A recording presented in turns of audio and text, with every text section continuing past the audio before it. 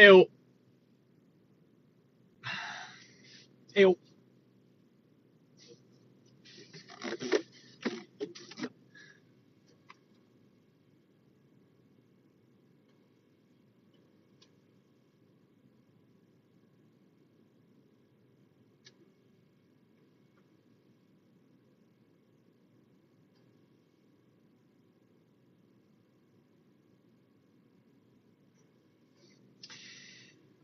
What's up, Brandon? Hey, thank you, Jackie. Thank you for that heart. Thank you very much. Hello. What's up, Grace? Ryan.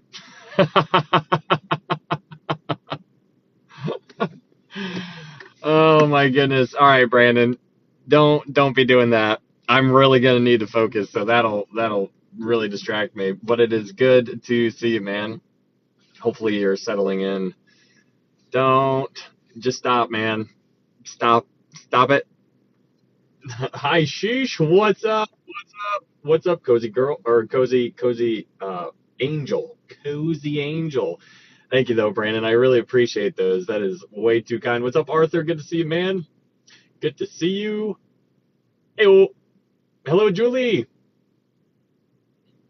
Good to see you guys. Hello. What's up, Amanda? I'm in a good mood. Very cool, man. Good for you.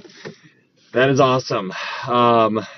We are going to be talking about some pretty heavy stuff tonight, and we're going to be all over the place. We're going to be everywhere. So if you guys are ready, we'll start here in a little bit. We're actually going to do this recap. We'll probably do a pretty decent recap because this is going to be the last time that we're doing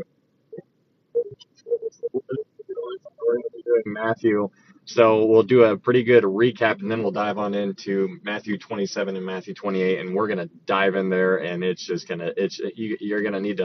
literally gonna need to hold a place in John, a place in Luke, a place in Mark, and then obviously we'll be covering Matthew, but we're gonna be trying to really paint a pretty decent picture on this, so it'll be a good time. You've been missed. Um, it's only like that, Brandon, just right when you start. They typically do that type of stuff. But sometimes, yeah, no, you've been missed. Well, that's awesome. Thank you, Amanda. It has been a couple days, hasn't it? Hello, Savannah. Hello, Savannah. Lori, what's up? What's up? What's up? What is going on? Send it, Ryan. Ed in the house. What's up, Nina? What's Oh, man. Yes, you have 2 days too long. No kidding.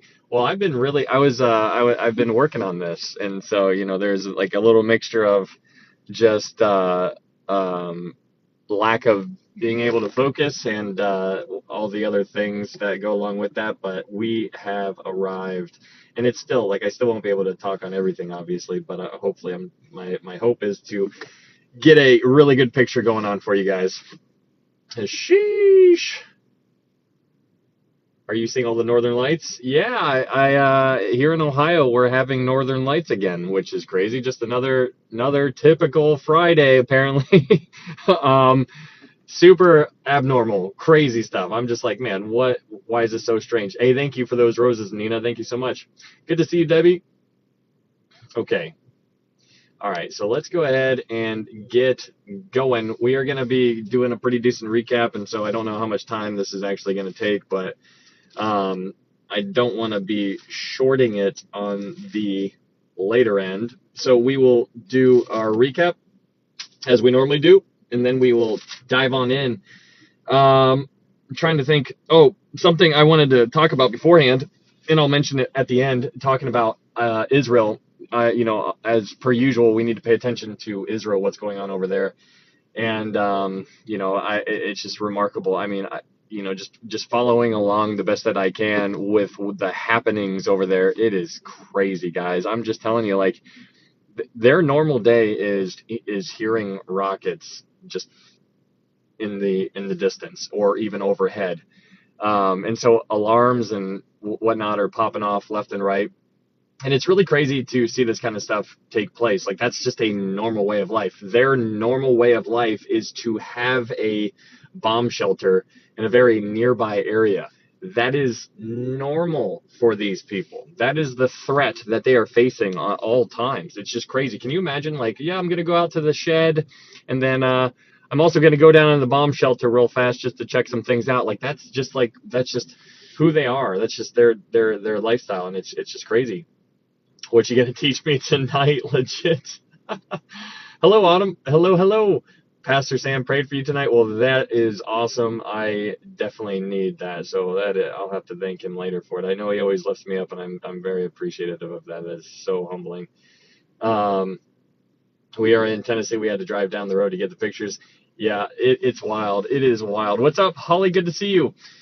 So anyways, going back to the whole Israel thing, it seems like Iran could possibly have tested, this is still under investigation to the best of my knowledge, that Iran could have tested a possible nuclear underground detonation to some extent, which is crazy.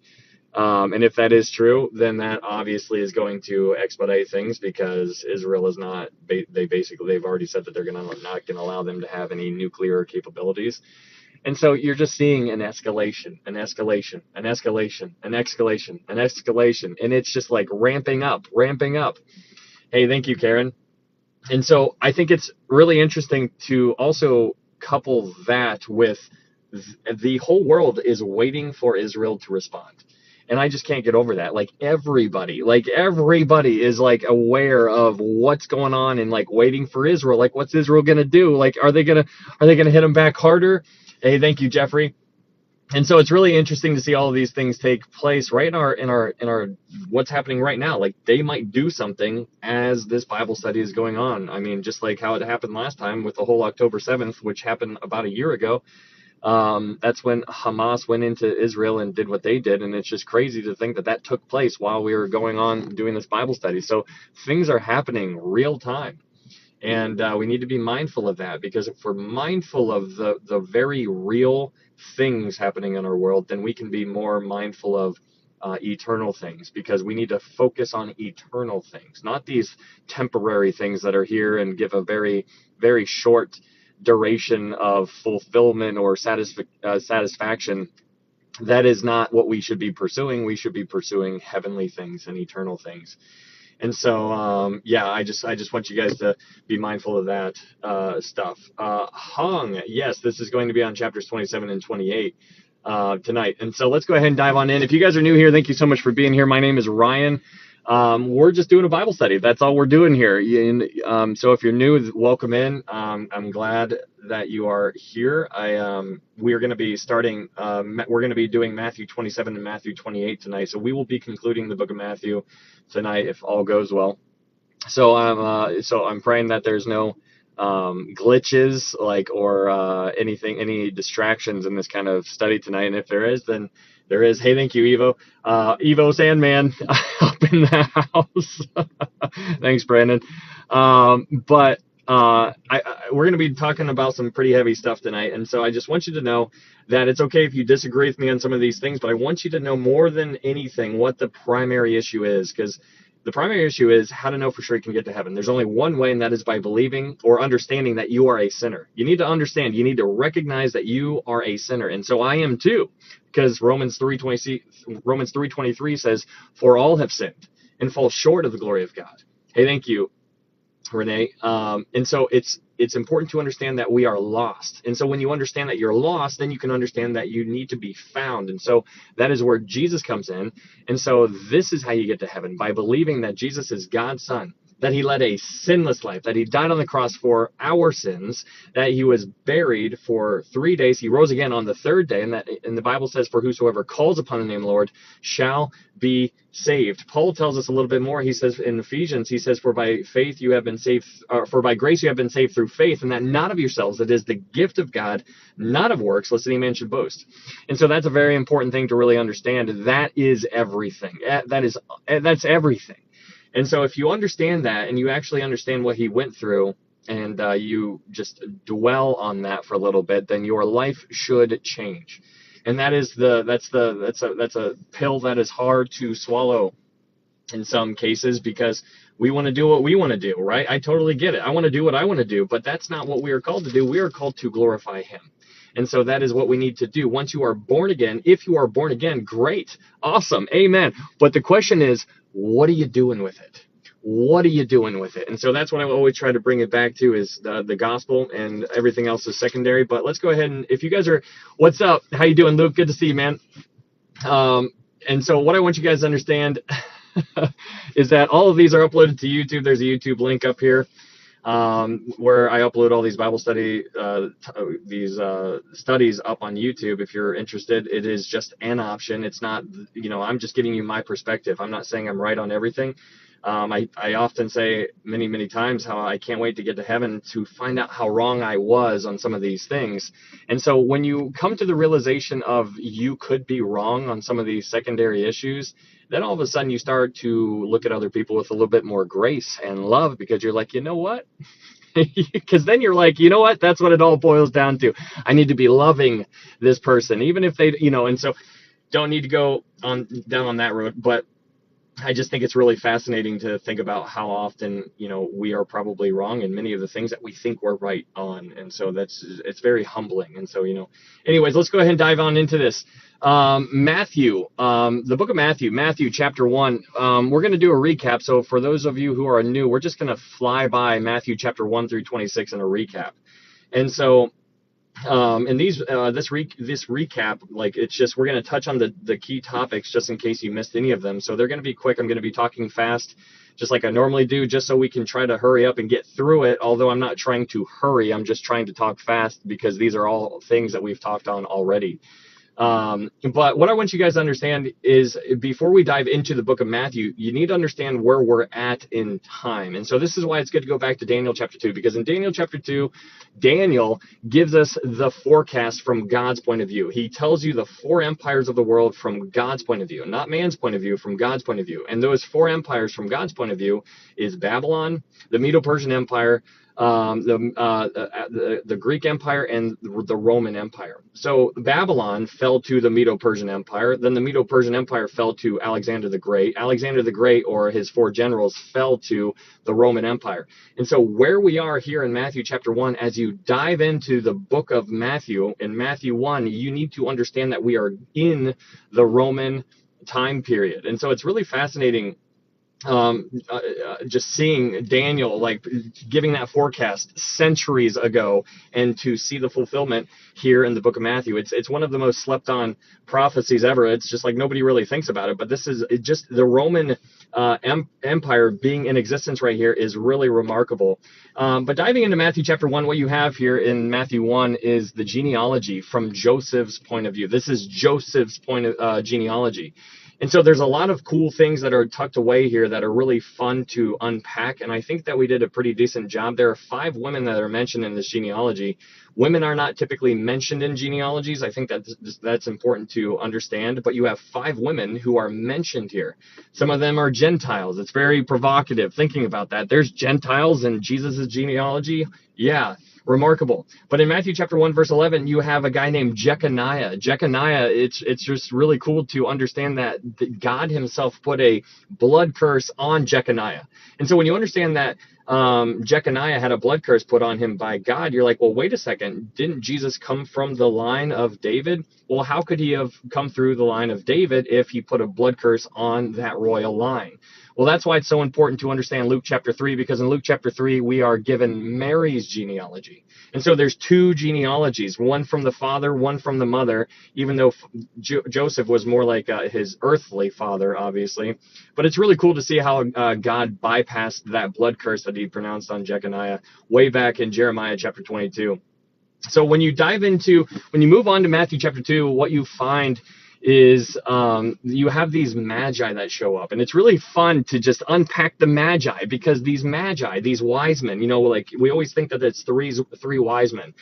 It wasn't three. There was a whole bunch of them probably, but we think that there was three just because that there was three gifts: gold, frankincense, and myrrh. No, there's a whole bunch of wise men or magi. And so it's really cool to go back to Daniel chapter 4 and 5, because when you go back to Daniel chapter 4 and 5, what you see is that Daniel, who is a Jew, was placed in charge of the magi. Now, the magi, you need to understand that the magi was a hereditary priesthood. That just means that you could not be a magi unless, hey, thank you, Christina, unless you were born into the magi, unless you, like your father was a magi, then you could become one. But Daniel was placed over top of them. And so it's really interesting, because what you find, it's just really thought provoking, because Daniel had to have pulled some of them aside and been like, hey guys, let me show you and let me tell you about this guy who's going to be born sometime in the future. His name is Jesus. Thank you, Christina, and thank you, Jeff. And so it's really cool to see this thing happen. It's unbelievable. But anyways, as time goes on, Matthew chapter 2 comes into play. Thank you, Christina. And these wise men show up, and they go up to Herod, who is the king of the Jews. He was appointed king of the Jews. He was not born king of the Jews. And the wise men are like, where is he who was born king of the Jews? So can you imagine being the sitting king and having somebody come up to you and be like, hey, where's the real king at, right? Because that's what's going on in Matthew chapter 2. And it's also interesting to remember that the Herod was a part of the Roman Empire, and the Magi came from all the way over here from the Parthian Empire. Thank you, Christina. And so what you see is the Magi travel over 1,000 miles to get all the way to the Roman Empire, and the Roman Empire and the Parthian Empire, they fought a lot. And so when the Magi showed up, they were walking into enemy territory. And so it's really cool to see how that was just this whole thing, like it got the whole city like in a stir. And that's why it says in Matthew chapter 2 verse 3, it says, when Herod the king heard this, he was troubled, and all Jerusalem with him. These Magi made everybody get all up and just nervous, just because of their existence being there. But then when you get to Matthew chapter 2, verse 11, you see that these Magi, they end up finding Jesus. He was about 2 years old at this time, and they fall down and they worship him. And I think it's so cool, because in Matthew chapter 2, verse 11, we see that they give him gold, frankincense, and myrrh. Now, gold, frankincense, and myrrh showed you, the Magi are showing you their understanding of the scriptures by just presenting these gifts. They are giving him gold, frankincense, and myrrh. And so gold was their understanding of identifying him as a god and king. So that's what the gold spoke to. The frankincense spoke to their understanding of him being a priest. Frankincense was used in all kinds of priestly duties. It's remarkable. And then myrrh, they gave him myrrh, which speaks to death. It was their type of embalming situation. Whenever somebody would die, that's what they would use on a dead body. And so they understood he was God and king. They understood he was priest, and they understood that he would die. That is what the Magi were telling the people. That is what their understanding was. And it goes all the way back to Daniel chapter 4 and 5. And you just know Daniel had a hand in it. And it's kind of cool to see that the result all the way here in Matthew chapter 2, centuries later. Moving on to Matthew chapter 3, we have John the Baptist. He is out in the wilderness, and he's the herald. He is the herald. He's out there heralding of the coming king. And it's really cool, because he's out there, and then he sees the Pharisees and the Sadducees start walking towards him, and he calls them out, and he calls them brood of vipers. Now, that is what this is John the Baptist calling them. John the Baptist is calling the most religious people at this time sons of Satan. That's what he was calling them, brood of vipers. Goes all the way back to Genesis 3 with the seed of the serpent. This is basically calling them satanic. He is calling religious people satanic, and that's crazy. Can you imagine doing that to people in our world right now? Like, I mean, there's a lot of stuff going on in religion, and that's a very dicey word, very deceptive. But he is calling them sons of Satan. He was holding no punches. It's crazy. I mean, he was just whatever he thought, he would say it. But anyways, he's out there baptizing people. He calls them out. This is where we're introduced to the Pharisees and the Sadducees. The Pharisees were very legalistic. They followed the law. They made up their own laws. They did whatever they wanted kind of laws, and they told everybody else to follow the laws that they made up too. The Sadducees were a different breed. They didn't believe in the supernatural. They didn't believe in the resurrection. That is why they are sad, you see, and that's a great way to remember it. But that's in Matthew chapter 3. Moving on to Matthew chapter 4, you see that Jesus is led into the wilderness by the Holy Spirit for the sole purpose to be tempted by the devil. I think it's really interesting to see this, because in Matthew chapter 4, what you see is there is a sword fight going on in the middle of a wilderness. You see Lucifer, he is wielding the scripture, and he's wielding it improperly. And then Jesus answers, and he wields it the correct way. And so it's a literal sword fight going back and forth. And so the way that Lucifer was wielding it was improperly, because he was removing certain words. He was manipulating the context. He took it out of context. He did all of these things. And it's a really good study. But what I want you to understand here is to understand that in Matthew chapter 4, Lucifer offers Jesus. He offers Jesus the kingdom. He offers Jesus all the kingdoms of the world. He takes him up. He's like, all of these kingdoms are yours.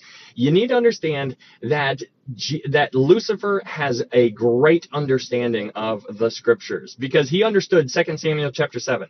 In 2 Samuel chapter 7, this is where God makes an everlasting covenant with David. He makes an everlasting covenant with David to give him an everlasting kingdom. There's going to be an everlasting kingdom. And so Satan knows that there's going to be an everlasting kingdom. Also in Daniel chapter 2, we are also given more on that. We're given more light on this kingdom. In Daniel chapter 7, we see it all throughout the Old Testament. And so if I know about it, if you know about it, then Lucifer knows about it. And so that's very interesting. So Lucifer goes up to Jesus and he says, hey, Jesus, bow down to me and I'll give you the kingdom. I know you want a kingdom. All you got to do is bow down to me, and you can have all of these kingdoms. And so he was giving Jesus a way around the cross. He's like, you want the kingdoms? Here you are. Just bow down to me. Don't go to the cross. Here's the kingdom. We all win. And so that is what he was tempting Jesus with in Matthew chapter 4. In Matthew chapter 5, as you continue on, in Matthew chapter 5, Matthew 5, 6, and 7 are a package deal. It is one long sermon. It's really cool, because this is what we would refer to as the Sermon on the Mount. One of the things to really understand here is to understand who Jesus is talking to. Jesus is talking to his disciples. He's talking to his people. Now, there's a whole huge crowd there, but he's talking to his people. His people. It's just like if I'm talking to you and there's like 20 other people in the room and I say something to you, it applies to you. It doesn't apply to everybody else, even though everybody else heard me. So here in Matthew chapter 5, during the Sermon on the Mount, he is talking to his disciples, and he is telling what he's saying is applying to them.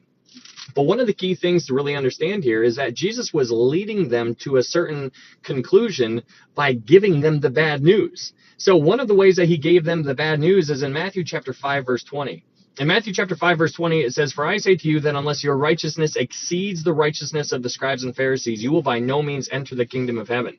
And so that is really interesting to understand what he was telling them there, because what he was saying was basically, he's like, you are never going to be good enough to get to heaven, to enter the kingdom of heaven. And so that is what he is telling them. He's like, you need to have more righteousness than the professional religious people. And so that is what he was telling them. He's like, you can't do that, guys. He's like, you can't do that. You can't have more righteousness than them.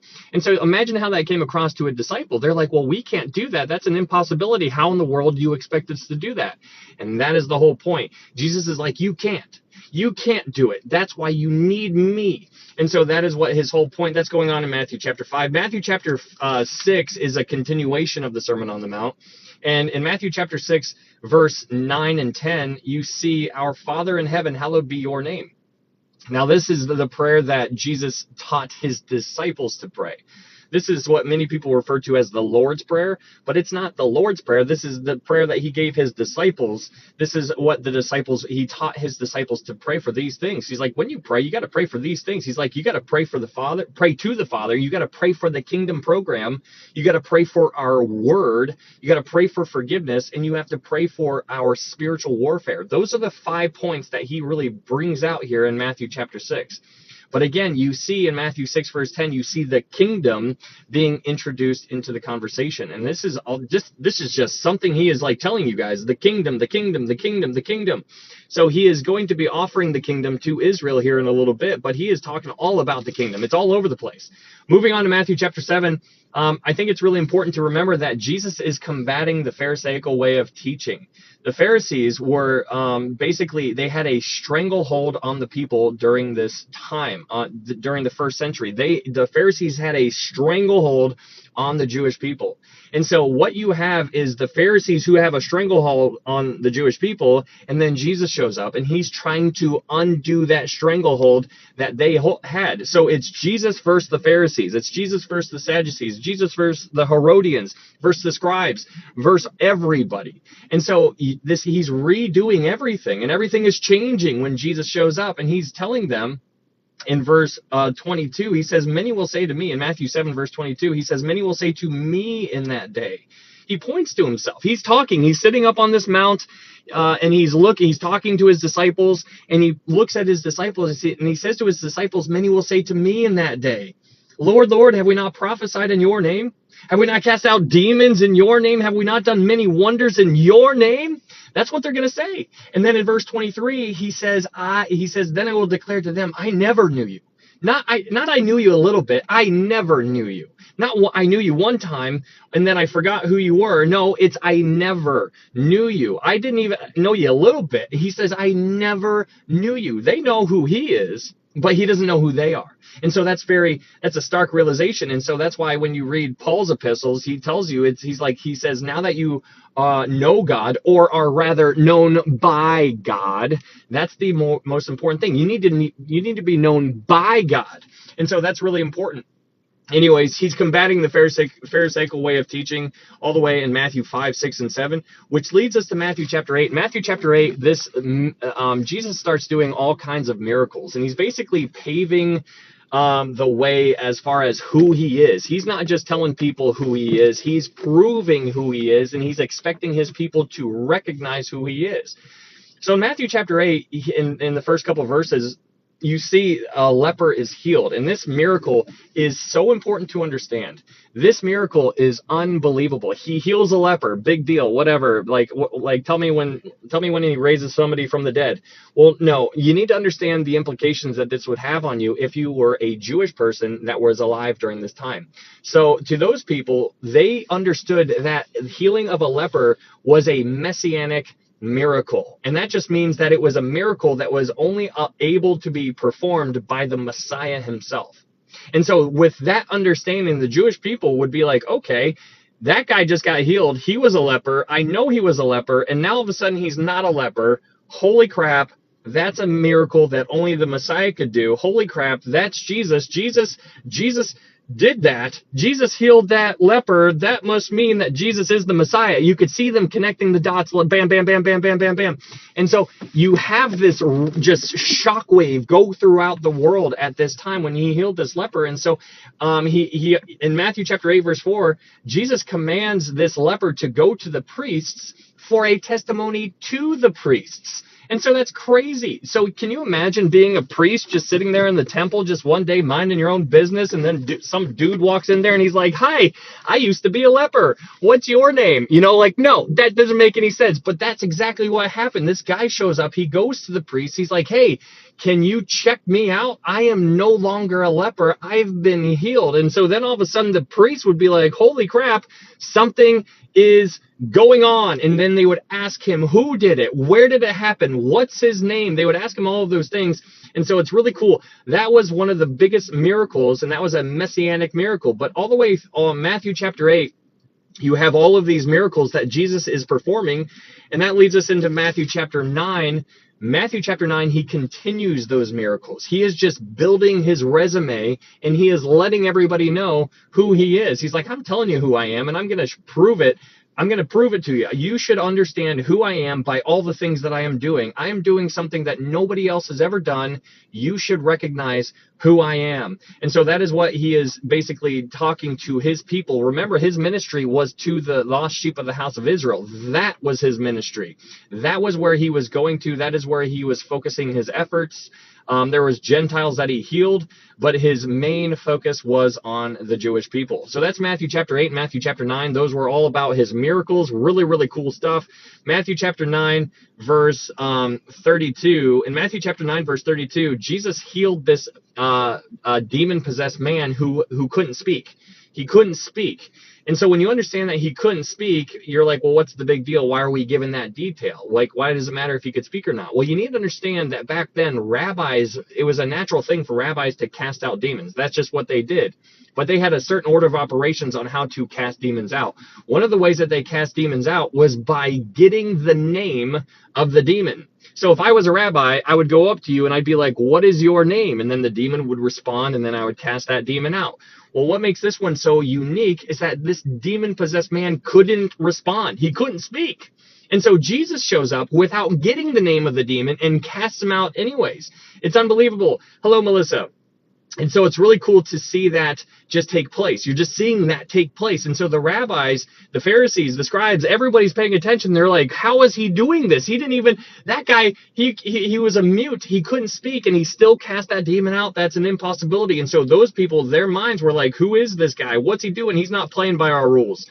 Moving on to Matthew chapter 10. In Matthew chapter 10, you have this whole, this is where Jesus chooses his 12 disciples. In Matthew chapter 10, verse 1, Jesus chooses his 12 disciples. And then in verse 2, he calls them apostles. So they go from being disciples to being, from disciples to being apostles. What's the difference between a disciple and an apostle? A disciple, Ryan, what's up? Sheesh. What's up, Lydia? So a disciple is what you and I are. If you're a born again believer, we are disciples of Jesus Christ. We are a follower of Jesus Christ. An apostle is one that is sent forth. It is one that is sent forth. And you can only be sent forth by the sender himself. That the sender in this situation is Jesus. Jesus selected the 12 disciples. He's like, now you are 12 apostles. So then he gave his 12 apostles power over all kinds of stuff. In Matthew chapter 10, verse 8, he gave them power to heal the sick, to cleanse the lepers, to raise the dead, to cast out demons. Those things right there are so important. Like, it's unbelievable, because he says to cleanse the lepers. He gave them power to cleanse the lepers. And so when you understand that he gave his apostles the power to cleanse lepers, when you remember that that was a messianic miracle, Jesus did it first, then he gave that power to his apostles, and now everybody's cleansing lepers. It's like something is clearly different, because this, once upon a time, nobody could ever cleanse a leper, and now everybody's getting cleansed of being a leper. It's unbelievable. And so stuff like these are just shockwaves throughout the world right now, just boom, boom, boom, boom. And so it's really cool to see what's happening here. It's just like he is telling everybody in a very, very big way that the king is here. And that is what he was doing. In Matthew, moving on to Matthew chapter 11, you have this unbelievable thing that we are given on. We're given some more information about John the Baptist. In Matthew chapter 11, John the Baptist is in prison. He sends his disciples to Jesus to go find out who Jesus is. They're like, hey, we need to find out if Jesus is who he says he is. Can you go check up on him for me? And so they go to Jesus, and then what we learn about John the Baptist is amazing. In Matthew chapter 11, verse 11, it says, assuredly, this is Jesus. Jesus says this. Jesus says, assuredly I say to you, among those born of women, there has not risen one greater than John the Baptist. That is unbelievable. Like, you could do a whole case study on John the Baptist, and we're not supposed to focus on John the Baptist. I'm just giving you the whole point here that Jesus said that there's not been one risen greater than John the Baptist. It just makes your mind just be like, well, I have a whole bunch of questions all of a sudden, like, right? Like, it's crazy. But, it's so interesting, because in Matthew chapter 11, verse 14, it says, and if you are willing to receive it, he, referring to John the Baptist, is Elijah who is to come. So what Jesus has been doing up until this point is he's doing all kinds of signs and miracles. Then he gets his 12 apostles. Then he sends his apostles out to go tell everybody about the kingdom. The kingdom of heaven is at hand. Repent. The kingdom of heaven is at hand. And that is what he's trying to do. He sends them out. And then he tells us in Matthew 11, verse 14, he says, and if you are willing to receive it, he, John the Baptist, is Elijah. So the whole thing here is to understand that John the Baptist was rejected. And so since John the Baptist was rejected, he was not Elijah. If they were willing to receive him, then he would have been Elijah. It's so interesting. And so John the Baptist was telling them about the kingdom of heaven, the kingdom of heaven, the kingdom of heaven. And so they were offering it to them. They're all like, here you go. Here it is. We're offering it to you. They were not willing. And so they they rejected it. And that leads us to Matthew chapter 12. In Matthew chapter 12, what I think is really interesting is this is the biggest turning point in the book of Matthew, because in Matthew chapter 12, this is where everything changes. They rejected Jesus on such a public level. It was unpardonable. So what they ended up doing in Matthew chapter 12, verse 24, you have the Pharisees calling Jesus satanic. They say that everything he's ever done, all the cool miracles and all the amazing stuff that he's ever done, the Pharisees, the most religious people, the most people with the biggest influence, everything that they had, like all their power and sway and influence, they told all the masses that what Jesus was doing was by the power of Satan. And so I want you just to sit back on that and just think about that for a second, because there you are Jesus, the Son of God, God Almighty. And then somebody comes up to you with their little clothes on, and they're just like pointing a finger at you, and they're saying, you do this by the power of Beelzebub. That is a national rejection right there. And so they rejected Jesus here, and this brings up this whole unpardonable sin, which is very thought-provoking. And I understand that if you never accept Jesus as your Lord and Savior, you will be thrown into the lake of fire, which is crazy and heartbreaking. And I don't want that. He doesn't want that. He's not willing that any should perish. We understand that. But what's so interesting about this is what takes place when we get to Matthew chapter 21. So this unpardonable sin is, we are given more light when we get to Matthew chapter 21, but we'll talk about that when we get there. But that's what happens in Matthew chapter 12. Matthew chapter 12 was it's like a bombshell just went off. It's unbelievable. Moving on to Matthew chapter 13, we dive into the 7 kingdom parables. It's so interesting because after Matthew chapter 12, we dive into Matthew 13. And, that's just a natural thing to say. But what I want you to understand here is in Matthew chapter 13, this is when Jesus said, I'm not going to talk to the people unless it's in parables. And so that is interesting, because if he now chose to speak to them in parables in Matthew 13, that must mean something big just happened in the past chapter. What happened in the past chapter? Well, in Matthew 12, they rejected him. Matthew 13, he doesn't speak plainly. He speaks in parables. And so he says that very clearly. So Matthew chapter 13, he's speaking about these kingdom parables, which seem to parallel the church. If you go to Revelation chapter 2 and 3, what you have are the 7 letters to the 7 churches that Jesus writes them. Now, it's obviously John who writes it down, but Jesus is the author of those 7 letters. Those 7 churches parallel, in a sense, the 7 kingdom parables that are found in Matthew chapter 13. Very provocative, to say the least, but that was a fun chapter. That one, you had to go all over the place. It was like bam, bam, bam. We were going forward, going backwards, forward, backward, forward, backward. Rather tough to really put it all together in a timeline. But I think we did okay on it. Moving on to Matthew chapter 14. Matthew chapter 14, this is where John the Baptist is, we're told that he is thrown in prison because he called Herod out for doing all kinds of terrible stuff with Herodias. Now, they were relatives, very close relatives, doing stuff that they shouldn't have been doing. I don't want to say words on here, but I think you guys understand. He was thrown in prison for being right. And that's something that we need to really understand. Hey, thank you, Warhorse. Thank you for the lightning bolt. But he was thrown in prison for being right. That's crazy, because we're living in a world right now where that's a very real possibility for us. I mean, think about all the stuff that happened a couple years ago with my point here is that we could be seeing some interesting times ahead, and I do think that we're getting into it. But moving on into Matthew 14, what you have is John the Baptist gets beheaded here, and after he gets beheaded, Jesus goes out into the wilderness to be alone. So he goes out into the wilderness to be alone, but then the multitudes follow him out there.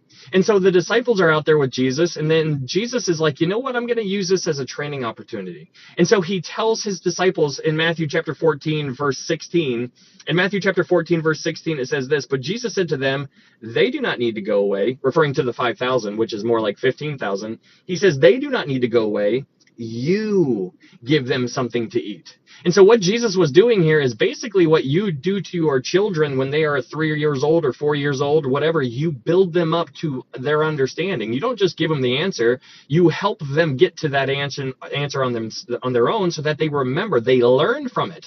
And this is what Jesus was doing to his disciples, because what he does here, thank you, Warhorse, what he's doing here is he's telling these disciples to feed the 15,000 people that are there And then that teaches them two things. Number one, they learned very quickly that they could not do it. That's the first thing. That's a learning lesson. We can't do it, Jesus. And he's like, I know you can't. And the second thing that they learned was that they needed Jesus to do it. That's the second thing. Hey, thank you, Nova. So you have these two things, two learning lessons, two highlights that they needed to learn, that they couldn't do it by themselves, and that they needed Jesus in order to do it. Boom. Those are huge things that we need to understand. Thank you, Respiratory. And so they learned that very quickly. And so they needed to realize that, because here shortly, Jesus is going to ascend into heaven and he's going to be gone. And so they're going to have to rely on him. And so that is this whole, he's just building them up in a sense. Also in Matthew chapter 14, what you have is Peter gets out of the boat and he walks on water. Thank you, Nina. He walks on water, walks out to Jesus. And right when he starts taking his eyes off Jesus and, looks around at the waves, that's when he goes down. It's a really interesting thing. He says, Peter, oh, why did you doubt, oh ye of little faith? And I'm just like, man, you got like more people in the boat who didn't even get out of the boat. I'm out here getting soaked and you're telling me I have a little faith. It's just so interesting. It was fun talking about that. We kind of expounded a lot. There's like some interesting pictures that are hidden within Matthew chapter 14. Really fun chapter. Anyways, moving on to Matthew chapter 14, in Matthew chapter 15. In Matthew chapter 15, what you have here is this chapter where the Pharisees come up to Jesus again, and they're challenging him. And so they basically are challenging him because of man's tradition. So it's God's commandments versus man's traditions. And so it's just so interesting because we need to understand how it all started. Because back in the Old Testament, what you have is God gives the Mosaic law. So this is the foundation. This is God's law right here. But then as time progressed, man kept on adding to God's law. And next thing you know, they're so far away from God's law, they're way up here, that they don't even see God's law anymore. And so that's where you get into these man's traditions. And so the Pharisees show up and they're like, hey, what do you think? Why your disciples don't follow man's traditions? And he's like, man's tradition? He's like, what are you talking? What even is that? And so anyways, it's just so interesting. That's what Matthew chapter 15 is talking about. Matthew chapter 16 is really interesting. In Matthew chapter 16, verse 18, you have this interesting verse in Matthew 16, verse 18. It says, and I also say to you that you are Peter, and on this rock I will build my church. Now, there's people who say that this is where, that Peter is the first pope, and they use this verse, and they say that this is what it is. You can make your own decision on this. I tell you guys my perspective on everything. It's on you to test all things and hold fast that which is good, as what we all should be doing. So you need to do your own diligence on this. And here in Matthew chapter 16, verse 18, Jesus says to Peter, he says, you are Petros, and on this Petra I will build my rock. I will build my church. So Jesus, my opinion is that Jesus was not saying that he was going to build his church on Peter. Peter was not somebody like worthy of building a church on. Like, he messed up so many times. Paul had to rebuke him in the book of Galatians. He basically had to put him in his place. Peter was a hot mess. He did some good stuff, but the church wasn't built on Peter. The church was built on Jesus. That's my opinion. Hello, Cindy. And so it's very fascinating to see this, but that is what I believe. There's people who disagree with me on that, and so that's completely fine. But in verse 19, it says, I will give you the keys of the kingdom of heaven. So he tells that to Peter, that he's going to give Peter the keys of the kingdom of heaven. Now that sounds like it's unique to Peter, but it's not. It was given to the other disciples in 2 chapters from now, because the other disciples will have the keys of the kingdom as well. But it's really fascinating, because here in Matthew chapter 16, verse 19, he tells this to Peter and the rest of the disciples later. He says, whatever you bind on earth will be bound in heaven, and whatever you loose on earth will be loosed on heaven. Now, there's people who see different things here, but I believe that this is referring to a legislative and a judicial manner, meaning that Jesus is giving his disciples the authority to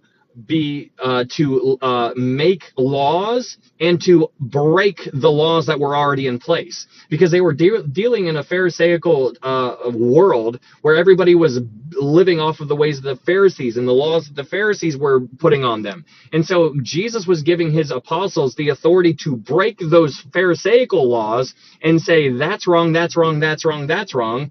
And he gave them the authority to create different instruction that was applicable, that was going to be applicable into the church age. And so I think that's very fascinating. As far as the judicial concerns, seems to be more applicable. Acts chapter 5 seems to be a very good example of that, where Ananias and Sapphira, they both sold what they had, but they didn't give all of it to Peter, but they gave the illusion that what they sold, they gave it all to Peter, but Peter was like, why are you lying to the Holy Spirit? And basically they both dropped dead. That seems to be an example of judicial concerns. Something to ponder at the very least. Moving on to Matthew chapter 17. Matthew chapter 17 is an amazing chapter. In Matthew chapter 17, what you have here is it's a very you have Peter, James, and John. Peter, James, and John. It's good to remember that Jesus had a ton of disciples. There was disciples all over the place. So here's a ton of disciples, but then after all these disciples, there was a smaller group called the 70 disciples. Then there was a smaller group called the 12. And then there was an even smaller group called the inner, we can refer to them as the inner circle, if you will. This is Peter, James, and John. Now, why is it Peter, James, and John? It seems like it's Peter, James, and John, because Peter, James, and John were they were able to be around during certain things. They were there for when Jairus's daughter was raised from the dead. They were there during Gethsemane. They were also here in the Mount of Transfiguration, which those are some pretty significant events right there. But in Matthew chapter 17, you have Peter, James, and John. They go up to this mountain with Jesus, and then Jesus is transfigured before their face. It's unbelievable to see this. Like, I mean, can you just imagine? Like, imagine you were walking with Jesus for a year or two now, and you're just hanging out with him. You see him laughing, crying, you see him sweating, you see him, like all of these things, and then all of a sudden, boom, you see him transfigured. You see the glorified Jesus. His face shone like the sun. His clothes were white as snow. That is wild. And so that's what Peter, James, and John are seeing. And not only are they seeing Jesus transfigured, they're also seeing Moses and Elijah in their glorified form. And so it's really interesting, because why Moses and why Elijah? Well, it seems to be Moses and Elijah because Moses represents the law, and Elijah seems to represent the prophets. So you have the law and the prophets being represented there. But not only that, Moses died, and he got his glorified body. Elijah didn't die. He was taken up. So he seems to represent the redeemed, the rapture, in a sense. So Moses died. He represents the redeemed that lost, that died physically and still received their glorified body. Elijah never died and still had a glorified body. It's really, really interesting to see this kind of stuff happen. It's really quite wonderful. But what you see in Matthew chapter 17 in the overall picture is it's a miniature model of the kingdom that was at hand. And so it's really cool, because in Matthew chapter 17 verse 4, it says in Matthew 17 verse 4, it says, "Then Peter answered and said to Jesus, 'Lord, it is good for us to be here. If you wish, let us make here 3 tabernacles.'" And so what you need to understand here is that the tabernacles goes all the way back to Leviticus chapter 23. And Leviticus chapter 23, what you have is that you have the 7 feasts of the Lord. So you have the 7 feasts of the Lord in Leviticus chapter 23. And it's so interesting, because this is going to come into play when we get to Matthew 21, but the tabernacles, the Feast of Booths, is associated with the kingdom. Those are fall feasts. They haven't happened yet. And so it's really interesting, because in the Feast of Tabernacles, the thing that is associated with the Feast of Tabernacles, or the kingdom age, is palm trees.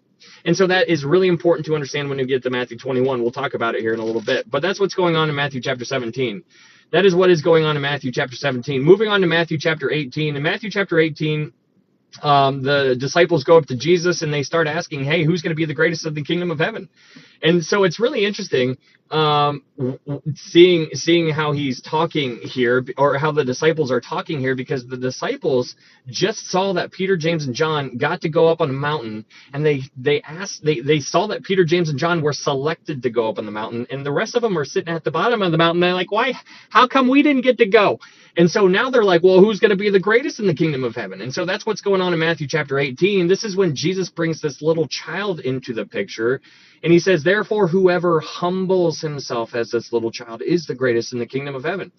Being clothed with humility is something that we need to really, really work on. It is something that we need to just basically just display everywhere we go. We need to be exemplifying humility. And it is something that is very tough. But why do we do it? Because in Philippians chapter 2, we're told that we need to, it says, let this mind be in you. Let this mind be in you, which was also in Christ Jesus. And so it's like you're taking a mind and you're putting it inside your own, and you're like, I need to think the way he thought, and I need to do the things he did, and the things that he would have done. And being a servant is a picture of that. When you go to John chapter 13, that's another example of that, because in John chapter 13, what does Jesus do for his disciples at the last Passover? What he does is he washes their feet. That was a role of a servant. He washed their feet. He didn't wash just their hands. He's like, that's what they should have been doing, but he washed their feet. He was telling them how to do it. But that's what's going on in Matthew chapter 18. Moving on to Matthew chapter 19. In Matthew 19, we get this whole conversation of divorce. The Pharisees come up to Jesus again. They are still testing him. Testing. And they are testing him time and time again, trying to entrap him. And so it's really remarkable here, because they bring up the scriptures, they quote scriptures, because back then there was two major ways of thinking when it came to divorce. There was the way of teaching that taught that you could divorce your wife for any reason at any given time. You could do it whenever you wanted to. Or the other way of teaching was you could only divorce your wife if sexual immorality took place. Those were the two ways of thinking back during this time. And so they bring these two ways of thinking to Jesus, thinking that it was a lose-lose situation. But they manipulated the scripture, because in Matthew chapter 19, verse 7, it says this. In Matthew 19, verse 7, the Pharisees said this. They said, why then did Moses command to give a certificate of divorce? And you need to understand, Moses never commanded them to divorce. They never commanded them to divorce. In verse 8, Jesus expounds on that. He says, Moses, because of the hardness of your heart, permitted you to divorce your wives. So they said commanded. Jesus said he permitted. Which one sounds like, if I say, hey, I command you to do something, that comes across a certain way. But if I say, hey, I permit you, that comes across a different way. And so that is the difference. That's the details. Getting in on the details in Matthew chapter 19, it's really important to pay attention to the words. The words are important. But there seems to be, three different times where remarrying is permitted. And we talked about that in Matthew chapter 19. One is if your spouse dies. Another one is if adultery is committed within the relationship, even though the Lord wants restoration. That is what he longs for. Restoration. That is the hope, restoration. And if there can't be any restoration, then he allows you to divorce if sexual immorality takes place. That's when you can remarry, if you were the one that was cheated on. Another one is abandonment. And we talked about all of those scenarios. Very, very difficult chapter to dive in on, especially since I am not a divorce counselor. And that's not something I enjoy talking about, honestly, because I know that there's a lot of hurt people in the world, a lot of broken people, and it breaks my heart to see that kind of stuff. And that is why I think it's so fun and so important to focus on Christ, because of what he longs for, and he longs for is restoration. And that is crazy. Why? Because I don't deserve that, but he wanted that with me, and that is what we should be displaying to others in our lives as well. Moving on to Matthew chapter 20. When we dive into Matthew chapter 20, this chapter is basically talking about don't worry about your rewards when you get to heaven, because that is not our worry. We need to stay in our lane. Our lane is to glorify God in whatever we say or do. That is what we need to focus on, and let the rest work itself out. That is what Matthew chapter 20 is basically talking about in a nutshell. Moving on to chapter 21. In Matthew chapter 21, this is that chapter that I think this is one of the most important chapters in the book of Matthew. This is when Jesus shows up on a donkey, fulfilling Zechariah chapter 9. Zechariah chapter 9, verse 9. He fulfills that by showing up on a donkey. But what you see here in Matthew chapter 21, verse 8, in Matthew chapter 21, verse 8, it says, and a very great multitude spread their clothes on the road. Others cut down branches from the trees and spread them on the road. Now, if you read the other accounts, if you read Mark, Luke, and John, you'll see in those that they are palm branches. palm branches. Now, why is that important? Because you need to understand how the Jewish people were thinking back then. Back then, the Jewish people thought at this time when Jesus was riding into town on a donkey, they were crying out, Hosanna, Hosanna. And I just did a little TikTok video on this. It's the last one that I did. You could go check it out. It explains it all for you. And I'm just going to fly by it right here. But just to put it very quickly, they thought this was Jesus. Thank you, Julie. They thought Jesus was bringing the kingdom in.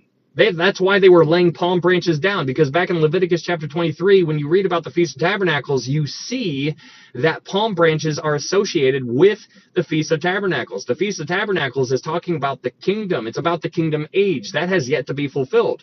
But here in Matthew 21, when Jesus was riding into town on a donkey, they thought Jesus was going to be bringing in the kingdom. They thought he was going to be ushering in the kingdom.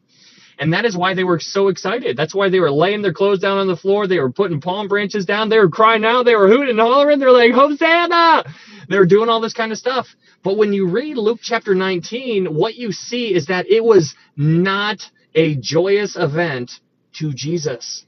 It was not a joyous event for Jesus. He could care less how everybody else was excited and hooting and hollering. What Jesus did in Luke chapter 19 is he wept over Jerusalem. He looked out, he weeps over Jerusalem. He says, "Oh, Jerusalem, Jerusalem, even if you had known even this your day, the day that makes for your peace, but now it is hidden from your eyes." They had already rejected him. They had already rejected him all the way back in Matthew chapter 12. That is what we were talking about when all the Pharisees and they all used their influence to say that Jesus was satanic. That was their national rejection of Jesus. So here in Matthew chapter 21, and in Luke 19, and Mark 11 and Luke 19, what we see is Jesus prophesies over Jerusalem this unstoppable event.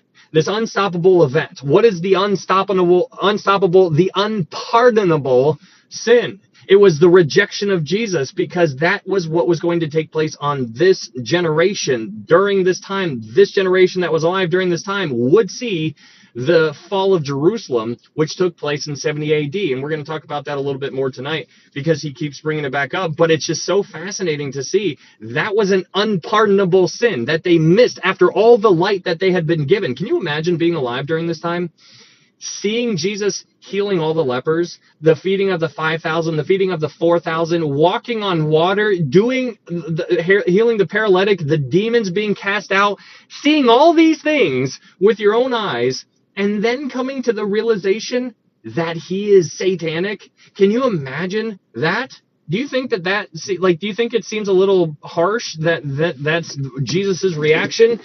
My goodness, it is unbelievable. But that is what's going on in Matthew chapter 21. Very important chapter to dive into.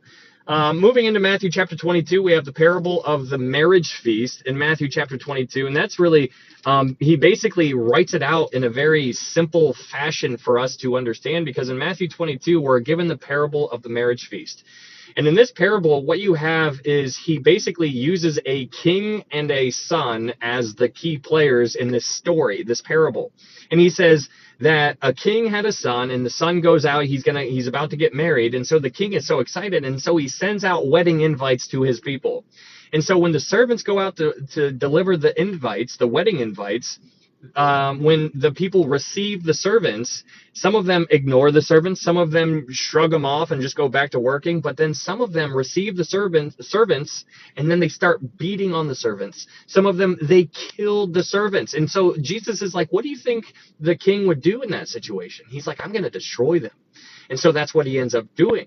And so it's really fascinating to see what's going on there, because then what happens after he takes his vengeance on those people, then it's everybody else is invited.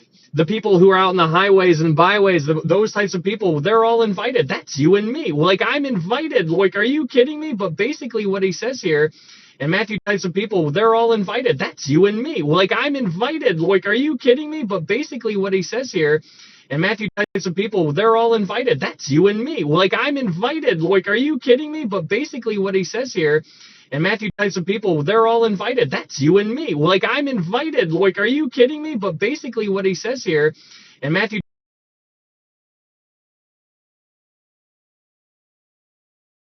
chapter 22.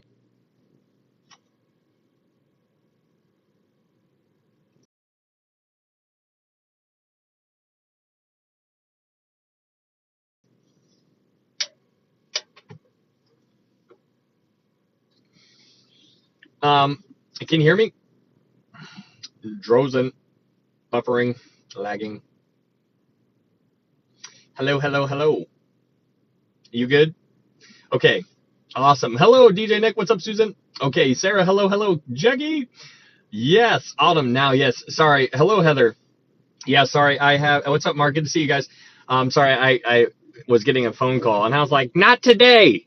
But anyways, in Matthew chapter 22, verse 10, what we were talking about, I think it's hello, patriotic Jules. What's up, Jesus lives? Good to see you. What's up, respiratory love for all? Hello.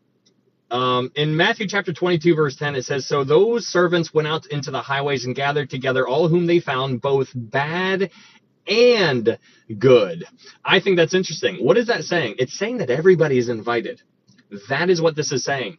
Everybody is invited. The good people? Yeah, that makes sense to invite them. The bad people? Wait a second. Yeah, no, everybody's invited. And so I think it's really important to understand it's not just you who's invited. This goes against this basically fights against this whole election type argument where, people get very Calvinistic and whatnot, and they say, oh, we were predestined. It's like, no, you need to understand predestination in a very elementary kind of a brief synopsis of the entire thing. It only makes zero sense if you're inside this bubble called time. If you remove yourself from this bubble called time and you put yourself up on a little shelf up here, and then you look into time from up here, now all of a sudden it makes a lot more sense, because it is you're able to see the entire picture. It's kind of like if you're at a train station. And let's say you're waiting for your train, and then all of a sudden you look to your left and you see the train coming, and then all of a sudden the train goes, and then it just keeps on going by, and you're like, it never stopped. And then you saw the middle of the train, and then you see the end of the train. Next thing you know, you don't even see the train anymore because it's out of sight. But let's say now you're in a helicopter, and you're looking down on that train. You see the beginning of the train, you see the middle of the train, you see the end of the train. So this whole idea of election or predestination, it's only a matter of perspective. From God's perspective, he sees the end from the beginning. It's the same. It doesn't matter. Like we have a hard time with our little very few dimensional brains, like 3 to 4 to 10 dimensions that we are able to like really process here. It's just really fascinating. So from God's perspective, it is the good and bad. We are all invited. For God so loved the world that he gave his only begotten son. He loved the world, everybody in it. And so in Matthew 20, I actually understood that. Very cool. In Matthew chapter 22, you have the Herodians started basically combating against Jesus. In Matthew 22, verse 23, the Sadducees go against Jesus. It's crazy. You have everybody. They're sending their best minds against Jesus, and Jesus is just handling them masterfully. And I love this. I just love it. This chapter is so good because you get to see the best Pharisees, you get to see the best Sadducees, you get to see the best Herodians going head to head with Jesus, and Jesus just knocks them down one by one by one by one. It is so cool. But that's what's going on in Matthew chapter 22. In Matthew chapter 22, verse 37, we learn what the great commandment is in the law. In Matthew chapter 22, verse 37, it says, Jesus said to him, you shall love the Lord your God with all your heart and with all your soul and with all your mind. This is the first and great commandment, and the second is like it. You shall love your neighbor as yourself. I had an interesting conversation earlier. One of my friends was asking me about worship. And so he was like, hey, what's true worship? And so the first thing that came to my mind was Ephesus, the church in Ephesus. In Revelation chapter 2, we are given a church that is called Ephesus. And what you learn about that church is that they were so laser focused on doctrine. Doctrine. That's all they could see. And then Jesus is like, hey, you did a good job doing this. You did a good job doing this, but I have this against you. And then he tells them what Jesus's problem was with that church. He's like, you forgot your first love, meaning you forgot Jesus. You forgot your devotion. They were so worried about their doctrine that they forgot the devotion. They were so worried about doctrine and I'm right and this is what this says and knowing all these things that they forgot to love the Lord. And so he's like, you forgot? And so there's this very, knowledge is so dicey. It's so important, but you need to be able to balance it in our life. And so it's extremely important to be able to just balance everything. It's really tough. And we understand knowledge puffs up, but what? Love edifies. Love edifies. That's Paul tells us that. And so in 1 Corinthians 7 or 8 or something, really interesting, but they were so about doctrine that they forgot about devotion. And so here in Matthew chapter 22, verse 37, it says, you shall love the Lord your God with all your heart and with all your soul and with all your mind. There's so many people like who put their hands up, they go to church and they go to this mega church and they like sound really cool and they got a lot of cool voices and a lot of cool auto tune and like instrumentals and it sounds so holy in there and it's like they got the lights. And it's just like, man, that's worship. But if you read the Bible in Isaiah, multiple places, Jesus is like, I've had enough of your sacrifices. I've had enough of your prayers. And Joel or Hosea, I forget, he talks about how I've had enough of your singing. That is crazy. That is crazy to think about that. He's had enough of it. What does he desire? I desire mercy and not sacrifice. It's unbelievable. The way we're thinking, the way that we're programmed to think in this whole religion business down here, it's broken. And so this is why you need to know the Word of God for yourself so that you are able to see it. When you see it, you can't unsee it. It is all over the place. Moving on to Matthew chapter 23. Matthew chapter 23 is basically the inverse of Matthew chapter 5. In Matthew chapter 5, you have the Beatitudes that are given.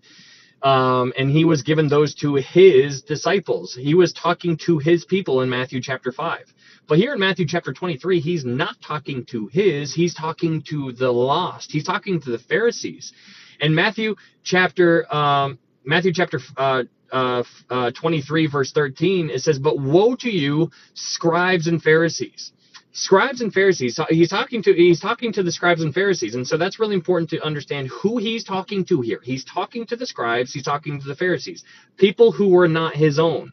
He says, woe to you guys. There's 7, some people see 8 woes here. They seem to be the inverse to the Beatitudes. If you do a list of the Beatitudes and you do a list of these woes, you will see that they seem to be inverse from one another. Very provocative how this is designed here. But in Matthew chapter 23, verse 14, at the end of verse 14, it says, therefore you will receive greater condemnation. You can receive greater condemnation? Yeah, that's what Jesus is saying. If you can receive greater condemnation, then what does that imply? It implies that you can receive lesser condemnation. But let me ask you this: is condemnation? Is there a good kind of condemnation? No, there is no kind of easy level of condemnation. They're all terrible. They're all absolutely devastating. But here, he's telling us that people who do worse and more evil are basically going to be getting a greater condemnation. And so that's very thought-provoking. We talked about that. We talked, that obviously brings in the whole Hades and Sheol conversation. And then we contrasted that to the lake of fire. 2 very different locations. Hades or hell is not the lake of fire. These are 2 separate things. Very important to understand. But Matthew chapter 23, Jesus ends his last public message by talking. He's addressing the public here. He's addressing the public, and he ends it. He ends his last. This is his last public message, and the way he ends it is by saying, by what he says in verse 37 through 39. And basically what he tells you in verse 37 is he tells you his heart. He tells you, he's like, Jerusalem. He's like, how I longed, how I wanted to gather you together as a hen gathers her chicks under her wings. He's like, this is what I wanted. You get insight of the Lord's heart. Just think about that. Like, it's unbelievable. He wanted to gather them together. That's what he wanted. That's so crazy to me. He wanted that. God Almighty wanted to bring them in there and just huddle around them and just protect them. And then he says, but you were not willing. That is what he says here in Matthew chapter 23, verse 37. You were not willing. He's like, I was more than willing. I wanted it so bad, it's unbelievable. You were not willing. He's like, I did all these things. I was offering you the kingdom. Here's the kingdom. Here's the kingdom. Here's the kingdom. You rejected it. Not only did you reject it, you rejected it by calling me satanic. That is what he's going on here in a very short version. But then in verse 39, he tells them the circumstances of how it's going to be for him to come back the second time. There's going to be a second coming. This was what we're reading about here in Matthew 23. This was here during his first coming. What we're going to see in Matthew 23, verse 39, it's all about the circumstances that are going to be there during his second coming. In order to him to return the second time, there needs to be something that takes place. So there's a difference between the rapture and there's a difference between the second coming. They're two different things. The rapture occurs first. The second coming occurs after. The rapture, there's nothing that needs to occur. That could happen right now. It could literally happen at any moment. There's nothing that needs to occur in order for the rapture to happen.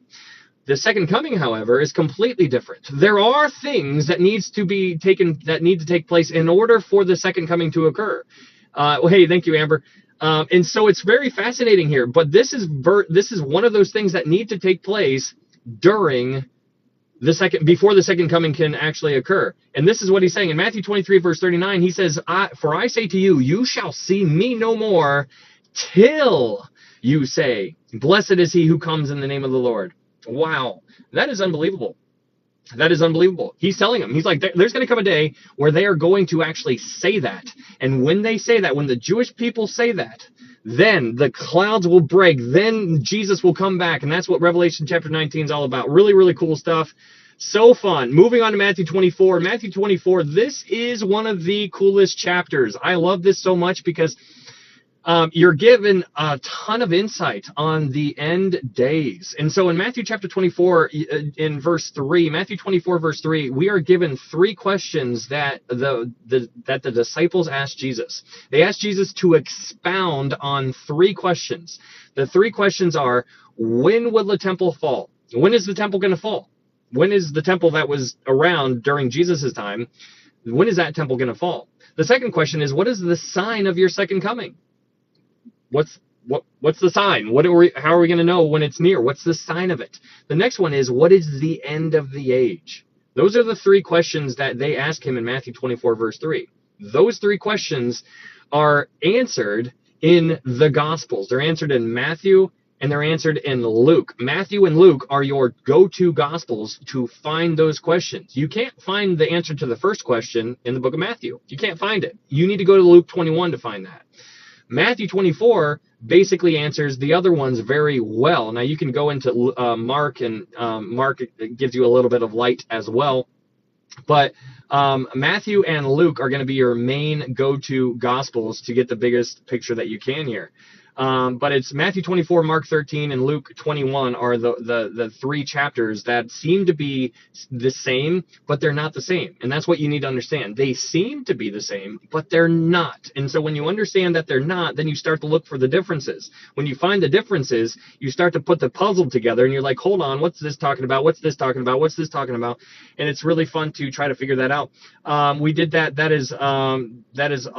was a great chapter. I spent so much time on this one. Matthew 24, basically what he does here is he paints a picture of a woman that is pregnant. If you're a husband that has a wife, if you have kids, you understand when your wife is 4 months pregnant, you're just bebopping along. You're just like, okay. If you're a woman and you've been pregnant before, you know when the time is near that you're about to have a baby. When is that time near? Well, your body starts telling you. You're going to start feeling this. It's going to increase in frequency. It's going to intensify. All of these things are going to happen. It's going to be like bam, bam, bam, bam, bam, and then boom. Then it's going to happen. These birth pangs are going to occur, and that is what it says in Matthew 24, verse 8. It says, and all these are the beginning of sorrows, these birth pains. And so it's very interesting, but what is going to be given birth? It's giving birth essentially to the millennial kingdom. Very fascinating, to the new age, the kingdom age, the millennial kingdom, the messianic kingdom. And so you go on to read everything that's going on here. It's really fascinating. Matthew chapter 24 is very interesting because in Matthew 24, he says this. He says, therefore, when you see the abomination of desolation spoken of by Daniel the prophet standing in the holy place, whoever reads, let him understand. This verse right here gives you a timeline from Jesus himself. He tells you, he's talking to the Jewish people. He says, when you see the abomination of desolation. Now, what is that? What is the abomination of desolation? The abomination of desolation is basically, it makes us go all the way back to the book of Daniel. You need to understand Daniel. So what Jesus does here is he authenticates Daniel. He points us back to Daniel. He's like, go check out Daniel. And so it's so interesting because the Jewish people right now, the ones that are lost, they don't look at the New Testament. So you need to operate only in the Old Testament whenever you try to witness to them. And so it's really important to know your Old Testament so that you can share the gospel just using the Old Testament. There's a challenge for you. Can you share the gospel with somebody only using the Old Testament? Because that's what you would need to be able to do if you ever talk to a Jewish person. You cannot mention the New Testament. You'd be like, don't even bring that up. Like, I'm only going to talk to you out of your scriptures. That is what you need to do with them. But anyways, he points us back to Daniel. He authenticates Daniel, and he talks about the abomination of desolation. The abomination of desolation is mentioned a handful of times in the book of Daniel. But basically what it's talking about is when Antiochus Epiphanes went into the temple and he built a statue of Zeus. He built a statue of Zeus, and he unalived a pig inside the Holy of Holy place. It's so crazy to think about that kind of stuff. Like, that is what he did. So Antiochus Epiphanes was a type.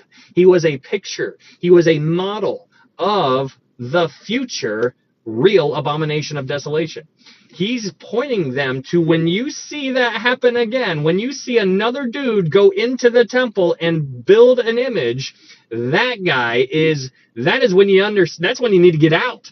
That's when you need to run, flee to the mountains. And thank you, Tina. And so that is what the abomination of desolation is. He is talking about a future Antiochus Epiphanes, which is going to be the Antichrist. This Antichrist is going to go into the temple, and this basically shines a whole bunch of light because people are like, well, hey, is there going to be a third temple? Is the third temple going to be built before the rapture, or is it going to be built after the rapture? When is it going to happen? So these are a lot of great questions, and this is why it's so good to know your Bible, because what we can understand is that yes, there's been two temples. There's one that was built by Solomon, that was destroyed by Nebuchadnezzar.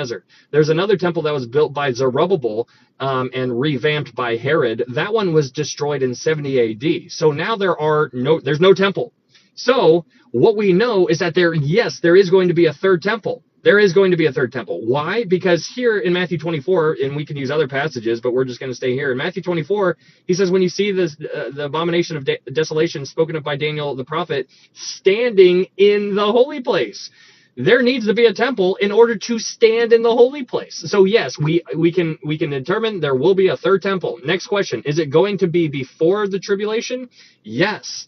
The third temple will be built before the tribulation. Well, how can you be sure? When you go to Revelation chapter 11, what you find is that there are two witnesses who are preaching or teaching in front of the temple for 3.5 years. So for 3.5 years, they're not letting anybody go into the temple. And then when 3.5 years are up, the beast will arise. He will overcome the two witnesses. He will end them. Their bodies will lay in the streets for 3.5 days.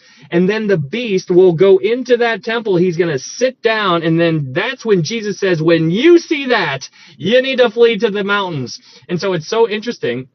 It's so fun to dive into this. Very cool stuff. Very, very fun. It's really cool to see these things. So let's go ahead and keep on going to Matthew chapter. When that basically starts the whole Great Tribulation. There's 7 years, which makes you go back to Daniel chapter 9, verse 27. In Daniel 9:27, we are given Daniel's 70th week. That is what it's referred to, Daniel's 70th week, which means there's a week of years left that needs to be fulfilled. A week of years it's a fancy way of saying 7 years. There's 7 years that is unaccounted for, and that is what we're talking about as far as the tribulation. In Jeremiah chapter 30, verse 7, it is called the time of Jacob's trouble. And so it's really cool to see what's going on here. But the Great Tribulation begins right when they see the abomination of desolation going into the temple. Very fascinating. And that is when the Great Tribulation will start. The first 3.5 years is called the tribulation. The second 3.5 years is called the Great Tribulation. But the entire thing is we just refer to it as the tribulation. So it's important to basically give definitions for these words. Okay, so let's keep going to Matthew chapter 24. Matthew chapter 24. There's so many different, and I just want you guys to understand, like, the way I explain things to you, it's just my way of thinking, and I need you to understand that there's people who will disagree with me until they die, and they would love to come up here and debate me or battle me or say how wrong I am, and I'm just like, I don't understand, I think you need to be cautious of those people who want to debate and like, hey, TikTok Live, come up and debate me, and I'm just like, okay, well, anyways. I don't do that. I think that's something, so it's on you, it's on me to be the best that we can and study this stuff and to show ourselves approved. We need to dive in here and just keep on getting in there, but don't lose sight of what the whole thing is. And that's to love one another. You will know them by their love for the brethren. And that's what's so interesting on this topic, especially if you want to see some real Christian love, start talking about a pre-tribulation rapture. And then next thing you know, all the Christians will come out of the woodwork and tell you how terrible of a person you are just for believing in a pre-tribulation rapture. It's crazy. I believe in a pre-tribulation rapture, for those of you who are wondering. And that is okay if you see it differently. Anyways, that's Matthew chapter 24. Moving on to Matthew chapter 5, it's really interesting. In Matthew chapter 25, very fascinating. Matthew 25, you have the parable of the 10 virgins. You have the parable of the talents. There's a lot of people who see this one differently too, and so I would challenge you to dive into this one to come to your own conclusion. I told you guys my opinion on it, and I want you guys to understand it was not a popular opinion, and so I know that very well going into it. Some people, the majority of people, see that this is talking about the church because they see the word virgins. They believe that this is the church. I think that this is talking about the people who are going to go through the tribulation because of what takes place in Matthew 25 verse 10. In Matthew chapter 25 verse 10, the key word here is wedding. It says in Matthew 25 verse 10, it says, and while they went to buy, the bridegroom came, and those who were ready went in with him to the wedding. The word wedding there is the word feast. They're going to the feast. And so that's really interesting. So that's different than going to the wedding. If you were going to the wedding, you would go to where the bride and the groom say, I do. But here, they're going to the marriage feast. The feast is a reception. It's completely different. You could get married at a church and drive like an hour away to go to the reception. So these virgins were going to go to the feast. It's a different context than going to the wedding. The wedding, that means this bridegroom, he's already married. He already has his bride. These people seem to be the people who are left on the earth during the tribulation. And this is Matthew 25 is all one long buildup to the sheep and goat judgments, because it's building. Jesus is painting a picture here of saying, hey, the 10 virgins, hey, the parable of the talents. And he's building them up to the sheep and goat judgments, which is how Matthew 25 ends. Because in Matthew chapter 25, in Matthew chapter 25, verse 31, and to the end of the chapter, 25 ends. Because in Matthew chapter 25, in Matthew chapter 25, verse 31, and to the end of the chapter, you have the sheep and goat judgments. It's for the people who are on the earth during the tribulation, the people who are still alive on the earth after the tribulation comes to a close. It's for those people. And so that's how he ends Matthew 25. And he's like, hey guys, you're going to come up to me. You're all going to show up, and I'm going to divide the sheep on the right, and I'm going to divide the goats on the left. And the people who are on the sheep will enter the kingdom. The goats will be cast into into everlasting fire, prepared for the devil and his angels, as Matthew 25 verse 41 talks about. Very fascinating stuff. Very controversial. And so, I'm here for it. I think it's really cool. I looked at a whole bunch of things, tried to come to my best conclusion, and I'm just telling you where I'm at right now. Is that subject to change? Absolutely it is. I've already changed my mind on a handful of things. I think it's kind of cool, because if you're changing your mind on something, on one of these secondary issues, then what you're doing is you're doing your research and you're trying to figure it out. And so you're like, well, hold on, it's either this or this. And so you've got two answers on your mind, and you're like just trying to figure it, you're working it out. You're like, okay, which one is it? Okay, I know here are the two ways to view this. Okay, now how do I figure? And so that's what I do. Like I'm trying, like, and I'm not perfect, and I understand that. And if you see something differently, that's okay. I highly doubt that there's anybody in here who agrees with everything I've said before. And if you can find somebody who you agree with on every single thing, then hold on to that person, because that's like finding a unicorn under a bush of four-leaf clovers. It's just not possible. What's the difference between the Lamb's Book of Life and the Book of Life? They're pretty much the same thing from my understanding. Somebody was asking, like, blotting out of I will blot your name out of the book of life. Like, what does that mean? Does that mean you can lose your salvation? No, I believe if you are saved, I believe you are always saved. I believe so. A way, this is a way, just a way to view that. The blotting out is to just basically come to the realization that names could be, everybody's name right when they're born is written in the book of life. Now, if you do not accept Jesus as your Lord and Savior, then when you pass away, then your name is taken out. It's blotted out. It's no longer there. So it's very interesting. I don't, it's tough to say beyond a shadow of a doubt, but that is just a way to explain it. But anyways, it's sheesh. Yeah, that's the YouTube right there. If you guys are interested, there's a YouTube link where I upload all these studies. If you're interested, not a big deal, just there for you as a tool. Anyways, moving on to Matthew chapter 26.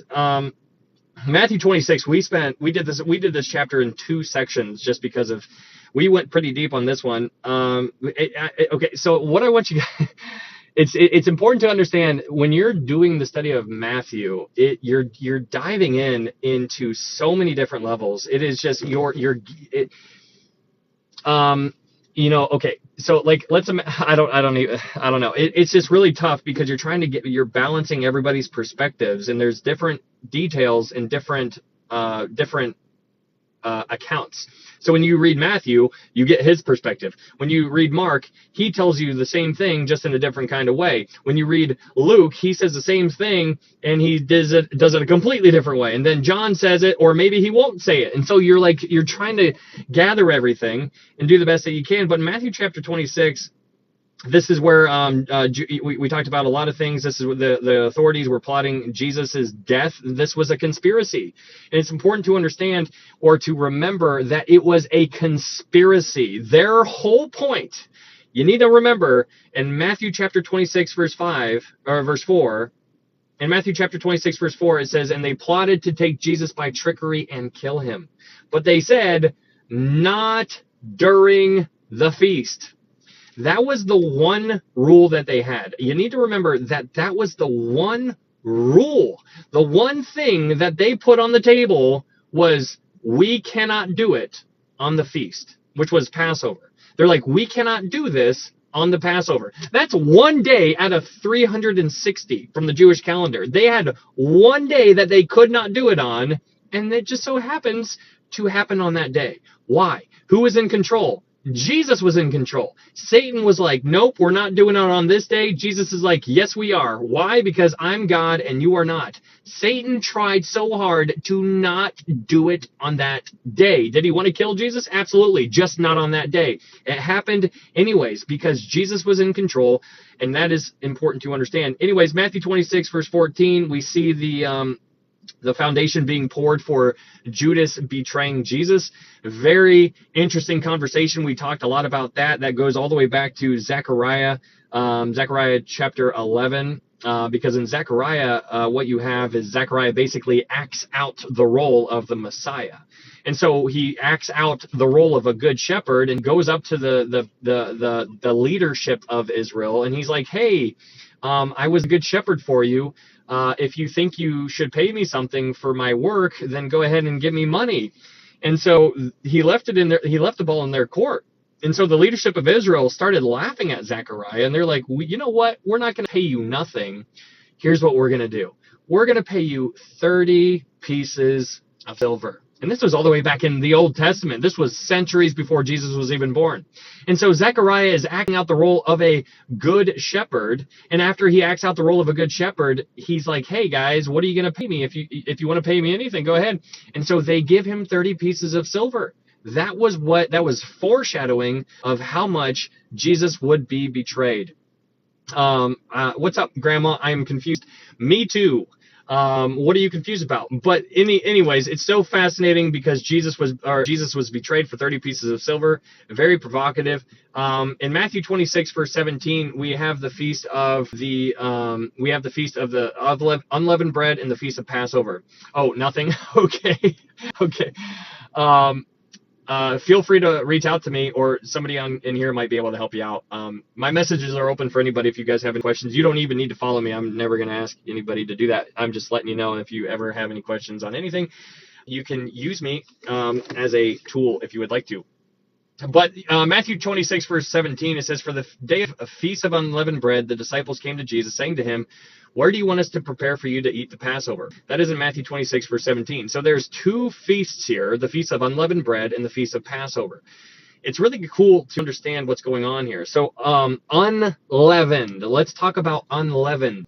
The best way, hey, thank you, Tammy. The best way to really understand this is to really understand or remember what leaven is. What does leaven? Hey, thank you, Tamara. What's up? Leaven represents sin. And so when you dive into the Bible and you try to put things together, you start to see certain idioms that are referenced time and time again, and leaven is one of those things. Just like that leper being healed back in Matthew chapter 8, leprosy was an idiom for sin. It starts on the inside and it works its way on the outside, and then you just look disgusting and it's just like, get away from me, right? Like, that is sin. Leprosy is an idiom for sin. Leaven is an idiom for sin as well. Why? Because leaven puffs up. If you add leaven, if you're baking bread and you add leaven to it, hey, thank you, Timmy, the leaven will puff it up. And so puffing up is a picture of pride. Pride. God hates pride. Proverbs chapter 6, verse 16 tells us that God hates pride. He hates a proud look, a lying tongue. These are things that God hates. When you understand what things that God hates, then you know what to avoid, because you don't want to be messing with those things if God hates them. If he's taken the time out of his day, in a sense, to tell us what he hates, we need to be super sensitive to those things. But Matthew 26, verse 17, it says, "Now on the first day of the feast of unleavened bread," unleavened bread. It is unleavened. There is no sin in that. That his body was, his blood was unleavened. There was no sin in his blood. It was unleavened. And so it's really interesting because the Passover is the Passover commemorates the death of the sacrifice. That is what the Passover talks about. And the Feast of Unleavened Bread, the Feast of Unleavened Bread commemorates the sinless blood of the Messiah. So both of these feasts were fulfilled, all with Jesus dying on the cross. And so it's really cool. He's fulfilling the three spring feasts, the Feast of Unleavened Bread, the Feast of Passover, and the Feast of First Fruits. With his death, burial, and resurrection. Those three feasts were fulfilled. They're done. Check. Get those out of here. Now we have the three fall feasts, which are the Feast of Atonement, Feast of Trumpets, and the Feast of Tabernacles. Those are the three fall feasts. But there's one feast that's right in the middle that is very interesting. It's the only feast, if you read Leviticus chapter 23, that has leaven bread in it. It's remarkable. So the Feast of Weeks, or the Feast of Pentecost, seems to represent this church age that we are in. And so for this Feast of Weeks to be fulfilled, the church needs to go away, and then the three remaining feasts can be fulfilled. It's just great. It's just great. We're just talking about feasts now. Okay. Very cool stuff. We talked about the Passover. We talked about how all the things that needed to be done in order to prepare the Passover. I think that's really cool to understand that, but they had a lot of stuff to really do. They had to deliver their lamb to the temple. The lamb needed to be killed, and then after that, the remainder of the lamb would be given back to Peter and John. Then Peter and John would take that. Hey, thank you, Memento. What is that? Is that bread? That's awesome. Well played. Well played. But they had a whole bunch of stuff that they needed to be doing. The remainder of the lamb would be taken back, and it would be roasted. It would be added to a whole bunch of other things like wine and unleavened bread and herbs and all things like that. And that is essentially what it means to prepare the Passover. And so this Passover was something that they had to do. It was a meal. It's a meal. This is still acted out in our world today by Orthodox Jews and by Messianic Jews. And it's okay to observe this kind of stuff because I think it's very instructive to really see what's going on here. It's just really fascinating. Then when you dive into Matthew chapter 26, verse 26, Matthew 26 verse 26, in Matthew 26 verse 26 it says, "And as they were eating, Jesus took bread, blessed and broke it, and gave it to the disciples and said, 'Take, eat, this is my body.'" So this is not just normal bread. This is Passover bread. This Passover bread had certain qualifications that it needed to meet in order to be Passover bread. It needed to be unleavened, it needed to be striped, and it needed to be pierced. And whenever they had this bread, they would hold it up to a candle, and they would hold it up to the light, and they'd look through it to see if they could see the light coming through. That was the type of qualifications that were required in order for this Passover bread to be used during the Passover. It needed to be unleavened. It needed to be sinless. It needed to be striped, a picture of what Jesus went through the crucifixion. And then it needed to be pierced, crucifixion. That is what he meant by "this is my body, take, eat, this is my body." It's unbelievable what's going on. That's what they're doing today during the Passover. That's what they're acting out. It's unbelievable. So that brings us all the way to Matthew chapter 26 verse 36. In Matthew chapter 26 verse 36, it says this: "Then Jesus came with them to a place called Gethsemane." This place called Gethsemane is really, it just is mind-blowing. And I want you guys to just really appreciate the design of the Word of God, because Gethsemane, it means something. It means oil press. It means oil press. What do you think of when you hear the word oil when it's associated to the Word of God? What does oil represent? Oil represents the Holy Spirit. Jesus goes into this garden called Gethsemane, and Gethsemane means oil press. Jesus was literally in a pressure cooker here. Like, he was being pressured. It was like squeezing him. It was like unbelievable stress. And it's so unreal to see this whole thing just being painted. Like, before the world even began, Jesus is just like designing this entire masterpiece. It's unbelievable. And it's just so cool to just figure it out and just be like, this is so cool. It's unbelievable. But moving on, Matthew chapter 26 verse 63. In Matthew chapter 26 verse 63, Jesus is standing before he's arrested at this point. He's betrayed by Judas, and so he is taken before the high priest, which was a guy named Caiaphas. So he's taken before Caiaphas, and they're asking him questions, and he's not answering. And so, hey, thank you, Nova. And so he's not answering. And then in Matthew 26, verse 63, it says this: "But Jesus kept silent. And the high priest answered and said to him, 'I put you under oath by the living God. Tell us if you are the Christ, the Son of God.' And verse 64 is, Jesus said to him, 'It is as you said.'" What's so interesting is that Jesus remained silent up until the point where he was put under oath by the high priest. The high priest put Jesus under oath, and it required Jesus to answer. And so Jesus answered. And it's so interesting because that goes all the way back to Leviticus chapter 5. If you go back and read Leviticus 5 chapter 1, you'll see that it was required, if you were put under oath, to answer. Hey, thank you, Andrew. And so it's so cool to see that even in this stressful time, Jesus was still obeying the law and fulfilling the law. Makes you go back to Matthew chapter 5, because it really just doubles down on what Jesus meant in Matthew chapter 5 verse 18. In Matthew chapter 5, thank you, Amber. Matthew chapter 5 verse 18, it says, Jesus says this: "For surely I say to you, till heaven and earth pass away, one jot or one tittle will by no means pass from the law till all is fulfilled." That means to the smallest degree of the law, Jesus would uphold it. And he upheld it perfectly. And it's unbelievable. And it's just so fun to see these things that how he just handled it masterfully. Just it's unreal. Okay, so that is the recap. That is the recap of Matthew chapter 1 through 26. And yeah, that's going to lead us into what we're going to be talking about tonight. So we are going to be, thank you, Holly. Woo! Thank you. Okay.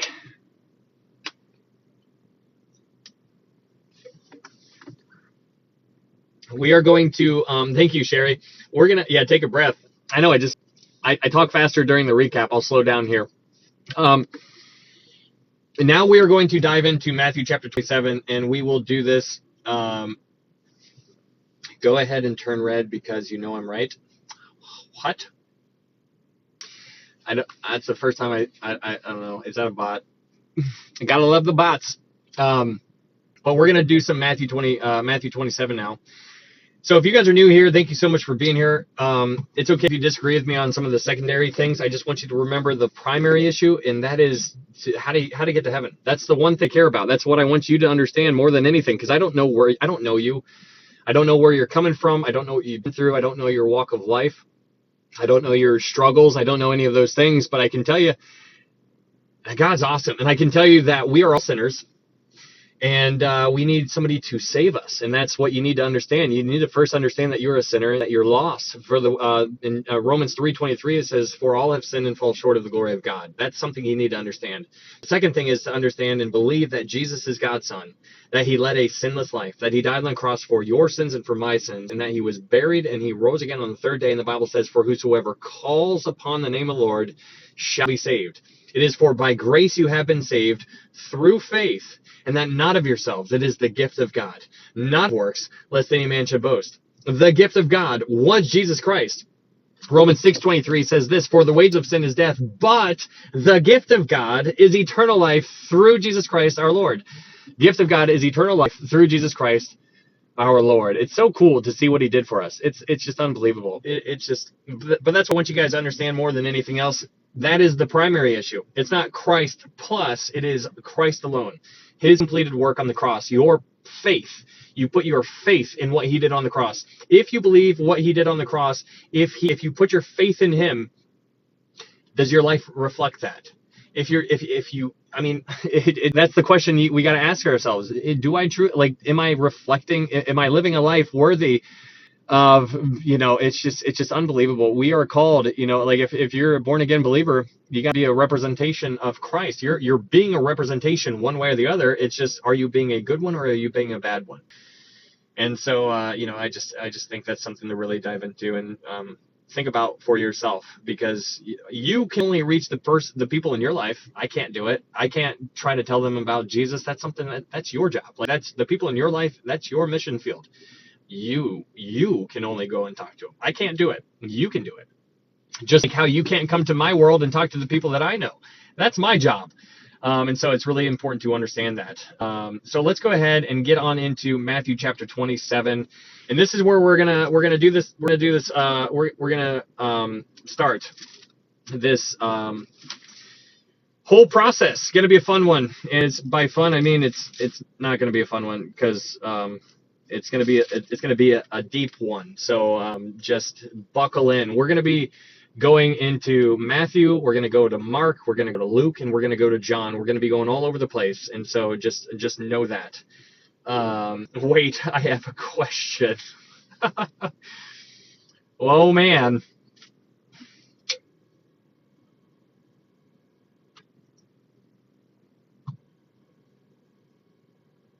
What question? Legit? Hopefully I have an answer. Hopefully. Oh gosh. When it says they'll run to the mountain, which team is it talking about? When it says they'll run into the mountain, you're talking about Zechariah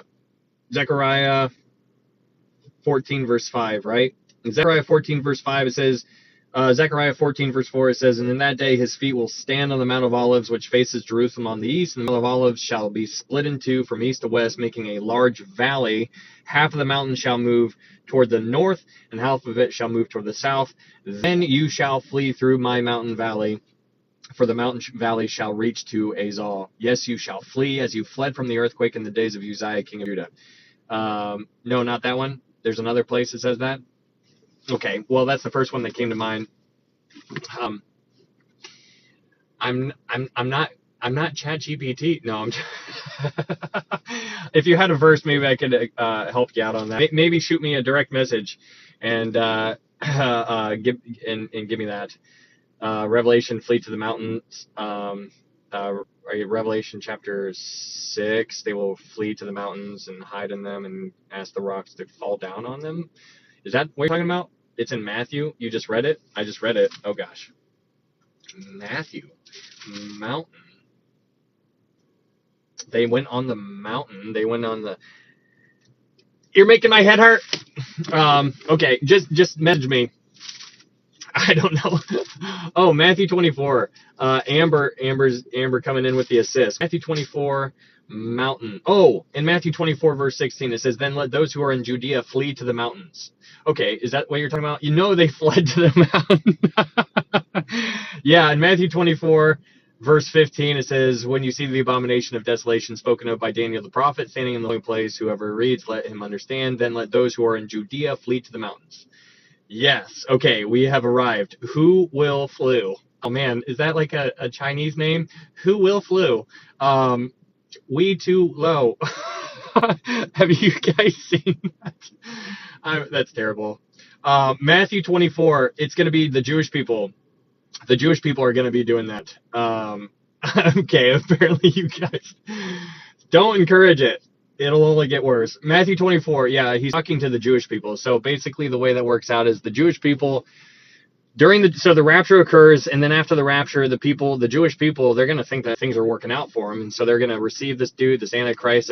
He's going to make a covenant. It's going to be for 7 years, and then he's going to break that covenant in 3.5 years into the 7 years. And then that is when their eyes are going to open up. They're going to be like, oh, we messed up. And then that's going to be their cue to run and flee to the mountains. Now that goes all the way. They're going to flee to Jordan. They're going to flee to Jordan. They're going to go to Edom, Basra. And you can read about this in Isaiah 63, the first 10 verses there. And it tells you that they're going to flee to Basra. Basra is a sheepfold. And so that is where they are going to flee to, just like a whole bunch of sheep running into the cleft of the rock, essentially, and they're going to flee there. And that is where the armies of the earth are going to gather, and they're going to try to eliminate the remnant of the Jewish people, and that's when the Gentile armies are going to be destroyed. Okay, so hopefully that makes sense. But you can read about that. That is Isaiah 63. Daniel 11:41, I think, gives a little bit more insight on it. Daniel 11:31, 11:41, somewhere around there, it talks about how they'll go to Jordan. So, yeah, so that is what I want you. Is that the 144,000? No, I actually thought about that too, and I don't think that it is 144,000, because 144,000, their job is not to flee. Their job is to basically run around and share the gospel to everybody, do Revelation again. Their job is to basically share the gospel at all costs. They're just not going to be touched. Thank you. I don't want any questions anymore. Okay, that's right. How dare you? Ever, don't you? I hope you learned your lesson. Okay, so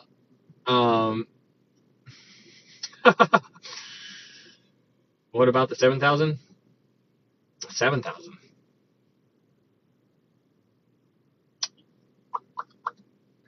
Trying to think of 7,000.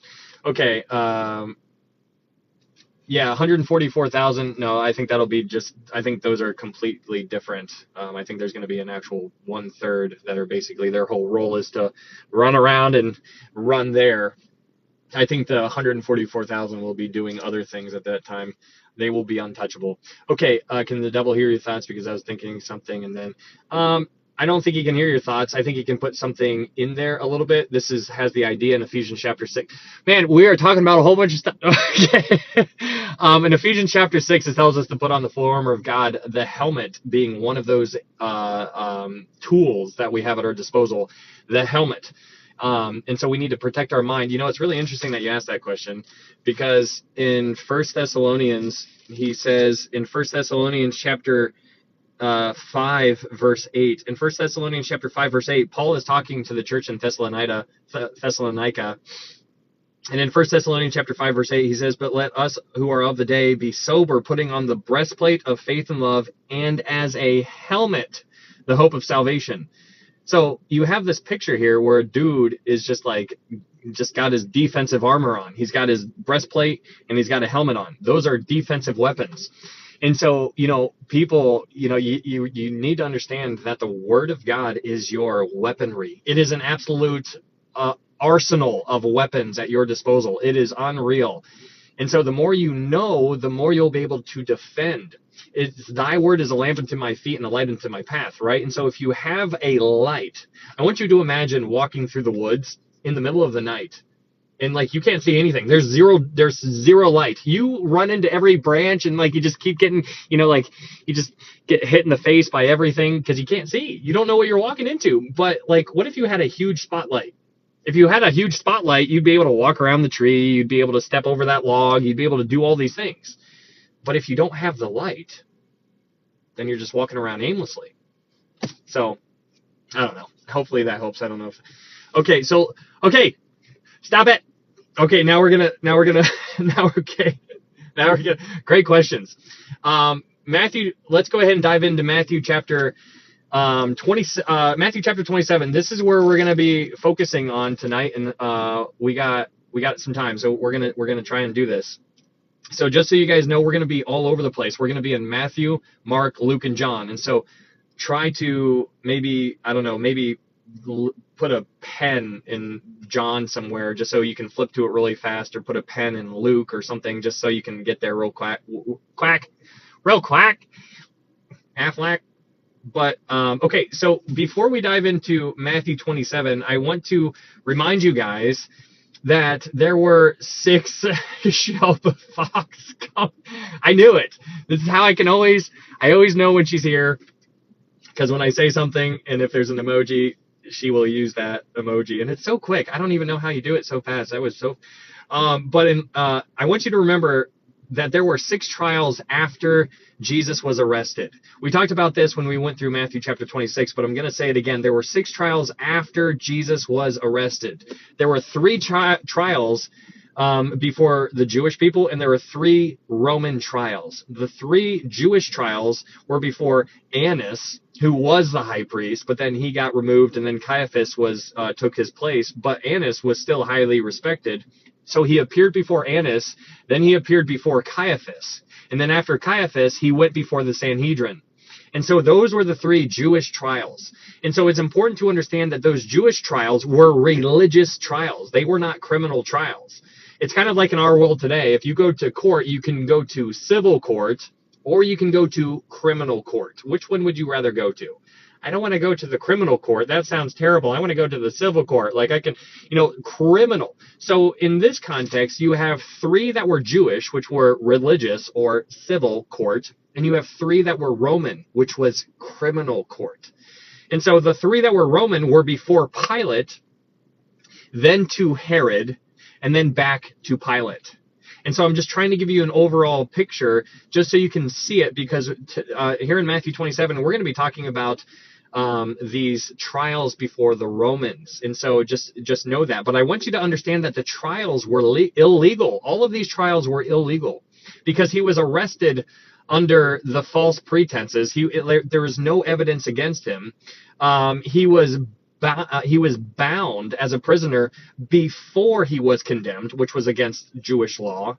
The judges actually participated in the arrest of Jesus, which is not allowed because the judges were supposed to be impartial. The judges meaning the chief priests and elders.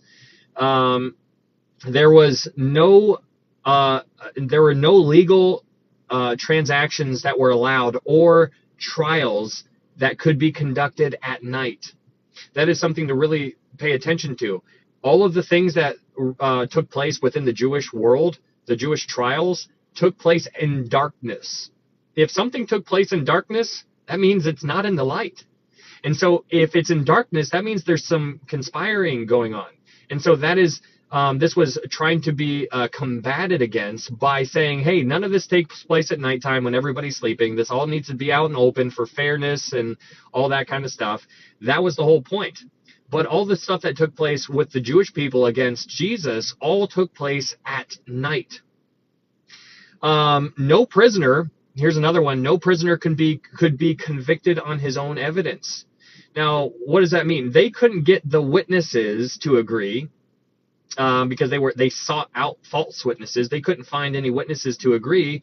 And so in Matthew 26, what we read at the end of Matthew chapter 26, Jesus was put under oath by the high priest. He was silent until he was put under oath. And then after he was put under oath, then he finally answered. But the evidence that convicted him was his own claim to be the creator. And so you need to understand that what condemned Jesus, at least to the Jewish side of things, was his own admission. That was illegal. That was never permissible. It needed to be because they did this to combat the whole idea of somebody who wanted to end their life. Like if somebody was, like wanting to end themselves, they wanted to combat that. Hey, thank you, Shimei. They wanted to combat that by saying, hey, you can't be a witness against yourself. They wanted to combat that. Hey, thank you, Shimei. They wanted to combat that by saying, hey, you can't be a witness against yourself. So therefore, it's required that there are two witnesses at least from somebody other than yourself. And so that's important to understand.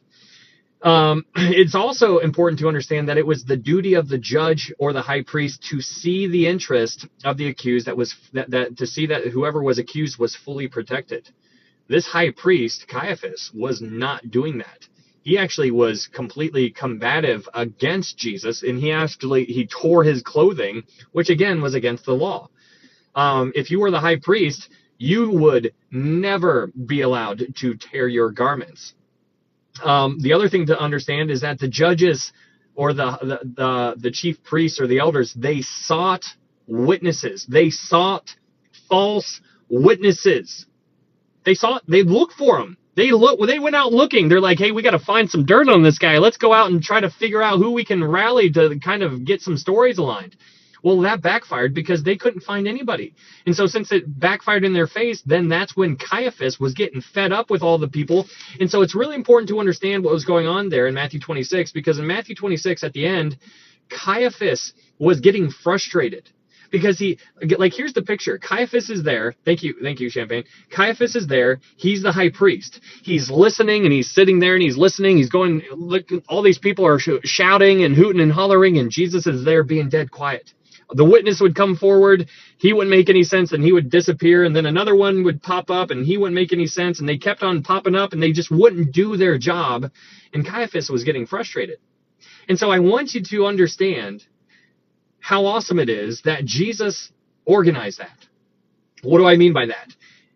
You need to remember that they were not supposed to have this whole, they weren't going to arrest Jesus on this feast day until after the feast. So in their minds, they thought they had time to organize where it would take place. They thought they had time to organize, hey, you are going to be our false witnesses, and this is the story that you're going to say, and it's going to be out in the light time, and everybody's going to be able to see it, and we're going to do it really well. Thank you, Champagne. So they did it. They weren't organized. And so this whole situation where everybody was getting upset about Jesus, it was chaotic. It was very unorganized. And it was because Jesus set it in motion before they actually thought it was actually going to take place. So he caught them off guard. They thought they got him, but he actually got them. It's really cool to see. And we obviously talked about the high priest tearing his garments, which is something to be mindful of, because that is clearly against the law. That goes back in the Torah. You can find that. Okay, so let's go ahead and dive on into Matthew chapter 27. Hello, Respiratory. Thank you very much for the llama. Matthew chapter 27. So let's go ahead and do this thing. I want you guys to know, diving into Matthew chapter 27, verse 1 through 26 is going to be before. It's going to be talking about what happens before Pilate is going to be the theme for the most part. And then verse 27 through 66 is going to be talking about the crucifixion. But that's just in a very broad sense of it all. We're going to be all over the place. It's going to be crazy. Let's go ahead and dive in. Matthew chapter 27, verse 1. In Matthew chapter 27, verse 1, it says, when morning came. Now, just within 3 words in, I need you to remember, it's now morning. The sun is starting to peak, like it's getting a little lighter outside. Why is that important? It's important to understand because everything that just took place in the darkness. Everything that took place at night. You don't want to go outside at nighttime. That's when all the bad stuff, right? So that clearly is what took place when Jesus was arrested. So in Matthew 27, verse 1, it says, when morning came, all the chief priests and elders of the people plotted against Jesus to put him to death. Now, what this is talking about here in verse 1, he's basically he's describing the Sanhedrin. This is the Sanhedrin right here. He says all the chief priests and the elders and of the people, that's the Sanhedrin. So the Sanhedrin was composed of 71 members. There were 71 members in this group of this body called the Sanhedrin, and there were 24 chief priests. Those chief priests were Sadducees. There were 24 elders, and those elders were Pharisees. And then you had 22 scribes. Those 22 scribes were Pharisees. And then the last seat went to the high priest. The last seat was to the high priest, who was a Sadducee. That Sadducee was Caiaphas. So this is a picture of the Sanhedrin, and what I just told you is like all of them. I'm not saying all of them are here, because all of them were not here. Nicodemus is absent. There's somebody else, I forget his name, but he also wasn't here either. And so I'm just letting you know what the Sanhedrin consists of. So in Matthew 27, verse 1, it says, when morning came, all the chief priests and elders of the people plotted against Jesus to put him to death. And when they had bound him, they led him away and delivered him to Pontius Pilate, the governor. Okay, so here, we talked about this before, but I think it's worth doing again, especially if you missed it before. Hey, thank you, Jules. Is that a penguin? Let's focus in Matthew 27, verse 22. It says, and when they had bound him.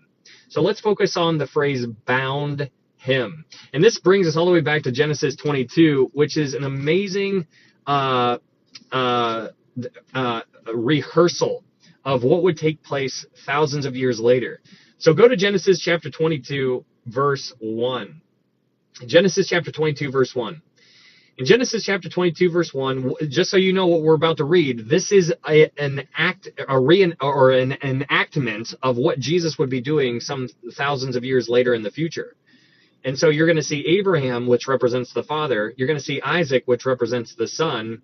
And you're going to see what they're doing is it's like a dry rehearsal for what Jesus would do some thousands of years in the future. So in Genesis chapter 22, verse 1, it says, now it came to pass after these things that God tested Abraham and said to him, Abraham.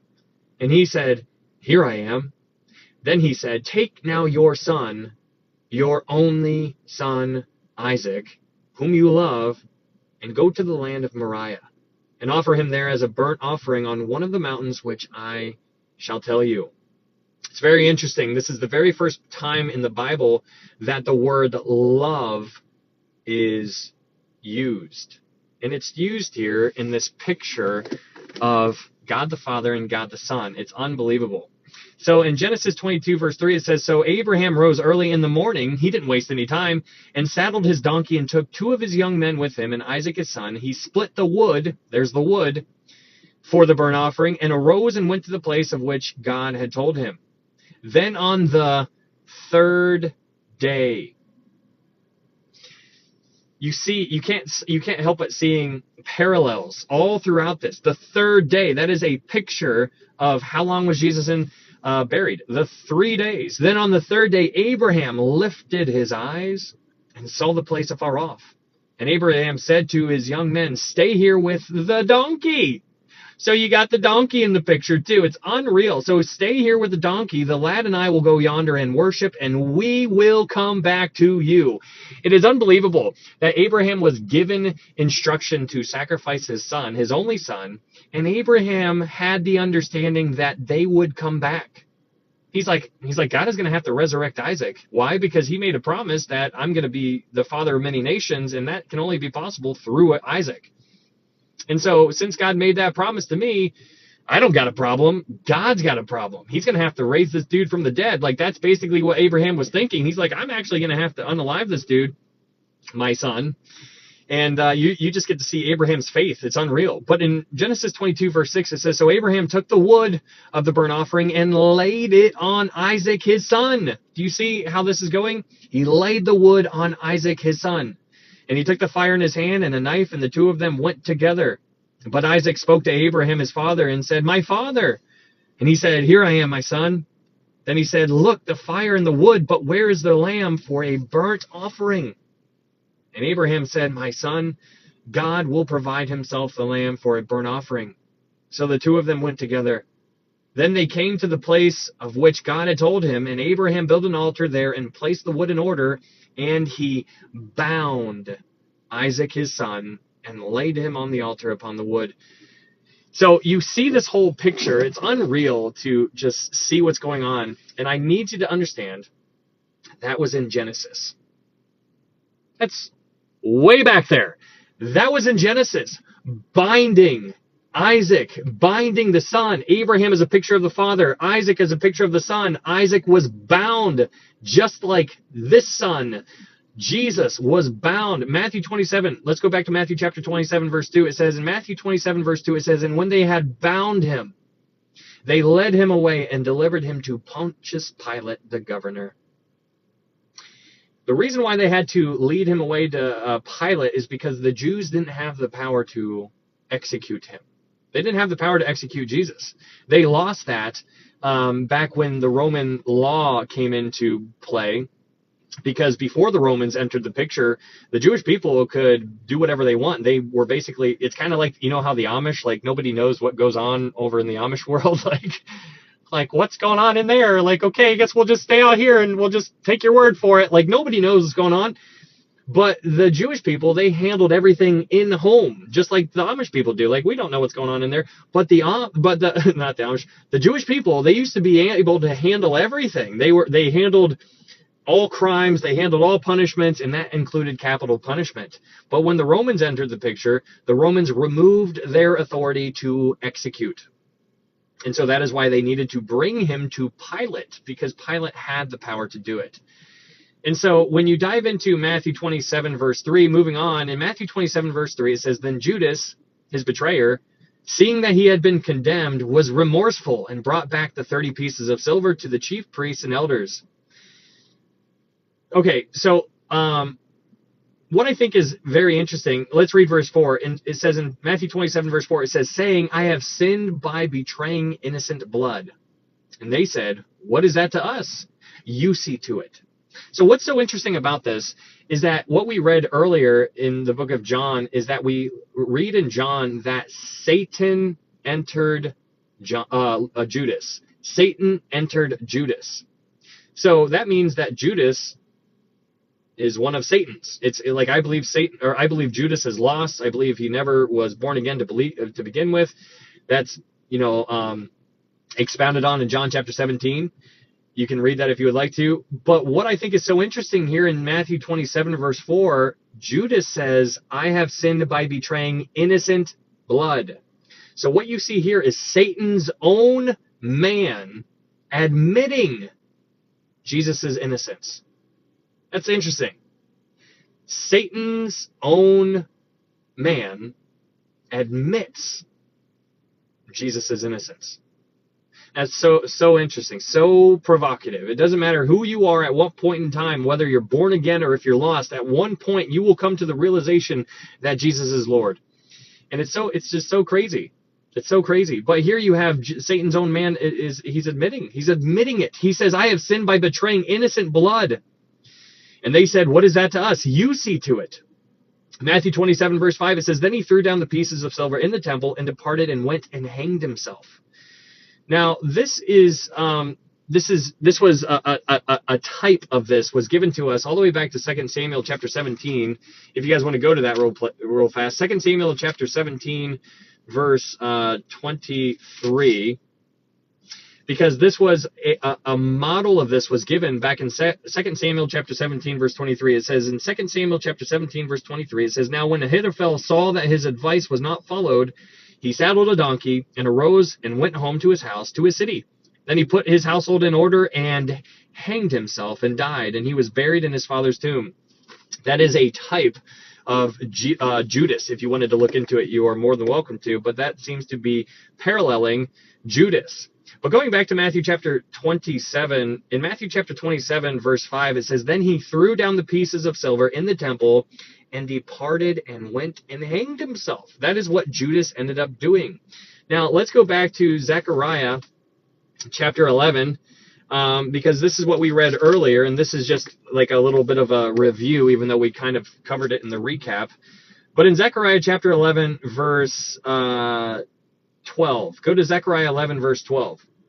In Zechariah chapter 11, verse 12, it says, "Then I said to them, if it is agreeable to you, give me my wages, and if not, refrain. So they weighed out for my wages 30 pieces of silver." So what's going on here is, like I told you during the recap, is Zechariah is literally acting out the role of the Messiah. He's acting it out. He's telling them, he's like, hey, he's like, he's like, it's like he was playing charades. He's literally acting it out. And he's like, hey, I am in the role of the good shepherd. And since I'm being in the role of the good shepherd, what I'm doing, he goes up to the leaders of Israel and he's like, hey guys, do you think that you owe me anything? If you owe me something, give it to me. If not, don't give me anything. So he puts the ball in their court. And so that's what he says in Zechariah chapter 11, verse 12. He says, "Then I said to them, if it is agreeable to you, give me my wages, and if not, refrain." So they weighed out for my wages 30 pieces of silver. So you're seeing the cost that it took for to betray Jesus, all the way back in the Old Testament. But in verse 13, Zechariah 11, verse 13, it says, "And the Lord said to me," God is talking to Zechariah. So God tells Zechariah in verse 13, "Throw it to the potter, that princely price they set on me."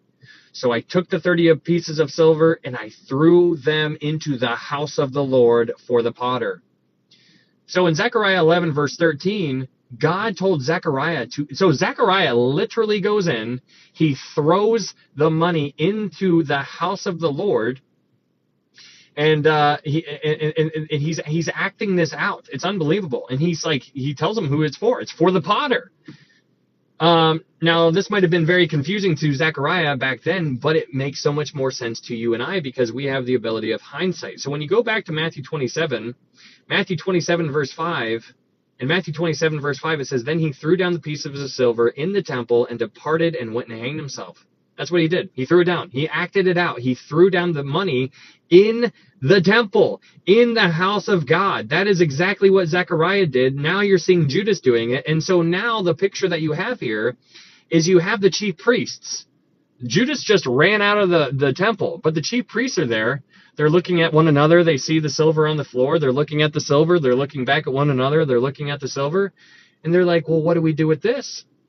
And so here in Matthew 27, verse 6, it says, "But the chief priest took the silver pieces and said, 'It is not lawful to put them into the treasury because they are the price of blood.'"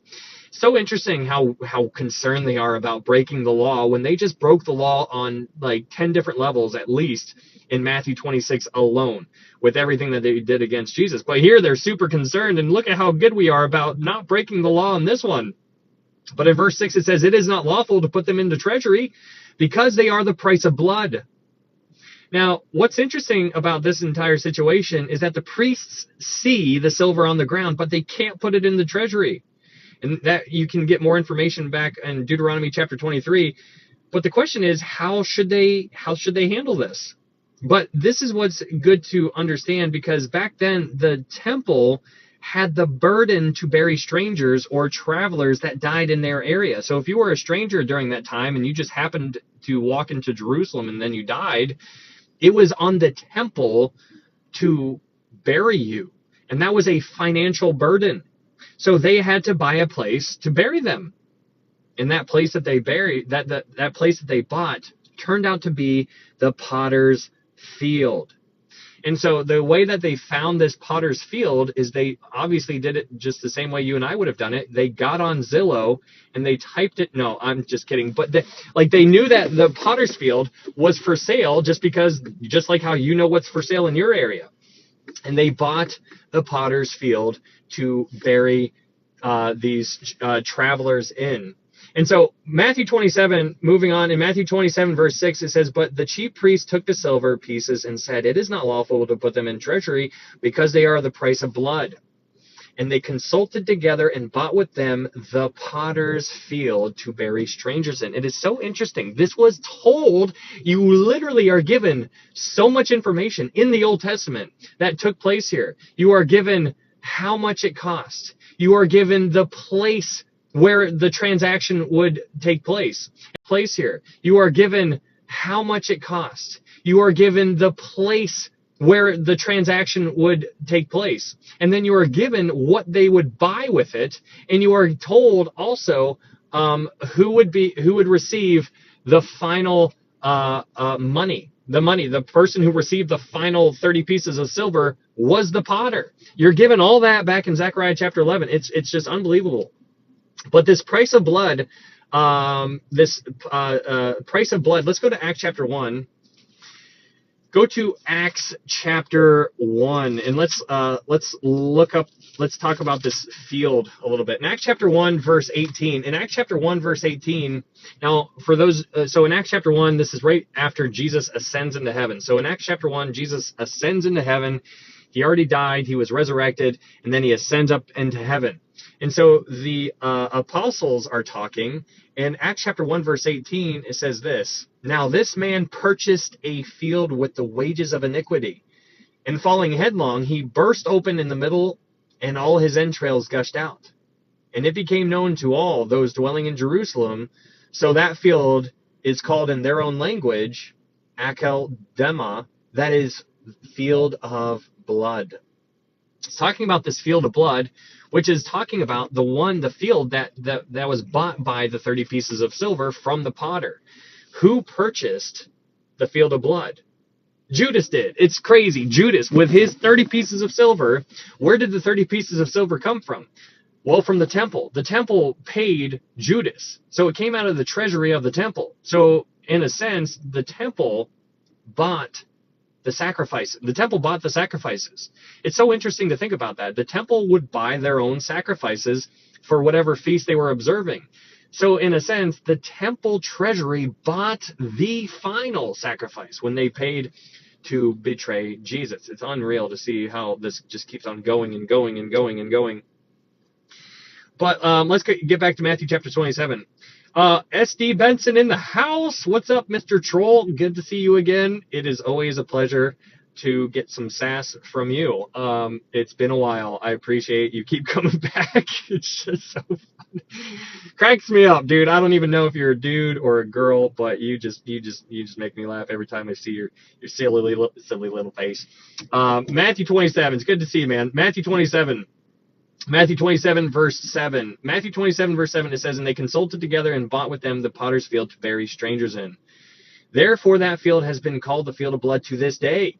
That is interesting. Verse 9, though, in verse 9, it says, then was fulfilled what was spoken by Jeremiah the prophet, saying, "And they took the 30 pieces of silver, the value of him who was priced, whom they of the children of Israel priced, and gave them for the potter's field as the Lord directed me."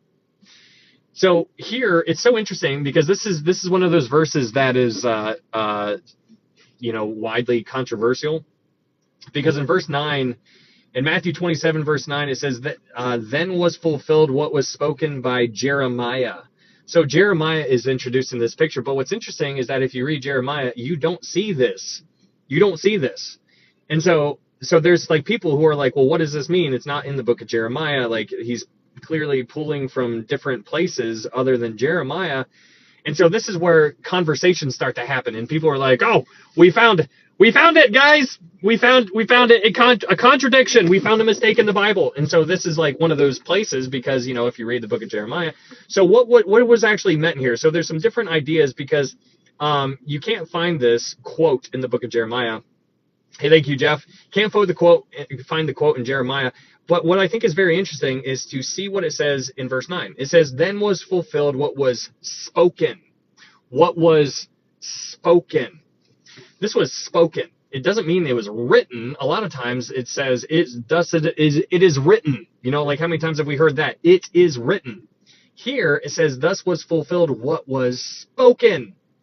Now, just because somebody spoke it doesn't mean that it actually was written down, but somebody along the lines knew that Jeremiah spoke this. Another way to view this is that some people believe that Jeremiah is viewed by some, at least, to be the first among the prophets. And we see a little bit of a picture of this, or we see evidence of this in Matthew chapter 16, verse 14. Because in Matthew chapter 16, verse 14, it says this: "So they said, some say John the Baptist, some say Elijah, and others Jeremiah," or one of the prophets. But Jeremiah was mentioned there very specifically. So there's, I don't know. You can conclude what you would like to. But Jeremiah also could represent the prophets in general. I don't know. You can dive into that one if you would like to.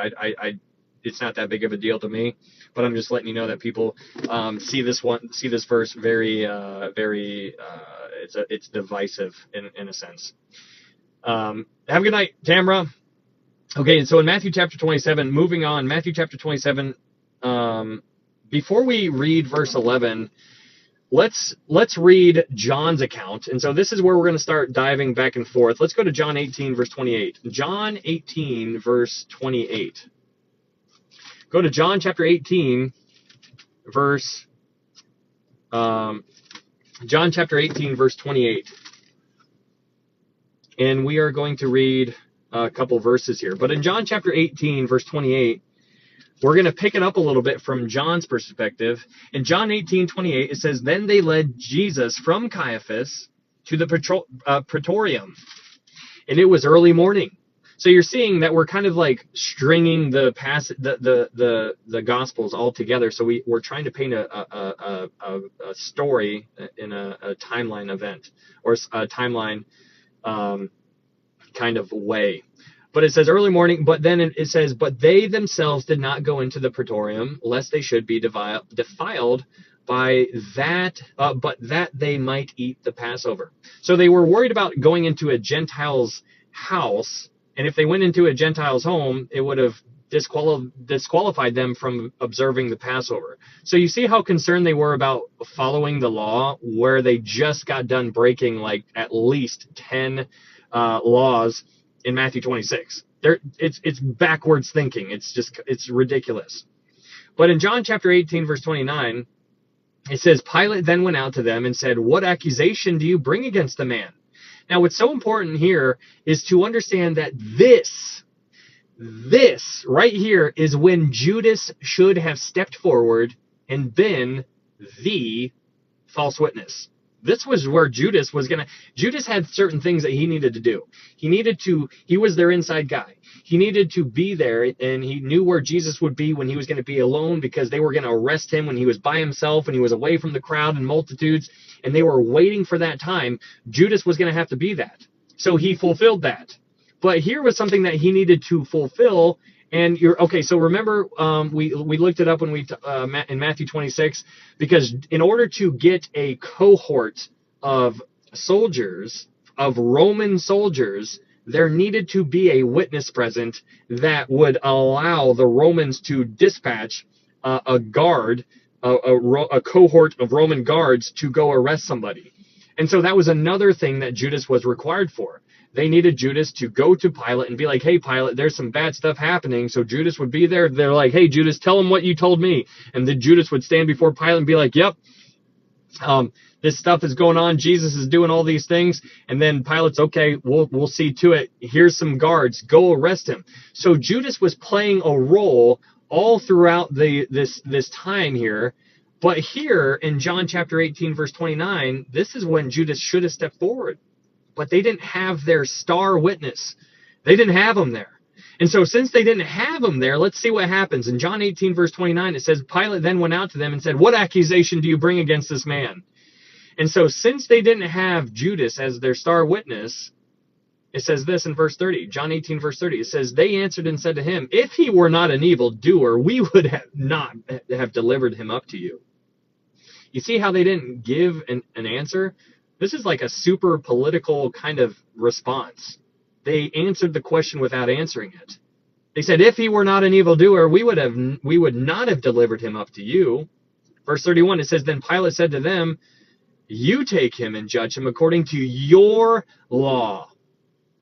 Therefore the Jews said to him, it is not lawful for us to put anyone to death. You are seeing their intentions very, very clearly. Their intentions were to put Jesus to death. That is what they wanted to do. Pilate said, you go handle it by your law. Then the Jewish people showed what they wanted, and they said, we can't do it because by our law, we're not allowed to put people to death. That's why we're here, Pilate, because you're a Roman. You're the guy who can give us the green light to put him to death. So in John 18, verse 32, it says that the saying of Jesus might be fulfilled, which he spoke, signifying by which death he would die. So what this is saying here is that you need to understand the differences between the Jewish world and the Roman world.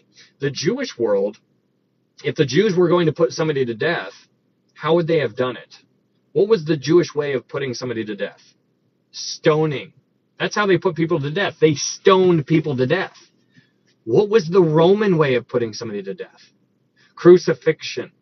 Now that is so important to understand because this makes all of the prophecies about the crucifixion so much more amazing because he narrowed it down to how he would die. He narrowed it down to how he would die, which was a Roman death. Before the Roman Empire was even in existence, they prophesied, Psalm 22, Isaiah 53, prophesied a Roman execution.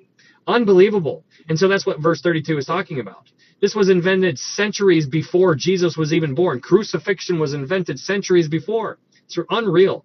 So John 18, verse 33, moving on, in John 18, verse 33, it says, then Pilate entered the praetorium again, called Jesus and said to him, are you the king of the Jews? Now, this is what's so interesting about this, what's going on here. What Pilate is doing here is he's investigating it. He's the guy who, he's like the final say, like the buck stops here kind of guy. And he's investigating this one person that has the crowd up in a frenzy. And so Pilate's like, okay, this is clearly a delicate situation. I'm going to have to investigate. He goes up to Jesus in verse 33 and he says, are you the king of the Jews? So what he's asking Jesus here, he's saying, are you the king? Now you need to underline that word in your Bible because when you understand what he was asking here, he's like, are you king? Are you a king? Why is that so important? Because Pilate was a friend of Caesar. He's a friend of Caesar. Now what does that mean? That means that Caesar was king. So if Caesar's king and somebody else is like, no, I'm king, well, now all of a sudden you got some issues. That's a rebellion. If you're saying you're a king, we're going to have a problem here. So he's asking Jesus, are you the king of the Jews? He's basically asking, are you a competitor against Caesar? That's basically what he's asking. So in verse 34, it says, Jesus answered him, are you speaking for yourself about this? Or did others tell you this concerning me? And then in verse 30, John 18:35, it says, Pilate answered, am I a Jew? Your own nation and the chief priests have delivered you to me. What have you done? What's so interesting about verse 35 is that it tells us very clearly, he says, your own nation. It's unreal. It is unreal. Your own. What does John 1 tell us? He came into his own, and his own did not receive him. Not only did they not receive him, but they delivered him to Pilate. That's unreal. He says, am I a Jew in verse 35? Your own nation and the chief priests have delivered you to me. What have you done? He's seeing if Jesus was a threat to the Roman Empire. That's what he's trying to see here. Verse 36, John 18:36, it says, Jesus answered, my kingdom is not of this world. If my kingdom were of this world, my servants would fight so that I should not be delivered to the Jews. But now my kingdom is not from here. This is one of those verses where people who believe in replacement theology, they really rely on this verse because they say they love this because it says my kingdom is not of this world. Now there's a big difference between a kingdom being of this world or in this world. And so that's the big difference here. My kingdom is not of this world. He didn't say my kingdom is not in this world. He had a kingdom. It's just not in this world. It's not of this world. It's not in this world. It's not of this world. But in verse 37, it says, Pilate therefore said to him, are you a king then? And Jesus answered, you say rightly that I am a king. For this cause I was born, and for this cause I have come into the world, that I should bear witness to the truth. Everyone who is of the truth hears my voice. Then Pilate said in verse 38, Pilate said to him, What is truth? And when he had said this, he went out again to the Jews and said to them, I find no fault in him at all. So here in verse 38, when he says, what is truth? I want you to imagine this coming from a very political type of person. This person, what's up, Hack? How you doing, man? This person, Pilate, he was in a very political position. He had a very high level of power. Hey, thank you, Memento. And he says, what is truth? Can you imagine being in, like, you as our politicians, for example, can you imagine, like, somebody saying something, and then you're just like, what is truth? Like, what is that anymore? Like I totally get what is truth. But this is coming from a very well-seasoned politician type of guy. But he says, what is truth? And when he had said this, he went out again to the Jews and said to them, I find no fault in him at all. Now, get this. This was the personal assistant of the most powerful man in the world, Caesar. Caesar was the guy. He was the top dog at this time. And Pilate was right under him. So Pilate is there. He's handling this whole situation. And the personal assistant to the most powerful person in the world is claiming Jesus to be innocent. Just let that sink in for a little bit. Just let that sink in. Let's go to Luke 23, verse 5 now. Luke 23, verse 5. We're going to be bouncing all over the place, like I said. So Luke 23, verse 5. In Luke 23, verse 5, what Pilate ends up doing is he ends up passing Jesus along to Herod. I told you before there were 3 Jewish trials. There were 3 Roman trials. The 3 Jewish were Annas to Caiaphas to the Sanhedrin. Those were the 3 Jewish. Now the 3 Roman are from Pilate to Herod, back to Pilate. So we just read about Pilate. Now we're going to go read about Herod. And now we're going to go see this one. So in Luke 23, verse 5, in Luke 23, verse 5, it says, but they were the more fierce, saying, he stirs up the people, teaching throughout all Judea, beginning from Galilee to this place. Now, what's important to understand here is what Pilate does here when he hears the word Galilee is he's like, oh, okay, he's from Galilee. And Pilate hears this. Hey, thank you, Julie. Pilate hears this, and he hears Galilee. And so Pilate's like, wait a second, I'm not in charge of Galilee. That's Herod's jurisdiction.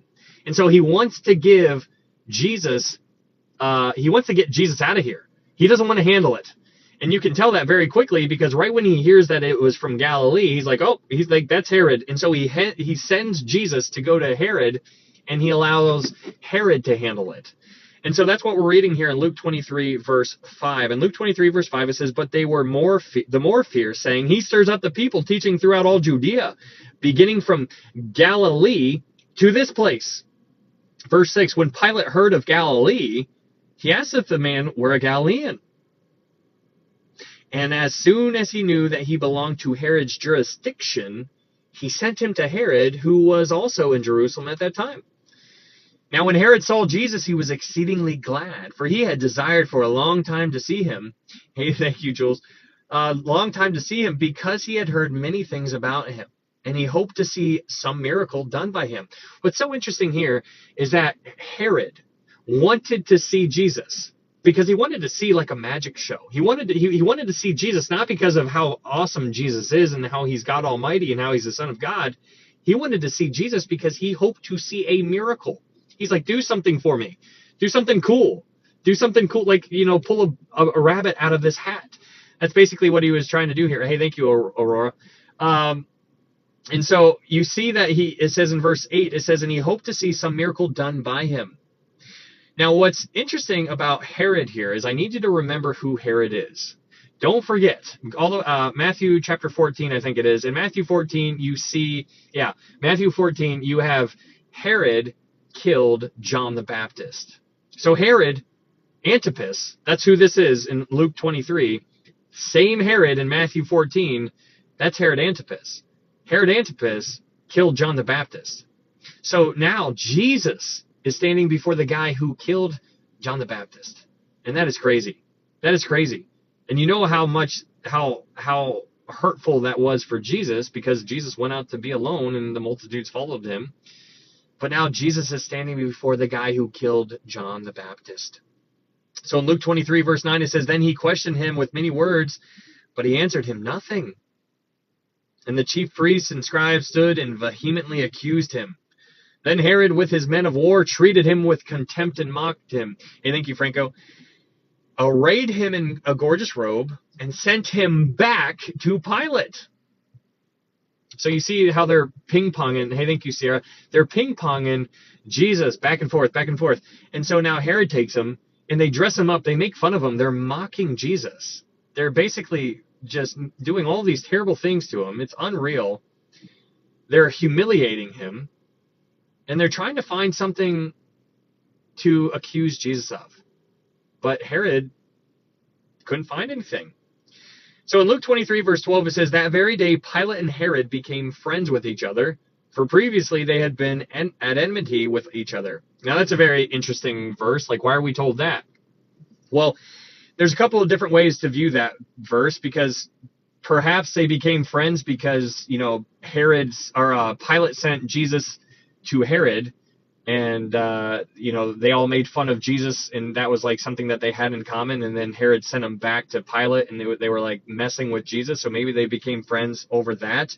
But another way of thinking is that previously Pilate and Herod, they didn't recognize each other's authority, but now that Herod was given Jesus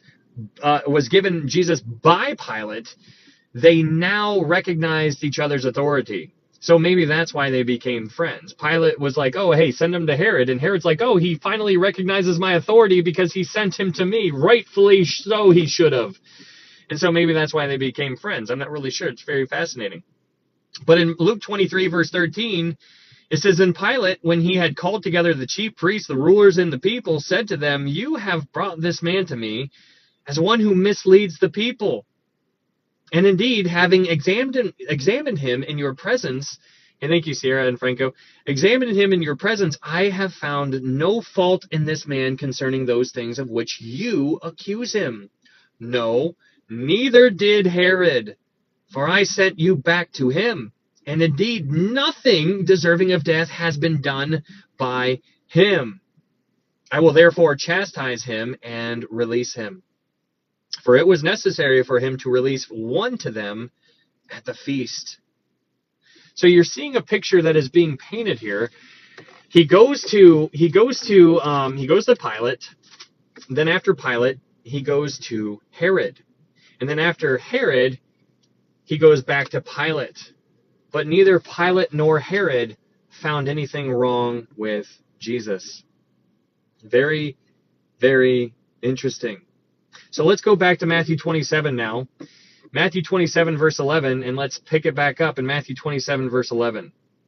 In Matthew chapter 27, verse 11, it goes on. In Matthew 27, verse 11, it says, "Now Jesus stood before the governor, and the governor asked him, saying, 'Are you the king of the Jews?' Jesus said to him, 'It is as you say.'" So what's important to understand here is that from the Jewish, you need to view this whole situation from two different perspectives, because that's vital to understand. You have the Jewish perspective and you have the Roman perspective. Blasphemy was not punishable by death under Roman law, but that is what the Jewish people arrested Jesus on, allegedly, right? Like, they didn't really give a reason why they arrested Jesus. They're like, what guys, we don't really have anything to arrest Jesus for. We just know that we're all kind of mad.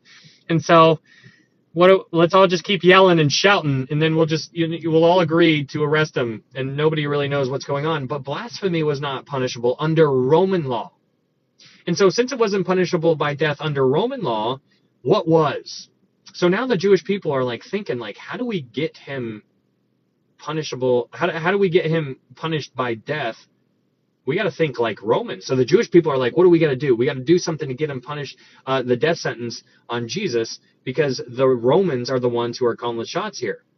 So they started to shift their way of thinking, and they started using his claim to be king of the Jews as their main avenue of approach to get to the death sentence, because being a king of the Jews was in effect a sense of rebellion or treason against Caesar. And so that is what they started doing here. And so here in Matthew 27, verse 11, Pilate goes up to Jesus and he says, "Are you the king of the Jews?" And Jesus said to him, "It is as you say."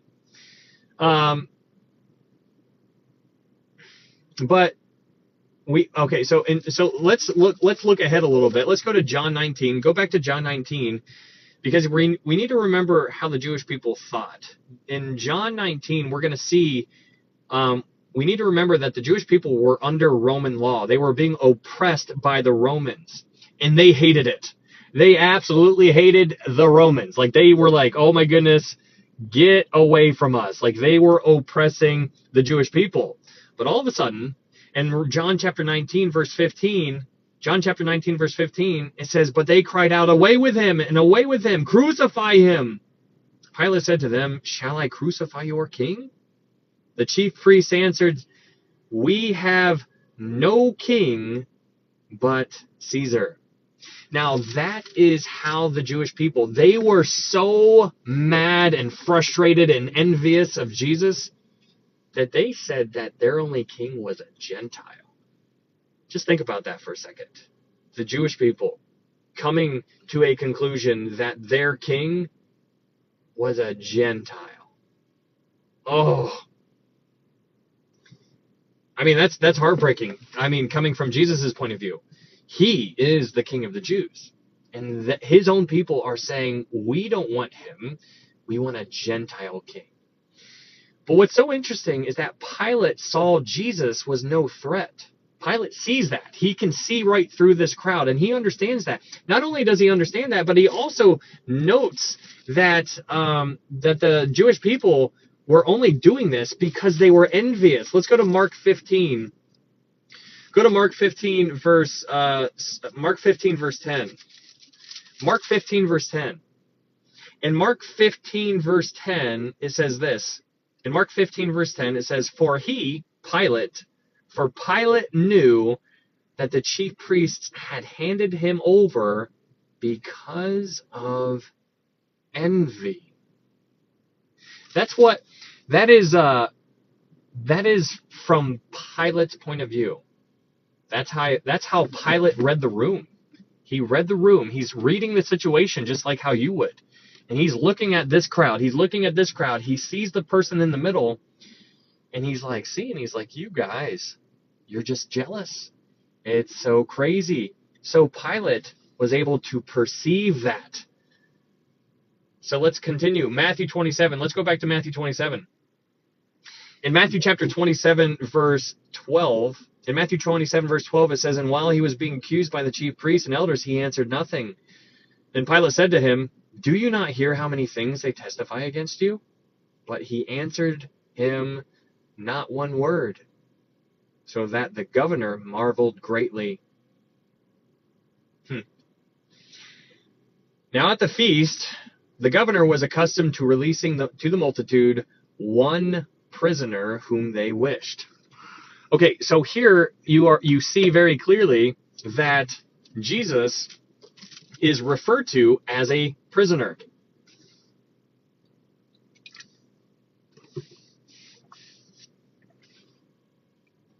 So Jesus was referred to as a prisoner here, and that is significant because let's go to Isaiah 53.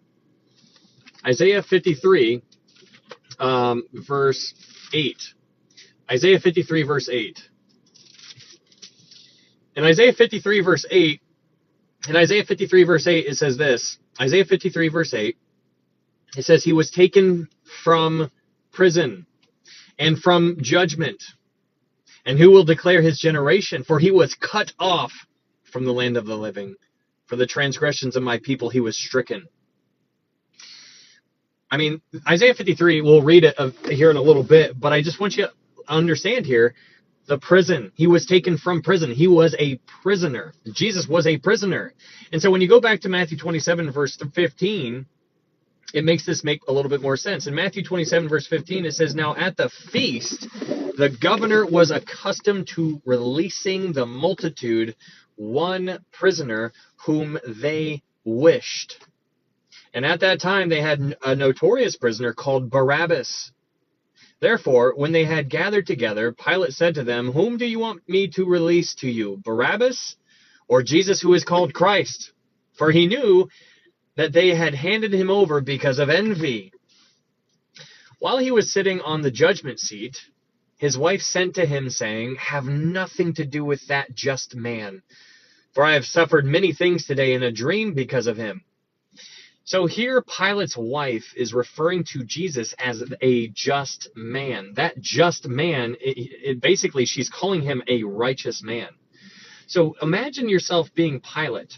He's sitting in the judgment seat. The judgment seat is a picture of the judgment seat in Greek. The word judgment there is bema. It's a bema seat. And so if you think of the bema seat, what does that make you think of? Well, it makes me think of 1 Corinthians 3, because in 1 Corinthians 3, that is the judgment seat of Christ. It's the bema seat. It's something that we, if you are a born-again believer, you will stand before the judgment seat of Christ. And so it's really fascinating.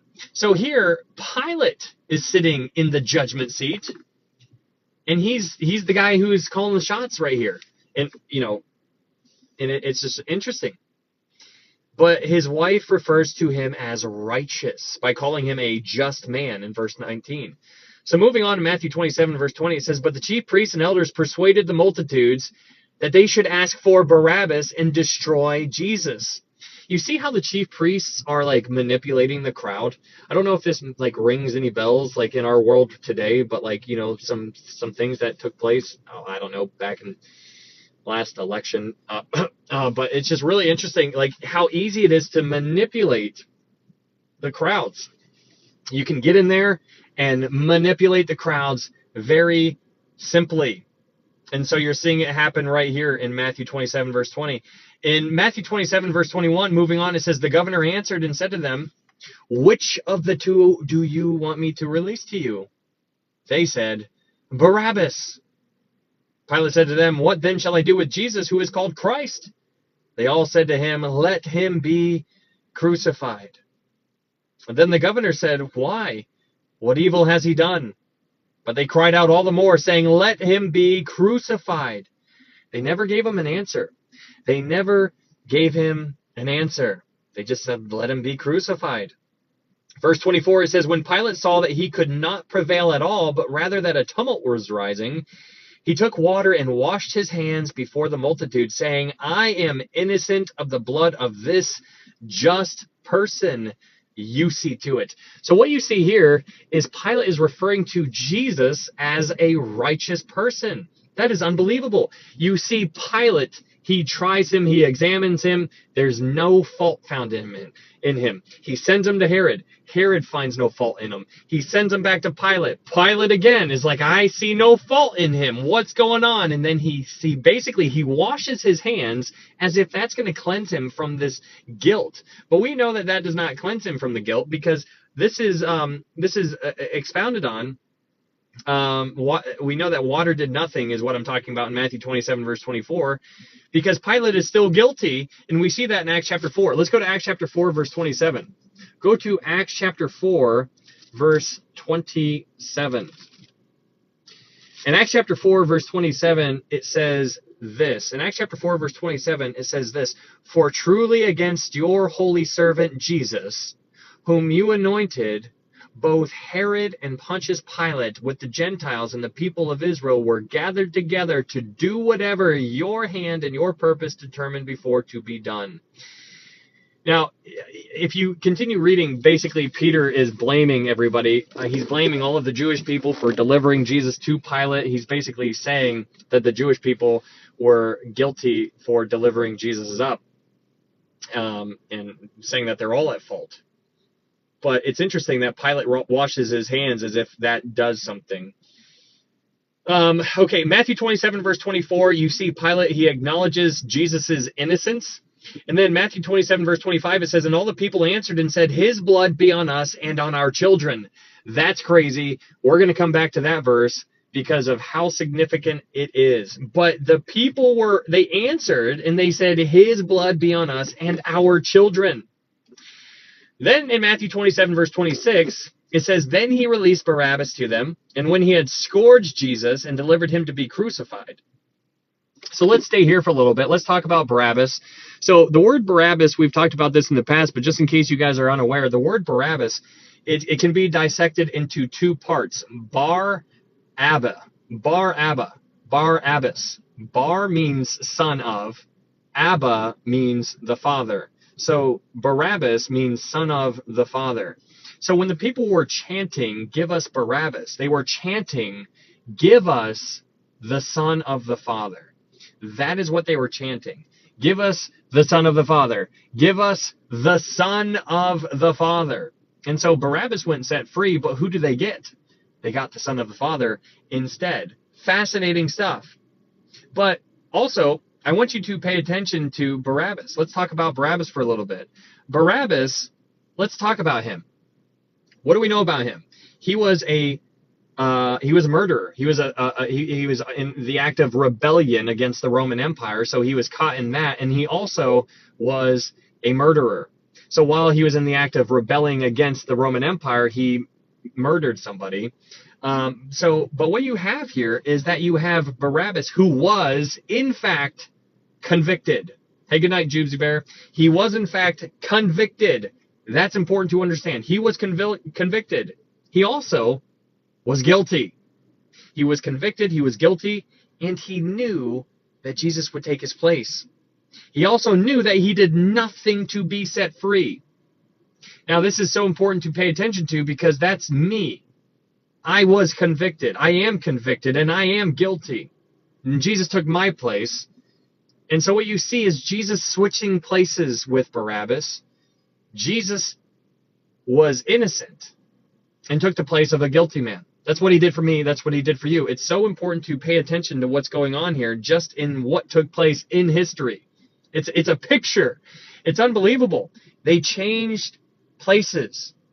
He was in a substitutionary role. He was that substitutionary sacrifice. It's unbelievable. But let's talk about verse 26, because in Matthew 27, verse 26, it says, then he released Barabbas to them, and when he had scourged them. Now, scourging, according to Jewish law, was only allowed up to 40 times. Let's go to Deuteronomy chapter 25, verse 3. Deuteronomy chapter 25, verse 3. In Deuteronomy chapter 25, verse 3, what you have in Deuteronomy 25, verse 3, it says this, 40 blows he may give him and no more, lest he should exceed this and beat him with many blows above these, and your brother be humiliated in your sight. So this scourging, according to Jewish law, was only allowed to be scourged 40 times. That's Jewish law. Okay? Now, that's important to understand. There's a distinction between Jewish law and Roman law. Jewish law, they were only allowed to be whipped 40 times. But the way that they operated back then was that they would only go up to 39. They would only lash the person that they were crucifying or scourging. They would whip them 39 times. And that was according to Jewish law. They stopped at 39 just in case it was basically like a little cushion room just to make sure that they didn't break God's law while they were scourging somebody. So it was they did 40 lashes, but they normally did 39 just to make sure that they didn't go over 40. They were hyper aware about breaking law. But it's so interesting because that's Jewish. That was a Jewish law. That wasn't Roman law. But what's so interesting about scourging is that Paul received scourging 5 times. Now, how do we know that? Let's go to 2 Corinthians chapter 11. 2 Corinthians chapter 11. 2 Corinthians chapter 11, verse 5. In 2 Corinthians chapter 11, verse 24. I'm sorry, 2 Corinthians chapter 11, verse 24. In 2 Corinthians chapter 11, verse 24, this is Paul talking. Paul says this. 2 Corinthians 11:24, Paul says, from the Jews 5 times I received 40 stripes minus one. That's crazy. Paul received a scourging from the Jews 5 times. So 5 times 40 is 200. 200 minus 5 is 195. He got whipped 195 times by the Jews. That was Paul. That was Paul's life. Can you imagine?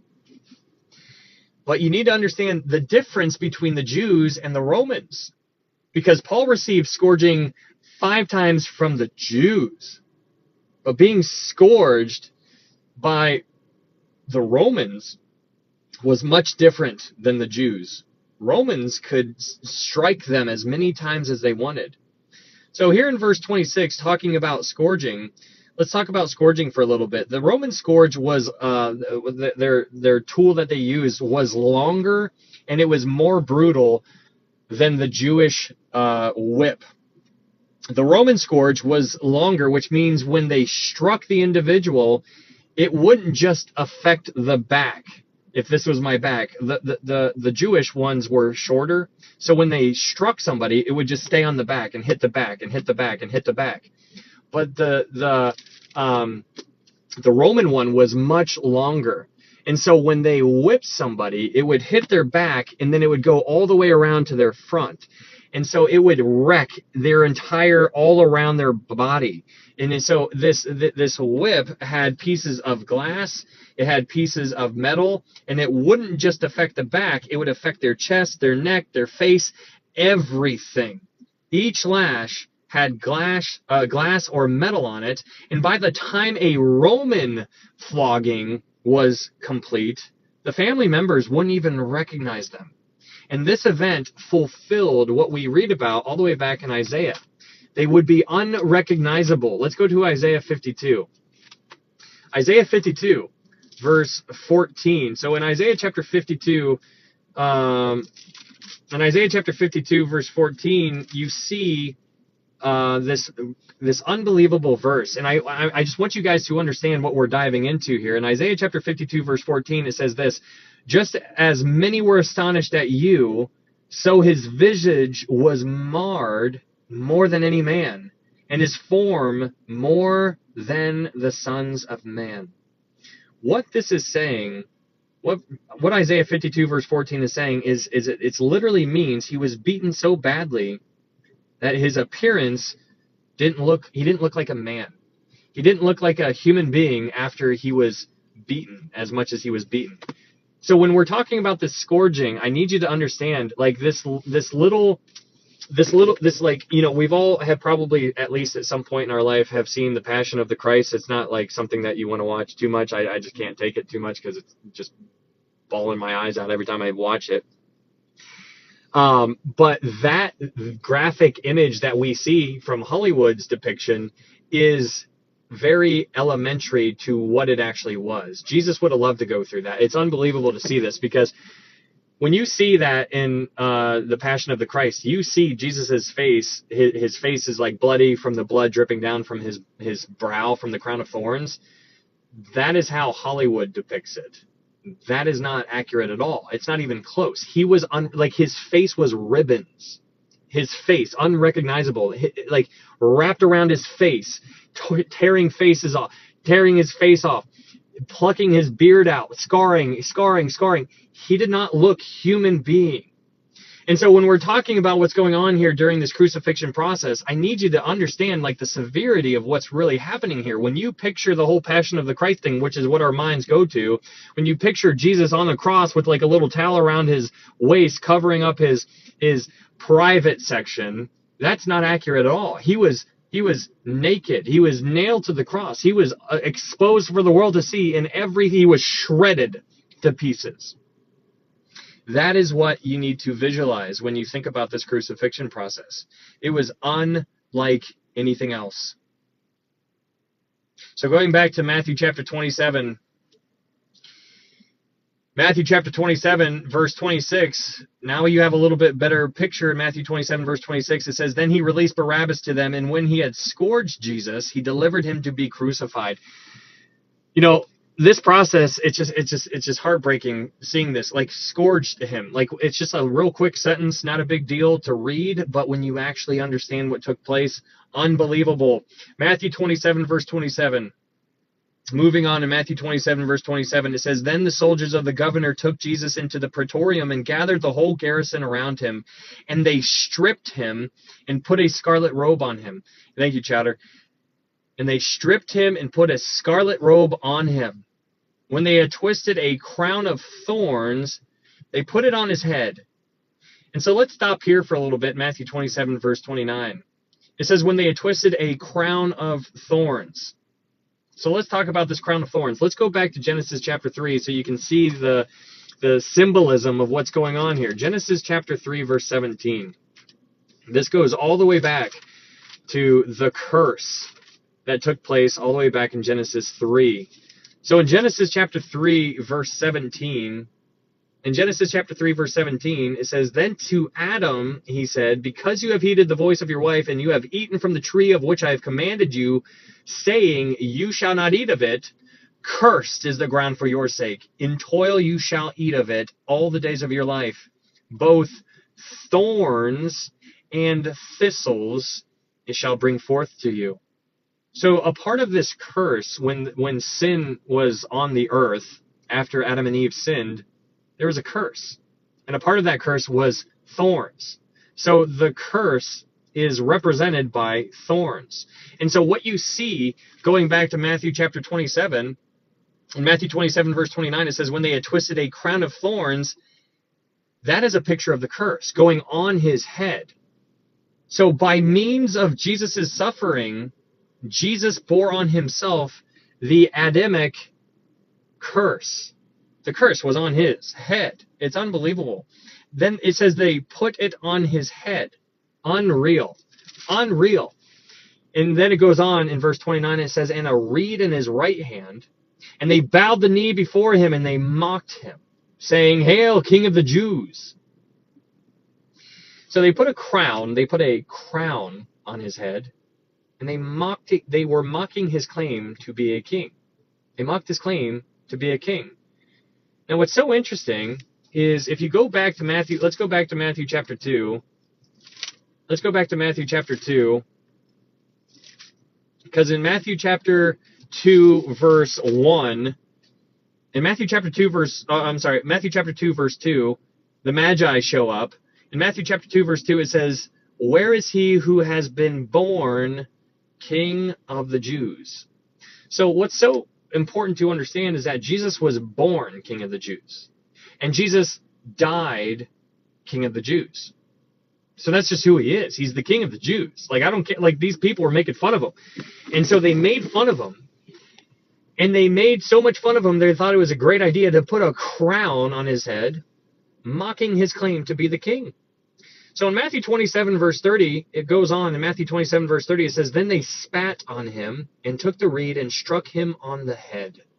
And I need you to visualize this. Like, you need to get there in your mind and actually, like, really let this sink in. Like, this is what Jesus went through for you and I, and it's heartbreaking.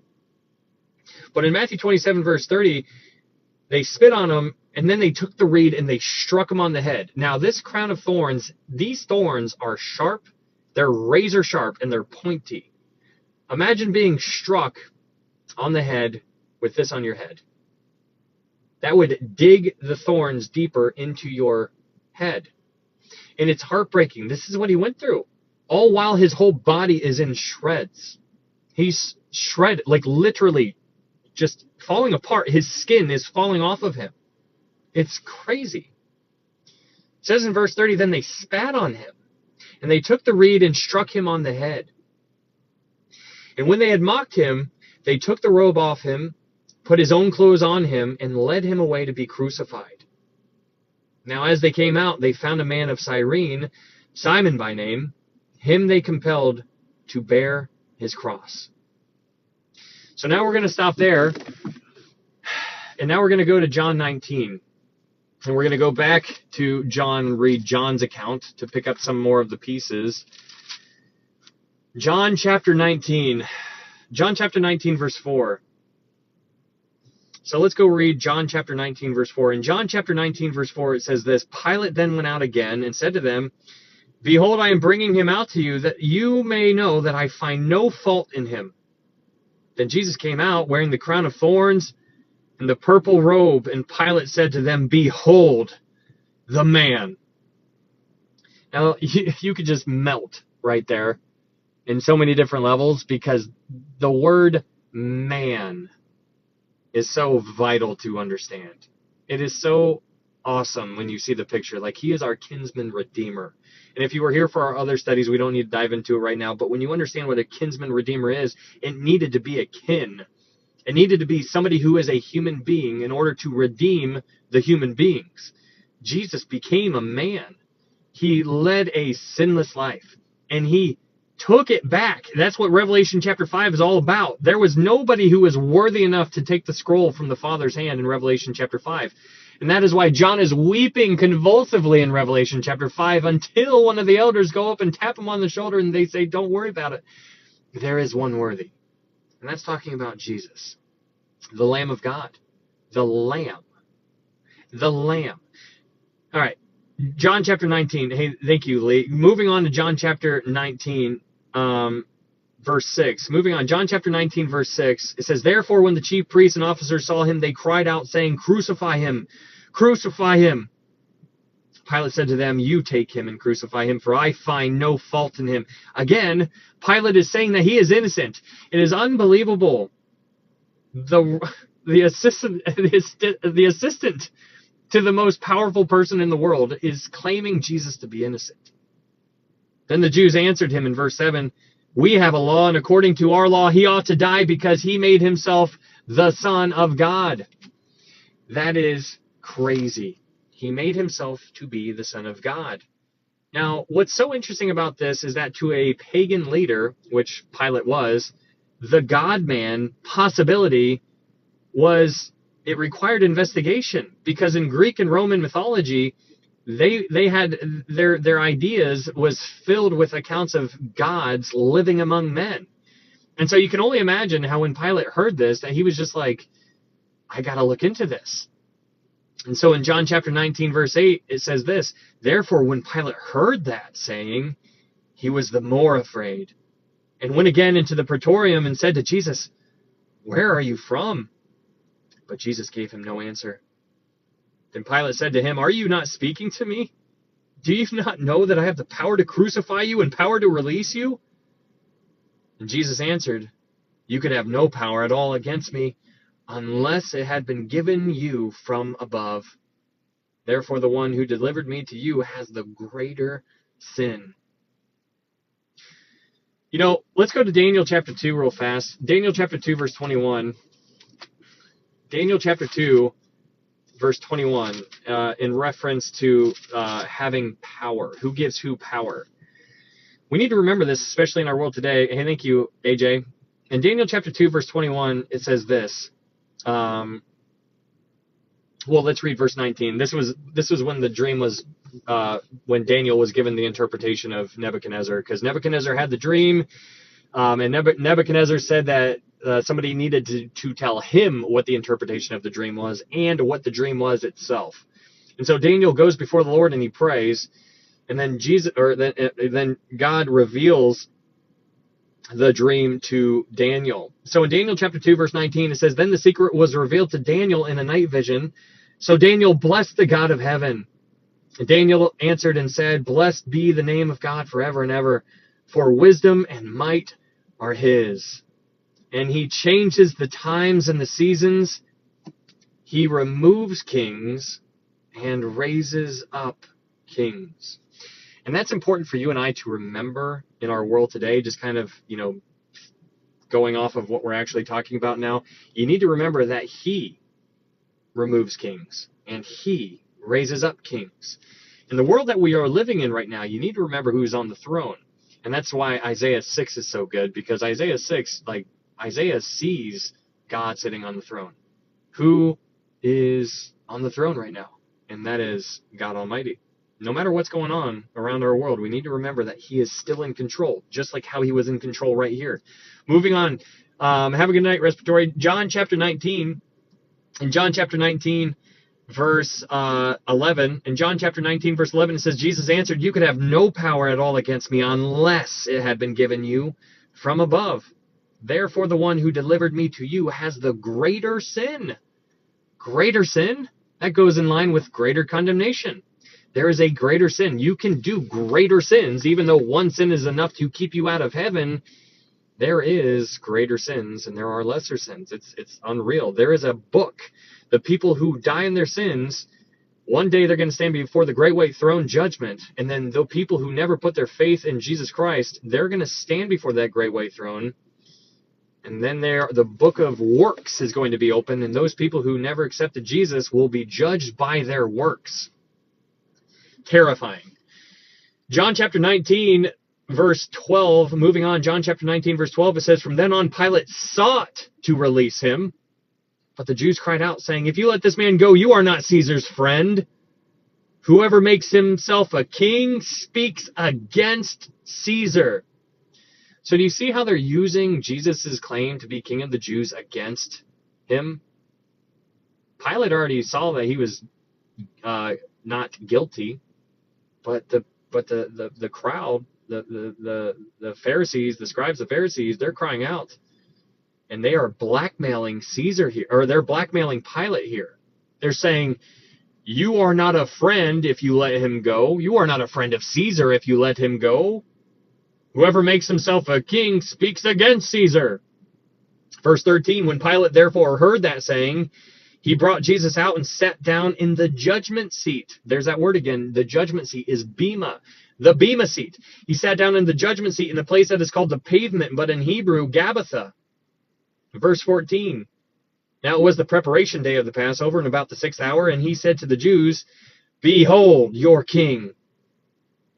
But they cried out, away with him, away with him, crucify him.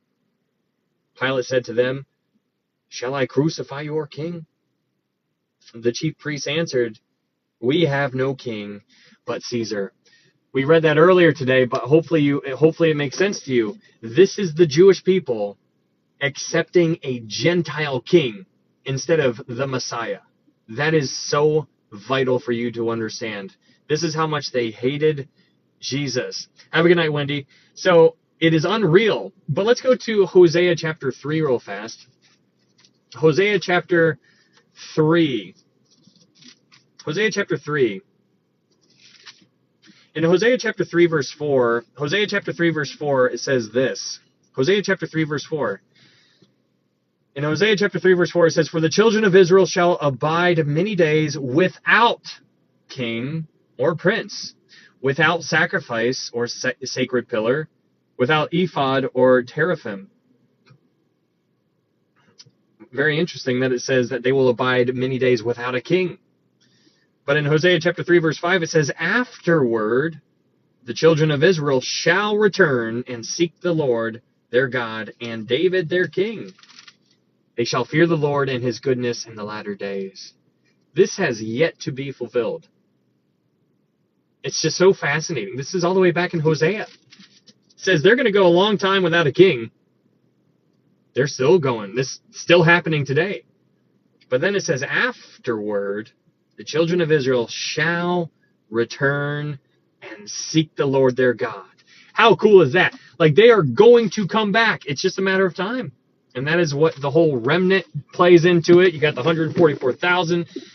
It's just remarkable. It is remarkable. Like this Bible, it's unbelievable.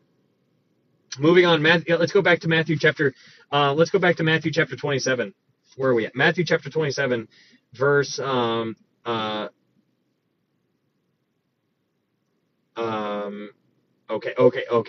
We were reading Matthew 27, verse 32. Before we continue on, though, let's go read Luke's account, and let's go to Luke 23, verse 26. Luke 23, verse 26. Go to Luke 23, verse 26. So all the things that we're reading here seem to be in a timeline, so you can visualize it. So hopefully it's painting some kind of a picture for you. Let's go to Luke 23. Luke 23, verse 26. In Luke 23, verse 26, it says this, "Now as they led him away, they laid hold of a certain man, Simon, a Cyrenian, who was coming from the country, and on him they laid the cross that he might bear it after Jesus." So this just picks up right where we left off in Matthew. But in Luke 23, verse 27, it says, "And a great multitude of the people followed him, and women who also mourned and lamented him." Now these women that are following Jesus around, these women who followed Jesus around and were mourning and lamented him, these were professional local Jewish mourners that mourned when a Jew was killed by a Gentile, Gentile rulers. And so these women just naturally did this anytime a Jew would do that, or anytime a Jew would be ended by the Gentiles. And so Jesus was a Jew. These women recognized Jesus as a Jew, and they were mourning for him just because that's just what they did. But then in verse 28, Luke 23, verse 28, it says, "But Jesus turning to them said, 'Daughters of Jerusalem.'" So you see that these are very local. These are very local women, and he refers to them, "Daughters of Jerusalem, do not weep for me, but weep for yourselves and for your children. For indeed the days are coming in which they will say, 'Blessed are the barren, wombs that never bore, and breasts which never nursed.' Then they will begin to say to the mountains, 'Fall on us,' and to the hills, 'Cover us.'" Hey, thank you, Sherry. What's so interesting here, thank you, Beth. So what you're seeing here is that Jesus turns to these women and he tells them not to mourn. Jesus instructed them to weep for themselves. Why did he do that? He instructed them to weep for themselves because of what we read earlier in Matthew chapter 27. Go back to Matthew 27. Matthew 27, verse 25. Thank you, Beth. In Matthew chapter 27, verse 25, he tells them to weep for themselves because of what took place in Matthew 27, 25. In Matthew 27, verse 25, it says this, "And all the people answered and said, 'His blood be on us and our children.'" That is what they were crying for. He's like, yeah, their blood's on us and our children. And so when you fast forward to Luke's account in Luke 23, verse 28, Jesus instructed them to weep for themselves because of what we just read in Matthew 27, verse 25. Jesus here speaks of the destruction in 70 AD. That's what he's talking about. So in verse 29, where it says blessed in in Luke 23, verse 29, where it says, "Blessed are the barren wombs," or are the barren wombs that never bore and breasts which never nursed. Why would anybody say blessed are those people? Like, that's almost like a heartbreak, right? Like, that hurts a lot of people. But here Jesus is saying blessed are those. The reason why he's saying blessed are those women is because those women will be happy during the 70 AD destruction because they didn't have children that would be killed in the 70 AD destruction. He's telling you, he's like, hey, you should be happy that you don't have any kids. Why? Because of how terrible it's going to be. Because his blood be on us and on our children. Yeah, it's going to be that bad during the 70 AD, the fall of Jerusalem in 70 AD. That is what he's talking about here. Because they didn't have children, their children that they didn't have wouldn't be killed in 70 AD. And so those barren women, the wombs that never bore, the breasts that never nursed, they wouldn't have that devastation when they realized and they saw the horrific events that took place during that time. Thank you, Andrew. So let's keep reading Luke 23, verse 30. In Luke 23, verse 30, it says, "Then they will begin to say to the mountains, 'Fall on us,' and to the hills, 'Cover us.' For if they do these things in the green wood, what will be done in the dry?" Now, what's so interesting about that in verse 31, Luke 23, verse 31, what he's saying is if they treated a perfect man this bad, how much worse would they treat those that followed him? You see how bad they're treating Jesus. He did nothing wrong, and they are treating him in the greenwood, or when everything was like perfect. They had a perfect man. How much worse would they treat those who followed him? Have a good night, Nina. All right, moving on to Matthew 27. Let's go back to Matthew 27, verse 33. In Matthew 27, verse 33, it says, "And when they had come to a place called Golgotha," that is to say, place of the skull, Now, this place of a skull, what the meaning here is, it's just implying a place of execution. You know, there's like pictures that actually have like a picture of like a skull like imprinted into the cliff area, and that may be, but you know, I'm not getting too much behind just because it looked like a skull. Could be something there to it, but it more so has the idea of a place of execution, meaning a place of death. You know, there's other places in the world that's like the hill of a boot, they call it the boot hill, like a shoe, like a boot hill.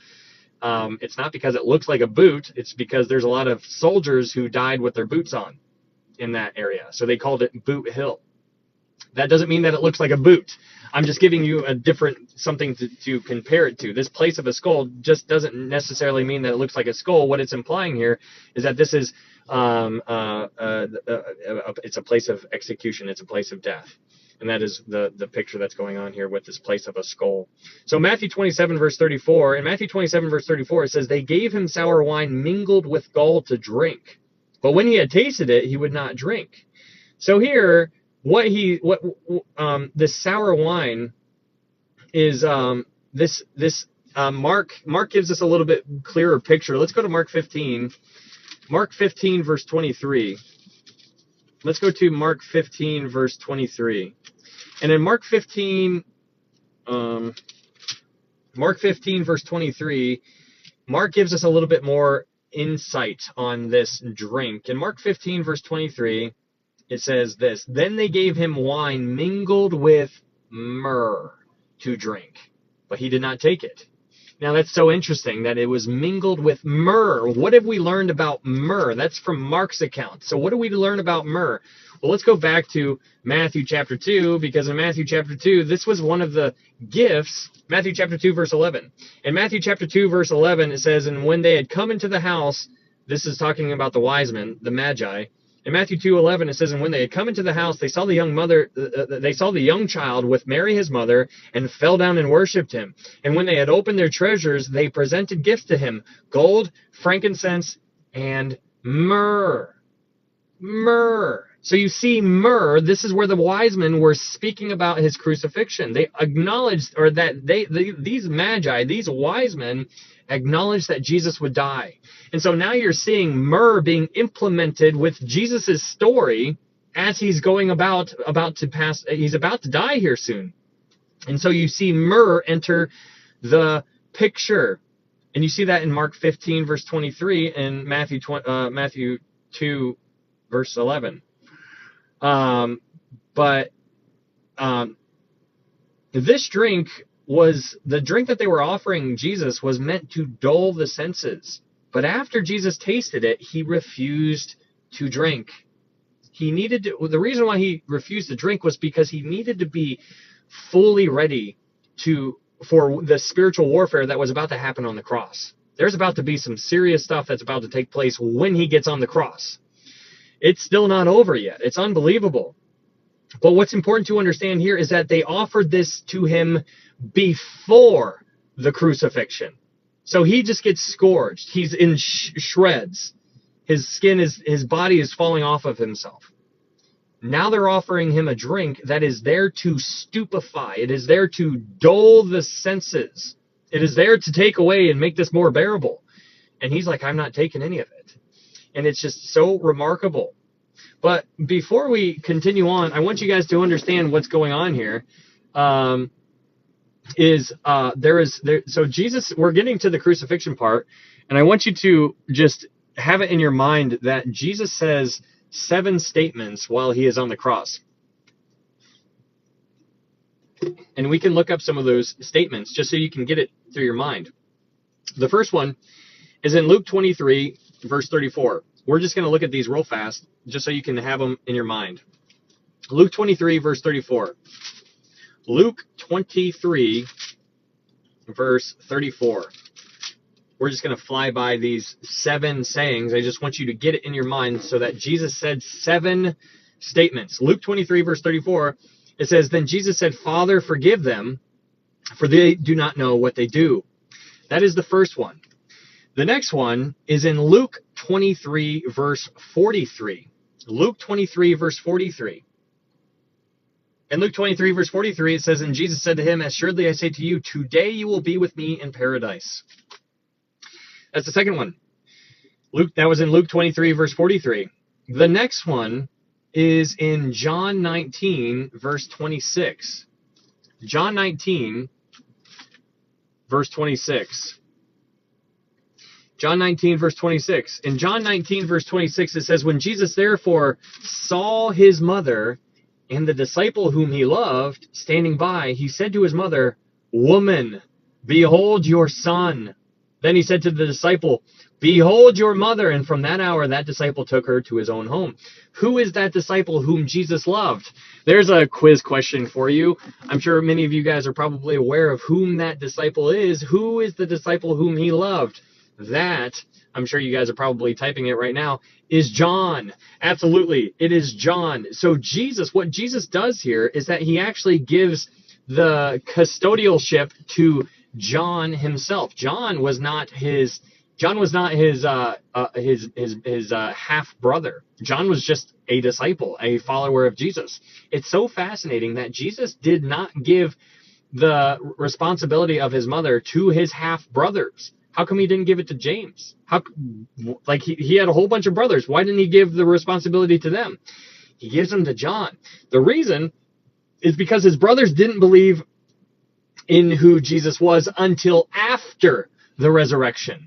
It's so remarkable. He gives custodialship of his mother to John. It's also interesting to pay attention to who was the one disciple who was not and who did not have his life ended abruptly in a very, a martyrdom type of style. John was the only one. John was the only one who died of an old age. It's so interesting to see that. It's almost like Jesus knew that John was going to be around for a while. And so he gives the responsibility of his mother to take care of his mother to John. And so that is what we read in in John chapter 19. But let's go on. Let's go to the next one. The next one that Jesus said while he was on the cross is in Mark chapter 15. Go to Mark chapter 15, verse 34. Mark chapter 15, verse 34. Mark chapter 15, verse 34. In Mark chapter 15, verse 34, it says, and at the ninth hour, Jesus cried with a loud voice, saying, Eloi, Eloi, lama sabachthani, which is translated, my God, why have you forsaken me?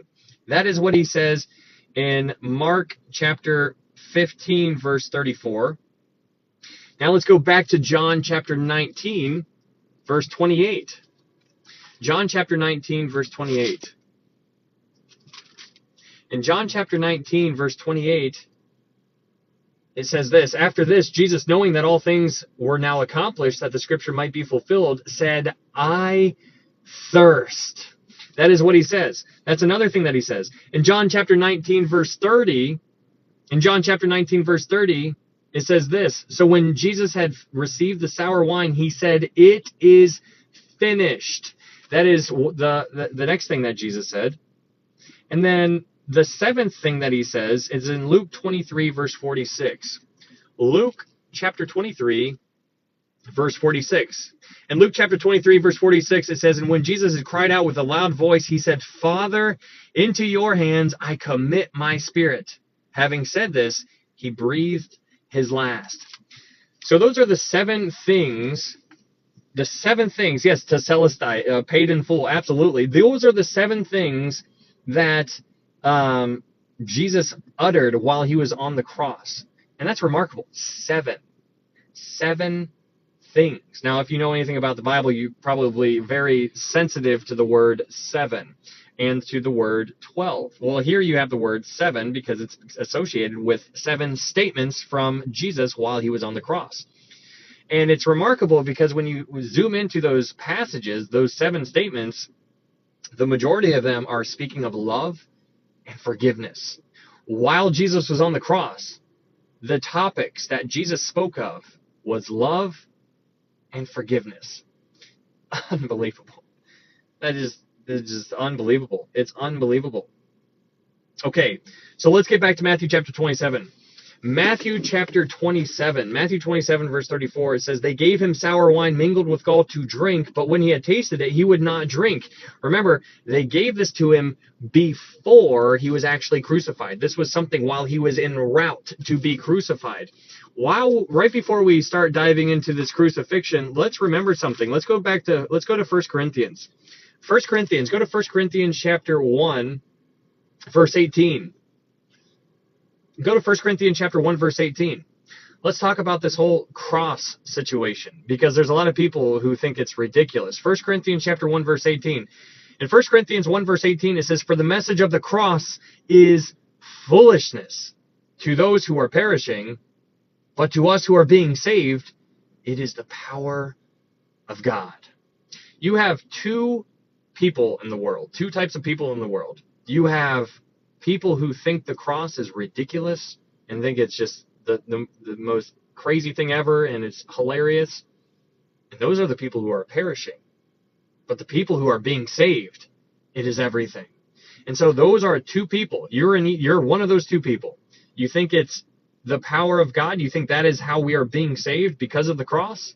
Or you think it is the foolishness to those, and you're one of those who are perishing. It's unbelievable. Paul breaks it down. You are one of two people in the world. Okay, let's go back to Matthew 27. And so in Matthew 27, verse 35, so Jesus rejects that drink after he tastes it. He realizes that it's super strong drink, and he refuses to drink it. In Matthew 27, verse 35, it says, then they crucified him. Now, before we continue, let's go read Mark's account. I'm sorry, I told you we would be going all over the place. Go to Mark 15, verse 24, because Mark will give us the time. Mark 15, verse 24. In Mark 15, verse 24, Mark gives us the time. So in Mark chapter 15, verse 24, it says this. In Mark 15, verse 24, it says, and when they crucified him, they divided his garments, casting lots for them to determine what every man should take. And Mark 15, verse 25, it says, now it was the third hour, and they crucified him. So Mark gives us the time. He tells us it's the third hour. Now, what is the third hour from a Jewish perspective? It's about 9 a.m. This is 9 in the morning when Jesus was crucified. So Jesus is crucified at 9 in the morning, and that is what I want you to think of when we read Matthew 27, verse 35. So let's go back to Matthew 27. Matthew 27, verse 35, it says this, then they crucified him at 9 in the morning and divided his garments, casting lots, that it might be fulfilled which was spoken by the prophet. They divided my garments among them, and for my clothing they cast lots.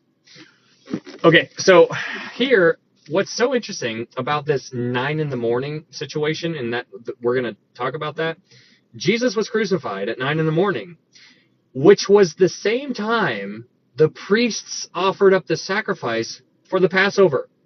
So while a sacrifice was being offered at the Temple Mount, the Lamb of God was being sacrificed at Golgotha. So what was going on? There was a sacrifice in the Temple Mount.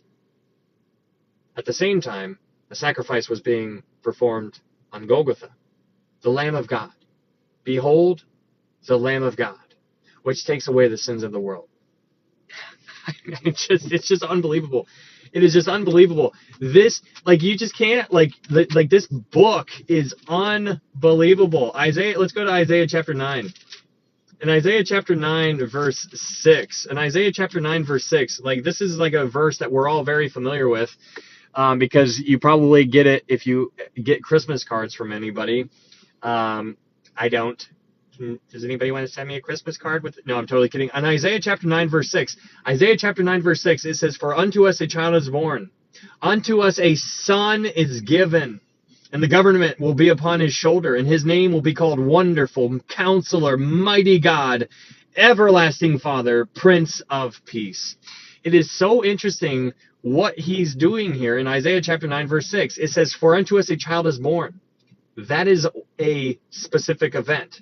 That is when Jesus was born. He was born in Bethlehem. Unto us a son is given is something completely different. Unto us a child is born. That happened in Bethlehem. Unto us a son is given. That happened at Golgotha. 2 different events written down in Isaiah chapter 9, verse 6. Remarkable. Remarkable. So you have the sacrifice being performed at 9 in the morning, going back to Matthew 27, the sacrifice being performed out in the Temple Mount at 9 in the morning, while Jesus was being sacrificed at Golgotha at 9 in the morning. Matthew 27, verse 35, it says that it divided his garments, casting lots, that it might be fulfilled, which was spoken by the prophet. They divided my garments among them, and for my clothing they cast lots. There are so many prophecies fulfilled in Psalm 22. It is remarkable. And we're going to go read Psalm 22. But that is where this quote is actually referenced in Psalm 22. We'll go check that out. Before I do, I want you guys to understand, all of these are uploaded to YouTube. There's a YouTube link up here if you're interested in like a verse-by-verse Bible study. What you're watching here is basically what the other ones look like. We just go through it word by word, chapter by chapter, book by book, and we've done Revelation, Daniel, Ruth, Hebrews, James, John, pretty much in the same way that you're watching this one being done. So if you're looking for a Bible study, that is an option, and I upload these to YouTube. So if you wanted to go back and rewatch them, that is there for you. Yeah, Mark will pin that for me. Thank you, Mark. It's ITZ_sheesh. If you wanted to type it into YouTube, or there's a YouTube link in my TikTok profile, which is up here. Anyways, that is just a side note. But let's go check it out. Let's go to Psalm 22. Let's go read Psalm 22. Psalm 22, verse 18. Psalm 22, verse 18. And it's just unbelievable what we're reading about here. Psalm 22, verse 18. We're going to live here for a little bit. Psalm 22, verse 18, it says, my God, why have you forsaken me? Why are you so far from helping me and from the words of my groaning?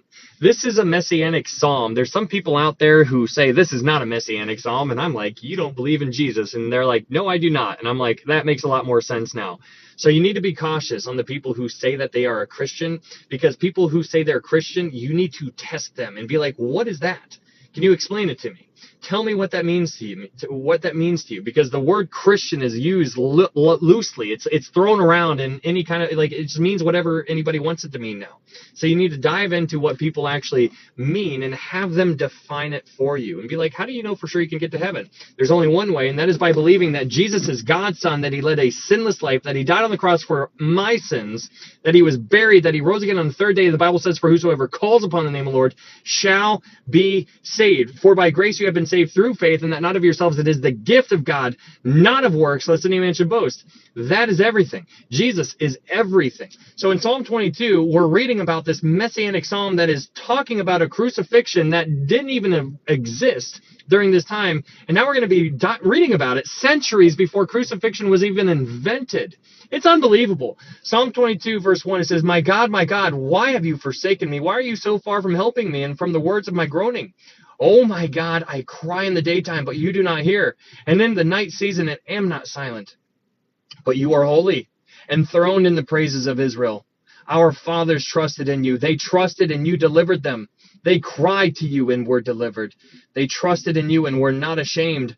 But I am a worm and no man, a reproach of men and despised by the people. Now we're going to talk about this, but we talked about it before, but just in case you guys missed it, the word here in Psalm 22 verse 6, where it says, but I am a worm, the word worm there is tola. It's a tola worm. If you actually click on that in your blue letter Bible, you learn what you need to know what a tola worm is. What it is this specific worm that is used here in Hebrew. This worm would go and it would attach itself to a piece of wood over in Israel.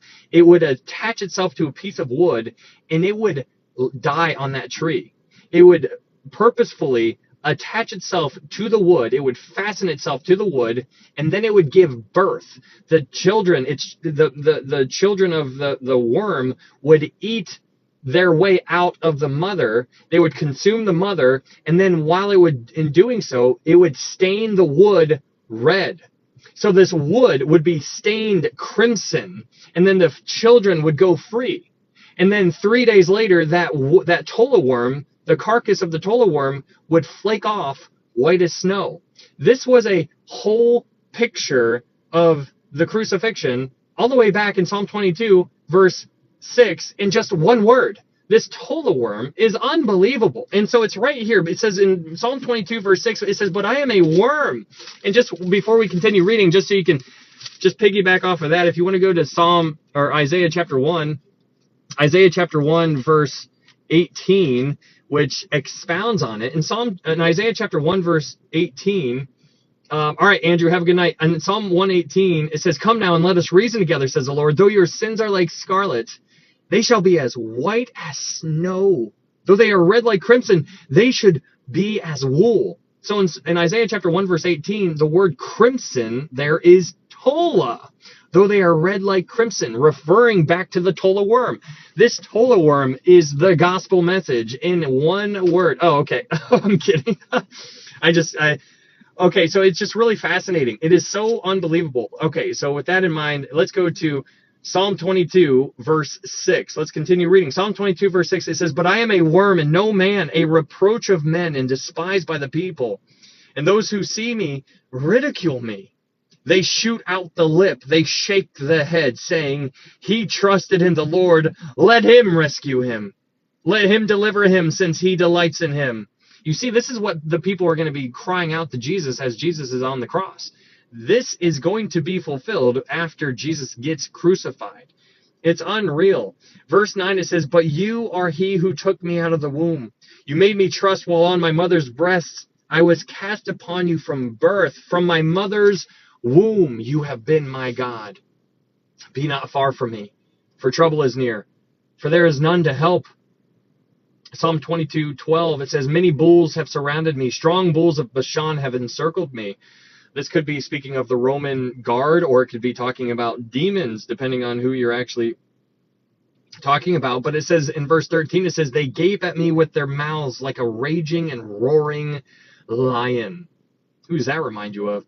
Satan, in a sense. But it says, I am poured out like water, and all my bones are out of joint. My heart is like wax. It is melted within me.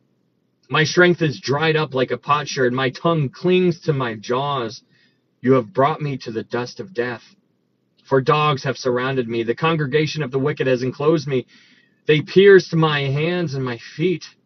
I can count all my bones. They look and stare at me. They divide my garments among them, and for my clothing they cast lots. But you, O Lord, do not be far from me. O my strength, hasten to help me. Deliver me from the sword, my precious life from the power of the dog. Save me from the lion's mouth and from the horns of the wild oxen. You have answered me. I will declare your name to my brethren. In the midst of the assembly I will praise you. You who fear the Lord, praise him. All you descendants of Jacob, glorify him. And fear him, all you offspring of Israel. For he has not despised nor abhorred the affliction of the afflicted, nor has he hidden his face from him. But when he cried to him, he heard. My praise shall be of you in the great assembly. I will pay my vows before those who fear him.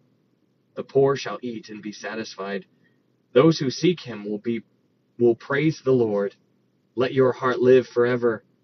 All the ends of the world shall remember and turn to the Lord, and all the families of the nations shall worship before you. For the kingdom is the Lord's, and he rules over the nations. All the prosperous of the earth shall eat and worship, and all those who will go down to the dust shall bow before him, even he who cannot keep himself alive. A posterity shall serve him. It will be recounted of the Lord to the next generation. They will come and declare his righteousness to a people who will be born, that he has done this. What's so interesting about Psalm 22 is like you could just live there and just keep unpacking stuff and making connections. We're going to do some of that right now. Let's go to Psalm 22, verse 14. In Psalm 22, verse 14, it says, I am poured out like water, and all my bones are out of joint. So you need to zoom in on that, out of joint. It's not broken, out of joint. So you need to recognize that his bones, not one of them were broken. Why is that important? Because it talks about that in the Bible. It says specifically that his bones will not be broken. Let's go look up Exodus chapter 12, verse 46. Exodus chapter 12, verse 46. In Exodus chapter 12, verse 46, it says this, "In one house it shall be eaten. You shall not carry any of the flesh outside the house, nor shall you break one of its bones." This is talking about the Passover. This is talking about the Passover lamb here. It's really interesting that it says not one of its bones shall be broken. That's in one example. Now let's go to Psalm 34, verse 20. Go to Psalm 34, verse 20. Psalm 34, verse 20. In Psalm 34, verse 20, it says this. In Psalms 34, verse 20, it says, "He guards all his bones, not one of them is broken." Fascinating. Now let's go to Numbers chapter 9, verse 12. Numbers chapter 9, verse 12. Numbers chapter 9, verse 12. In Numbers chapter 9, verse 12, it says, "They shall leave none of it until morning, nor break one of its bones. According to all the ordinances of the Passover, they shall keep it." So you have this whole picture here about these bones. And so this makes a whole lot more sense when we go to John chapter 19. Now let's go to John chapter 19. John chapter 19, verse 31. John chapter 19, verse 31. In John chapter 19, verse 31, it says this. John chapter 19, verse 31, it says, "Therefore, because it was the preparation day, that the body should not remain on the cross on the Sabbath, for the Sabbath was a high day, the Jews asked Pilate that their legs might be broken and that they might be taken away." So interesting, because what you have here is that it was the responsibility of the Roman guard to literally break the crucified people's legs, because that was the death blow. Because when you were crucified, your feet were nailed to the cross, and you used your legs to push up so that you could breathe, and then you would come back down, and then when you needed another breath, you needed to push back up again to breathe again. And so when the Romans broke their legs, they lost the ability to push up to take a breath. So they would eventually die from suffocation while they were on the cross, because they couldn't push up and breathe, and they would suffocate. And so that is why that was what is referred to the death blow. But these Roman guards, it's unbelievable, because in John chapter 19, verse 32, it says, "Then the soldiers came and broke the legs of the first and of the other who was crucified with him."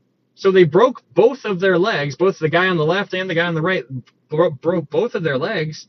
But in verse 33, it says, "But when they came to Jesus and saw that he was already dead, they did not break his legs." Fascinating. These Roman soldiers, who should have broken their legs, disobeyed a normal command, and instead, it says in verse 34, it says, "But one of the soldiers pierced his side with a spear, and immediately blood and water came out." You see how it tells us that he was pierced.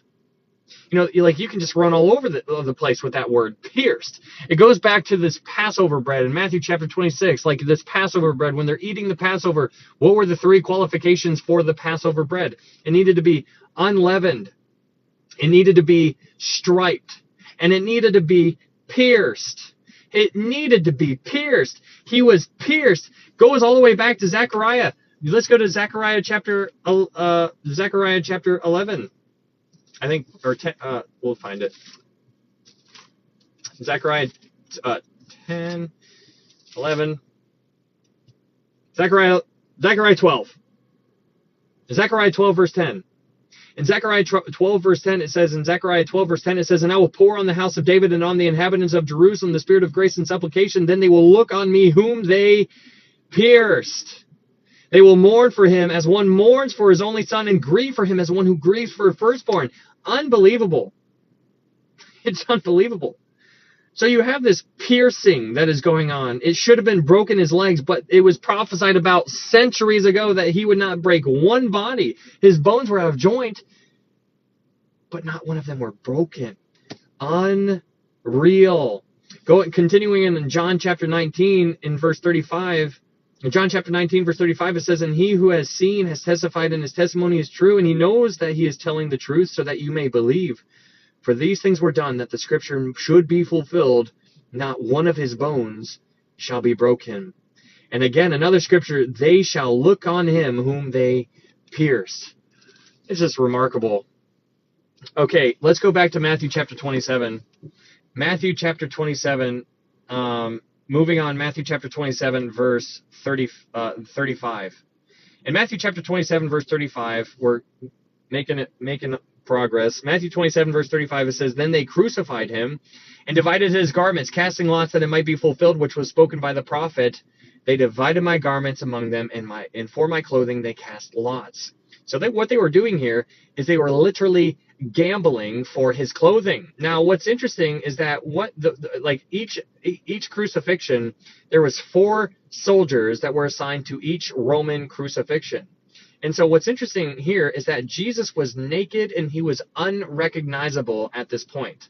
So get the picture. We already painted the picture where Jesus is shredded to pieces. He does not look like a man. He doesn't look like a human being. He's a different form. He was marred more than any other man. It's unbelievable what he went through. He is crucified. We just read Psalm 22 where we saw it from his perspective. He says, I can count my bones. That was from his perspective. He's looking down as he's on the cross. He's looking at what he looks like. He's like, I'm unrecognizable. And then he looks down and then he sees these 4 soldiers who were casting lots for his clothing. Wild stuff. And that is Psalm 22, verse 18. Unbelievable. So in Matthew 27, verse 36, it says, Sitting down, they kept watch over him there. And in verse 37, it says, And they put up over his head the accusation written against him. So during a crucifixion, the reason for the crucifixion would be nailed somewhere on the cross for all to see. That's just what they would do. It would just be something that would be obvious. So like on the people who were crucified next to Jesus on the left and on the right, they had something over them as well. And we're not told that, but that's just the Roman style of what they would do. They would have the accusation written on top so that everybody would see it. And so Jesus' accusation in verse 37 was, This is Jesus, the King of the Jews. And so what is interesting about this is that this really got the Pharisees all just got them all worked up, because this was not an accusation from their point of view. This read more like a title more than an accusation. It says, This is Jesus, the King of the Jews. Now, if you just heard that and you had no idea about anything Bible related, you would be like, well, that sounds like somebody is identifying who they are. And that's what the Pharisees thought too. And that's why they were all out of sorts when they saw this. Let's go to John chapter 19, verse 19. John chapter 19, verse 19. John chapter 19, verse 19. In John chapter 19, verse 19, it says this. John 19:19, it says, Now Pilate wrote a title and put it on the cross, and the writing was, Jesus of Nazareth, the King of the Jews. Then many of the Jews read this title, for the place where Jesus was crucified was near the city, and it was written in Hebrew, Greek, and Latin. Now, Pilate was a highly educated dude. He spoke Hebrew to speak to the Jewish people. He spoke Greek to speak to everybody else, and he spoke Latin to speak to the Romans. It's just he was able to talk to everybody. But he wrote it, and it was written in 3 different languages. Jesus of Nazareth, the King of the Jews. And so in John chapter 19, verse 21, it says, Therefore the chief priests of the Jews said to Pilate, Do not write the King of the Jews, but he said, I am the King of the Jews. That's in John chapter 19, verse 21. And then in John chapter 19, verse 22, Pilate answered and said, What I have written, I have written. Now, at this point, Pilate ends up giving in, obviously, because Jesus ends up getting crucified. But Pilate is blackmailed. He's blackmailed by the crowd. Pilate acknowledged that Jesus was innocent, and he didn't do the right thing. He didn't free Jesus. So he gave in to the blackmail, which, it's hard to blame him because he's got a whole crowd of angry people. And so it's just remarkable that this title, his accusation turned out to be more of a title. And it's just remarkable. Because if you were to read this over Jesus, like on the title, like on the cross, like if you were to read the sign that was above Jesus, this was what everybody would be able to see. And the words here in it would read Yeshua Narazi Melech Hayidim. And that's I totally butchered that, but basically it's an acronym. And so it's an acronym. And so, like how you take the first letter of each word and it spells something. Well, that's what the Jewish people are they're hyper aware of, that type of style they pay attention to that kind of stuff. And it's fairly interesting because that's one of the reasons why they were so bent out of shape, because if you read that and you take the first letter of each word, the first letter of each word is YHWH. If you read it from right to left, it spells YHWH, which is Yahweh, which is right what was crucified in an acronym right above his head. It's unbelievable. And so the Jews clearly keyed in on this. And so they obviously read this is Jesus, the King of the Jews, as a title. They saw it as a title, not an accusation. And they wanted him to change it. It's remarkable. So when you dive back into Matthew chapter, just another something to pay attention to. Let's go to John chapter 12, verse 32. John chapter 12, verse 32. In John chapter 12, verse 32, it says this. In John chapter 12, verse 32, Jesus says this, "And I, if I am lifted up from the earth, will draw all peoples to myself." This he said, signifying by what death he would die. See, he was going to be lifted up, and that's exactly what he did. And he was lifted up, and that goes all the way back to John chapter 3, when, like Moses with the serpent and being lifted up, so shall the Son of Man be lifted up, when he was talking to Nicodemus. It's remarkable. Jesus mentions time and time again how he would die, and here we are. He is crucified. He is on the cross. In Matthew chapter 27, verse 38, it says, "Then two robbers were crucified with him, one on the right and another on the left." Now, on this account, let's go to Luke 23, verse 39, and let's read it from Luke's side. Luke 23, verse 39. Luke chapter 23, verse 39. In Luke chapter 23, verse 39, it says, "Then one of the criminals who were hanged blasphemed him, saying, 'If you are the Christ, save yourself and us.' But the other answered, rebuked him, saying, 'Do you even fear God, seeing you are under the same condemnation? And we indeed justly, for we receive the due reward of our deeds. But this man has done nothing wrong.' Then he said to Jesus, 'Lord, remember me when you come into your kingdom.' And Jesus said to him, 'Assuredly I say to you, today you will be with me in paradise.'" This is unbelievable. This right here paints us an amazing picture. It is a picture of everybody. Everybody's got a choice. You have a guy on the left side. You have a guy on the right side. I like to think that the guy who went to heaven was on the right, just because of the whole, sheep and goat judgments, But you have this guy who is being crucified right along with Jesus. And I want you to pay attention here, because this is very important. In Luke 23, verse 41, the man that's being crucified recognizes that he's a sinner. In Luke 23, verse 41, it says, "And we indeed justly, for we receive the due reward of our deeds." He's recognizing he's a sinner. And then it goes on in verse 41, it says, "But this man has done nothing wrong." So he recognizes he's a sinner, and he recognizes that Jesus has done nothing wrong. And then in verse 42, he calls him Lord. That's unbelievable. That's unbelievable.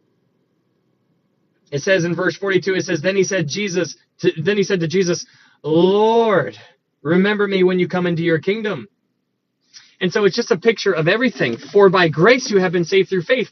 A lot of people are like, some people believe water baptism is necessary. I'm not one of those people. I think it's Christ and Christ alone. But what you have here is, in verse 42, it says, "When you come into your kingdom." He says, "Remember me when you come into your kingdom." That's like yet future. That hasn't happened yet. That's fascinating, because Jesus corrects him in verse 43, and he says, Assuredly, I say to you, today you will be with me in paradise. That's unbelievable. He was like, remember me when you come into your kingdom. He didn't have much knowledge. He didn't really understand everything, but he had faith in Jesus and then Jesus responds and says, today, not when I come into my kingdom, today. Unbelievable. It is unbelievable. Matthew chapter 27, verse 38. Let's get back into it. Matthew chapter 27, verse 38. In Matthew 27, verse 38, it says, then two robbers were crucified with him, one on the right and another on the left.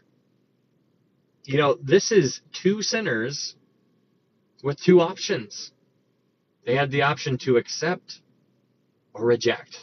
It pretty much summarizes everybody. And it's also a picture of he is not willing that any should perish. He is literally waiting until the last seconds. It's unbelievable. His mercy is unlimited. I mean, it's unreal. Like where sin abounds, grace abounds so much more. And it's just like, wow, that's his nature. It is who he is. It is unreal. But in Matthew 27, verse 38, it says, then two robbers were crucified with him. So let's focus on that for a little bit. Crucified with him. Let's go to Isaiah 53. In Isaiah chapter 53, verse 8. In Isaiah chapter 53, verse 8, it says, he was taken from prison and judgment, and from judgment, and who will declare his generation? For he was cut off from the land of the living. For the transgression of my people, he was stricken. I'm sorry, it's in verse 12. Isaiah 53, verse 12. In Isaiah 53, verse 12, it says, therefore I will divide him a great portion with the great, and he shall divide the spoil with the strong, because he poured out his soul unto death. He was numbered with the transgressors. He was crucified right there along with them. He bore the sins of many, and he made intercession for the transgressors. It's unreal. He was numbered with the transgressors. He's right up there in Matthew 27, verse 38. He's right up there with sinners. You got 1, 2, and 3. If you were just a passerby, you'd be like, oh, there's 3 of them up there. Clearly, they're all sinners, right? He was numbered with them. Unreal. Fulfills Isaiah 53:12. So when we go to Matthew 27, verse 39, moving on, in Matthew 27, verse 39, it says, and those who passed by blasphemed him, wagging their heads, and saying, you who destroy the temple and build it in 3 days, save yourself. If you are the Son of God, come down from the cross. Remember what's going on here, because here, this is during the Passover. This was the time where Jerusalem was packed. They had 1.5 million people in Jerusalem, and everybody was walking all over the place, and they could all read the accusation that was above Jesus' head. They're all walking by, they see Jesus, and they're mocking him.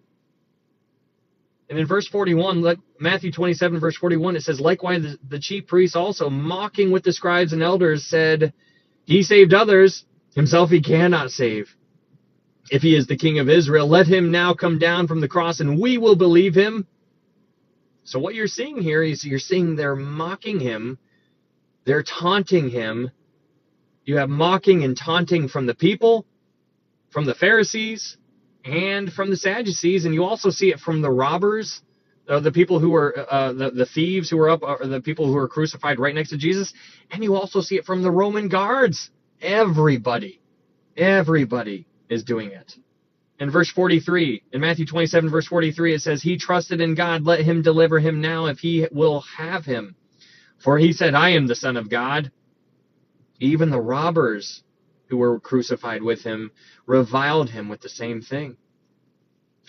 Now, the word robbers here is really interesting because, robbing, stealing things was not punishable by death. So the idea here of robbers more has the idea of rebels. They were rebelling against Rome. They were a part of the rebellion, and so that was punishable by death, and that's why they were up on the cross. Stealing was not punishable by death, but being a rebel against Rome was actually punishable by death. But here in verse 40, Matthew 27, verse 40 through 44, I want you to imagine how tempting it was for Jesus to prove he was God at this point. Just think about it. He's up on the cross. everybody's making fun of him. They're laughing at him. He already went through everything, and he's up on the cross now, and he didn't take of that strong drink because he needed to have his wits about him, because of the spiritual warfare that's taking place. How difficult it must have been to not prove who he was. Also, remember that Satan wanted him to die. He just didn't want him to die on the Passover or on this feast day. That was the one thing that they had to do. The one rule that was on the table from the scribes and Pharisees was to not do this on a feast day. Who is in control here? Jesus is. He was the one who set it in motion. When he dipped that bread and he handed it to Judas and he said, what you do, do quickly. It spiraled everything into motion. He was the one who was calling the shots from the beginning to the end. All right, let's keep going. Matthew chapter 27, verse 45. In Matthew chapter 27, verse 45, it says, now from the 6th hour unto the 9th hour, there was darkness over all the land. Okay, so remember what we read about earlier in Mark chapter 15, verse 25. In Mark chapter 15, verse 25, Mark tells us the 3rd hour. That basically tells you when he was crucified was at 9 in the morning. But here, you are given the 6th hour and you're given the 9th hour. So this is from noon to 3 p.m. So this is a 6-hour process from 9 in the morning to 3 p.m. That is 6 hours. This whole thing took 6 hours. But here in Matthew 27, verse 45, it says, now from the 6th hour unto the 9th hour, there was darkness over all the land. So the 6th hour here is noon. When is the brightest part of the day? It's noon. Noon is typically the brightest part of the day. In a normal day, it's right around 12 o'clock. But here, everything was different. In verse 45, it says, now from the 6th hour unto the 9th hour, there was darkness over all the land. What's interesting about the first 3 hours of this crucifixion, the first 3 hours, Jesus experienced the wrath of man. The second 3 hours, Jesus experienced the wrath of God. And that's really, really something that just is unbelievable. But here in verse 46, Matthew chapter 27, verse 46, it says, about the 9th hour, Jesus cried out with a loud voice, saying, Eli, Eli, lama sabachthani. That is, my God, why have you forsaken me? This is the only time that Jesus didn't call him Father. This is the only time he didn't call him Father. And so it's also interesting because Jesus said things while he was on the cross, but we're never told that he was crying out and screaming. Many times when other people got crucified, people would be cursing the people who were nailing them to the cross, yelling at them, pleading with them, screaming and screaming and screaming. But the only time that we are told about Jesus crying out with a loud voice was right here, or was in this in verse 46, where he cries out with a loud voice. But it wasn't in any kind of, directed towards any individual that was in front of him. He cries it out and he says, my God, why have you forsaken me? And so throughout this entire process, he never screamed, but in verse 46, he does. And the question is why? Because for these 3 hours, it seems that this is when Jesus was separated from the Father. And so this is where he was drinking of that cup that we talked about before. If we go back to Matthew 26, because in Matthew chapter 26, verse 39, it says, he went a little further and fell on his face and prayed, saying, oh, my Father, if it is possible, let this cup pass from me. Nevertheless, not as I will, but as you will.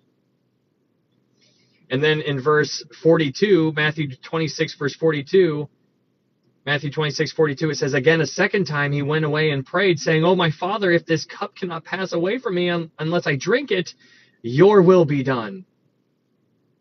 And then in verse 44, it says, so he left them, went away again, and prayed the third time, saying the same words, So this cup, I used to always think was crucifixion. I thought the cup was reference of crucifixion, that the cup represented crucifixion, but we know that that's not what it is, because that is why thank you, Jess, that is why he came. That's why he was here. He was here to do that. The cup seems to be representing separation from the Father. So the possibility in Matthew 26 of being separated from the Father was an unbearable thing in the flesh of Jesus Christ. It's unreal. Thank you, Memento. And so he was facing that right now. And so in Matthew 27, verse 45, where there is darkness over the land for 3 hours, this was where he was most likely. What took place during this time was when he was separated from the Father. That is why it was dark. That was the cup. That is the one he didn't want to drink. He didn't want to be separated from the Father. It's unbelievable. And all that took place in Gethsemane. Thank you, Jules. It took place in Gethsemane. Remember what Gethsemane means. It's an oil press. Jesus was being pressed. Isaiah tells us in Isaiah chapter 53 that it pleased the Lord to crush him. It's unbelievable to see what is going on here. And this was what he did not want to go through. And so when in Matthew 27, verse 46, where he cries out, my God, why have you forsaken me? The one time where he refers to him as God instead of Father was during these 3 hours. These 3 hours he was separated. When Jesus' human spirit was separated from God. It wasn't his divine spirit, it was his human spirit. And that is echoing what took place in Psalm chapter 22, verse 1, where, we read that earlier in Psalm 22, verse 1, my God, why have you forsaken me? It's unreal. But here in verse 46, Jesus calls him God and not Father. So here, the relationship between the Father and Son seems to become judicial.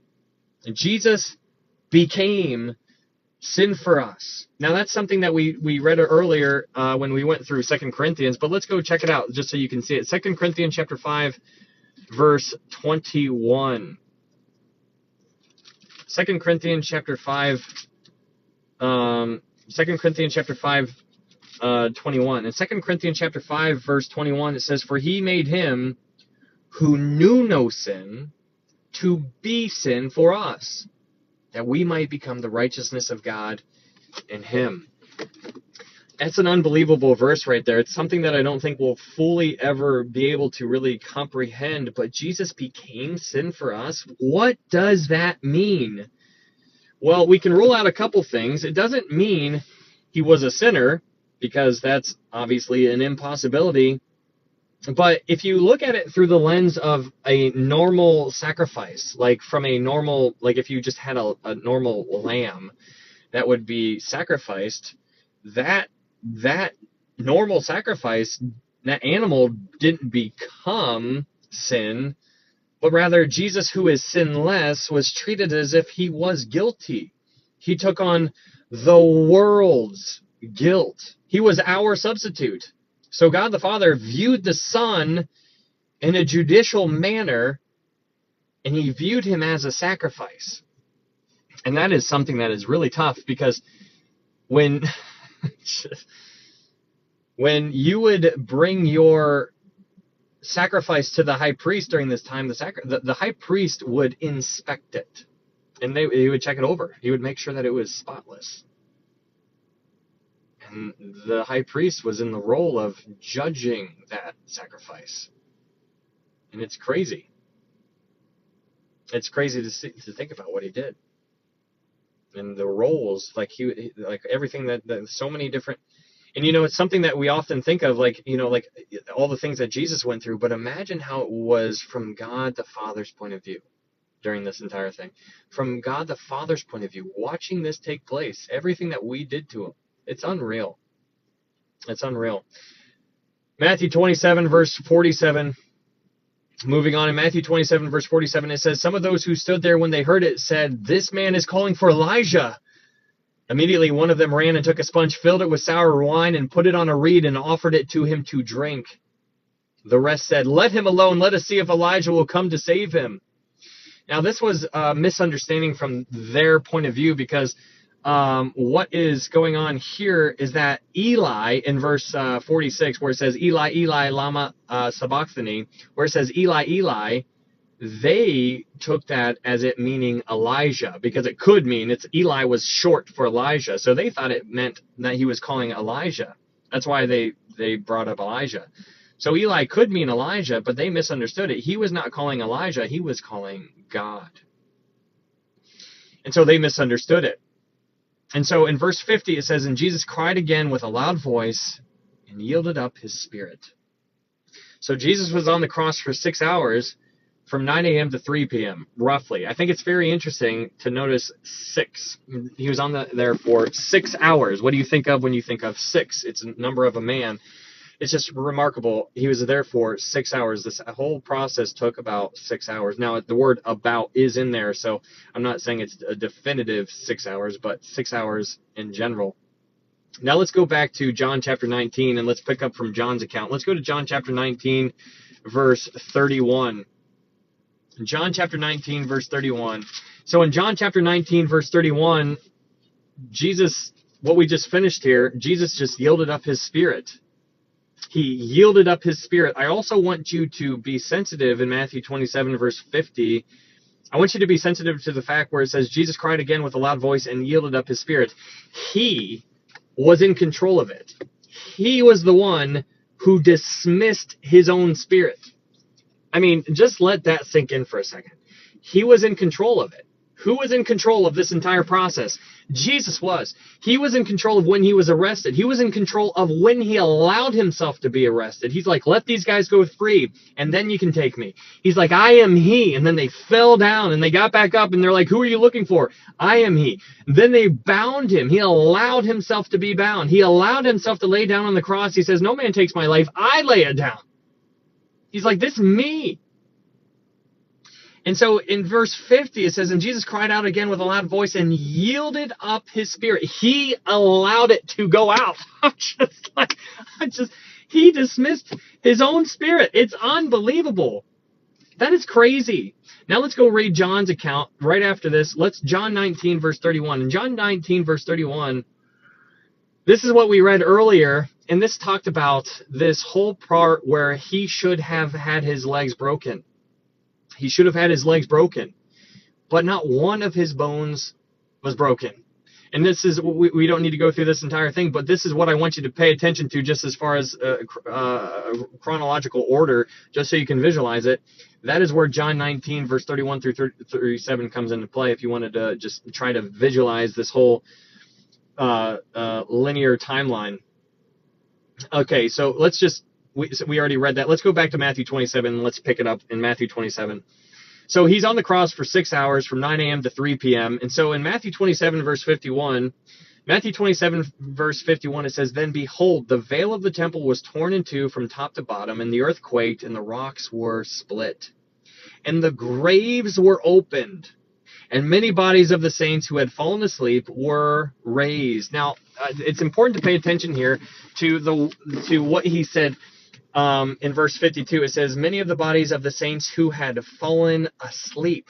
Now, if you've been through any of these studies, or if you've been doing your own studies, you know that anybody who's referenced to be sleeping in the Bible, those people are born again. If you die, if you're a born again believer, from our point of view, like, they're dead. But from God's point of view, they're just sleeping.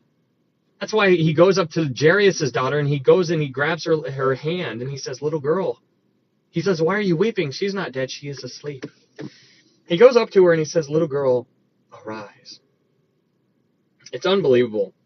So these people who had passed away were sleeping from God's point of view. And so if you've lost a loved one, your mom, dad, brother, sister, son, daughter, whatever, if they're born again, from God's point of view, they're just sleeping. And that's awesome. That's wonderful. But it says, and the graves were opened, and many of the bodies of the saints who had fallen asleep were raised. And coming out of the graves after his resurrection. You need to underline the word after in verse 53. And coming out of the graves after his resurrection, they went into the holy city and appeared to many. Now, this is unbelievable. This is unbelievable because it's so cool. Like, so Jesus dies, and then he rises again. Now, we're kind of fast forwarding a little bit here because we're getting into the whole resurrection thing. So we're going to have to go and review other people's accounts just so we can get the whole picture. But Jesus dies, he rises again, but these people they rise from the dead too. There was a group of people after Jesus died and rose again that also rose again. There was a group of people who also rose again from the dead. I need you to just think about that. And these weren't just like people who died like 1,000 years ago. No, these were people who people would have recognized. Like, let's say 100 people died a month ago, and like we all know who they are. If they all died a month ago, we still remember them. If they rose again from the dead, can you imagine the effect that would have on the Jerusalem, who is slam packed with 1.5 million people in it because they were required to be there? They all saw this. They all saw the people, and everybody's freaking out. Like, we're not given those details because we don't need those details. We can use this infers a lot. We can use our own imagination in a sense, to kind of fill in some of these blanks in a roundabout way. But just imagine being there and being like, what? It is crazy. So these people rise from the dead after Jesus rose from the dead, and then they went into the holy city and appeared to many. I mean, what? I have so many questions. It's unreal. But that's what's going on here. But what you see here is that Jesus is the first of the first fruits. He is the first of the first fruits. He fulfilled this feast by rising from the dead. It's so remarkable. So Jesus fulfills the feast of unleavened bread. He fulfills the feast of Passover. He fulfills the feast of first fruits. And those are the three spring feasts. Now, there's still 4 more feasts that still need to be fulfilled, which is the Feast of Pentecost, which was right in the middle of the 3 spring, 3 fall. The Feast of Pentecost, or Feast of Weeks, is right in the middle. I think that's us. And then there's the 3 fall. Feast of Trumpets, Atonement, and Tabernacles. Those are yet to be fulfilled. Those are about his second coming. The spring feasts speak of his first coming.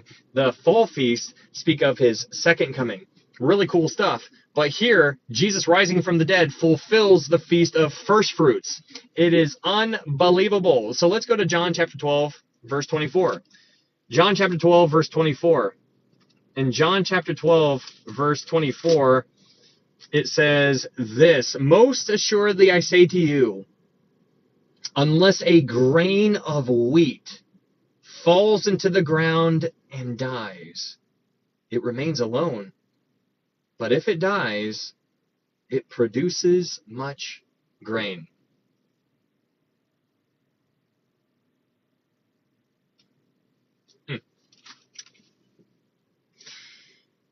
That's just so cool. That's the first fruits. I just think that's so cool. Oh, man. Okay, so Matthew 27, verse 53, it says, "And coming out of graves after his resurrection, they went into the holy city and appeared to many. So when the centurion and those with him who were guarding Jesus saw the earthquake and the things that had happened, they feared greatly, saying, 'Truly, this was the Son of God.' And many women who followed Jesus from Galilee, ministering to him, were there looking on from afar, among whom were Mary Magdalene, Mary the mother of James and Joseph, and the mother of Zebedee's sons." Matthew 27, verse 57, it says, "Now when evening had come, there came a rich man from Arimathea named Joseph, who himself had also become a disciple of Jesus. This man went to Pilate and asked for the body of Jesus. Then Pilate commanded the body to be given to him." Now, let's read Mark's account before we continue on. Let's go to Mark 15, verse 43.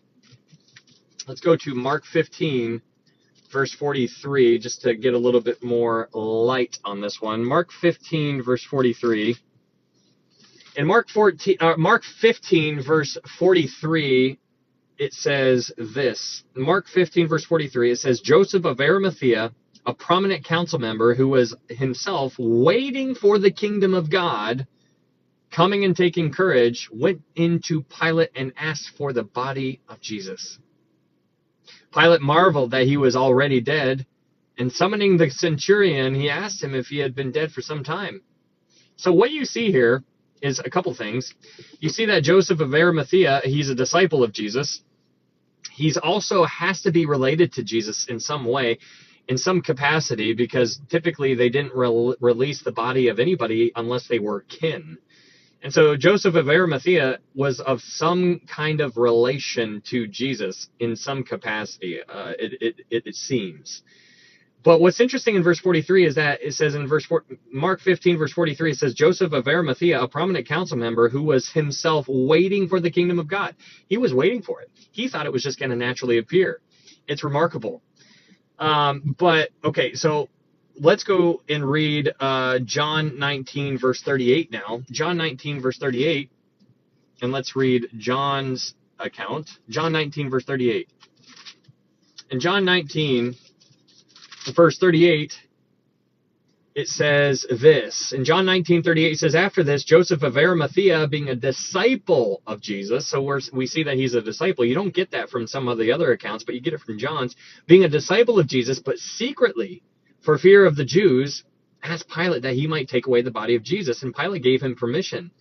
So he came and took the body of Jesus. Now, it's interesting that he was doing this secretly. He was fearful of the Jews. This dude was taking a risk going to Pilate. This also gives you a lot more understanding of Joseph of Arimathea, because this dude had some influence. You don't just get to go up and talk to Pilate, the assistant to the most powerful person in the world at this time.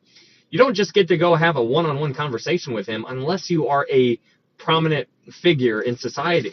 Well, Joseph of Arimathea must have fit that bill, because he was able to go and have a conversation with Pilate. But in John 19, verse 39, it says, and Nicodemus, who at first came to Jesus by night, also came, bringing a mixture of myrrh and aloes, about 100 pounds. There you have myrrh brought back into it. Myrrh was speaking to his death. You're seeing it being introduced into the story, which was shocking to understand Matthew chapter 2, verse 11, because that is where the wise men talked about myrrh, which was speaking of his death.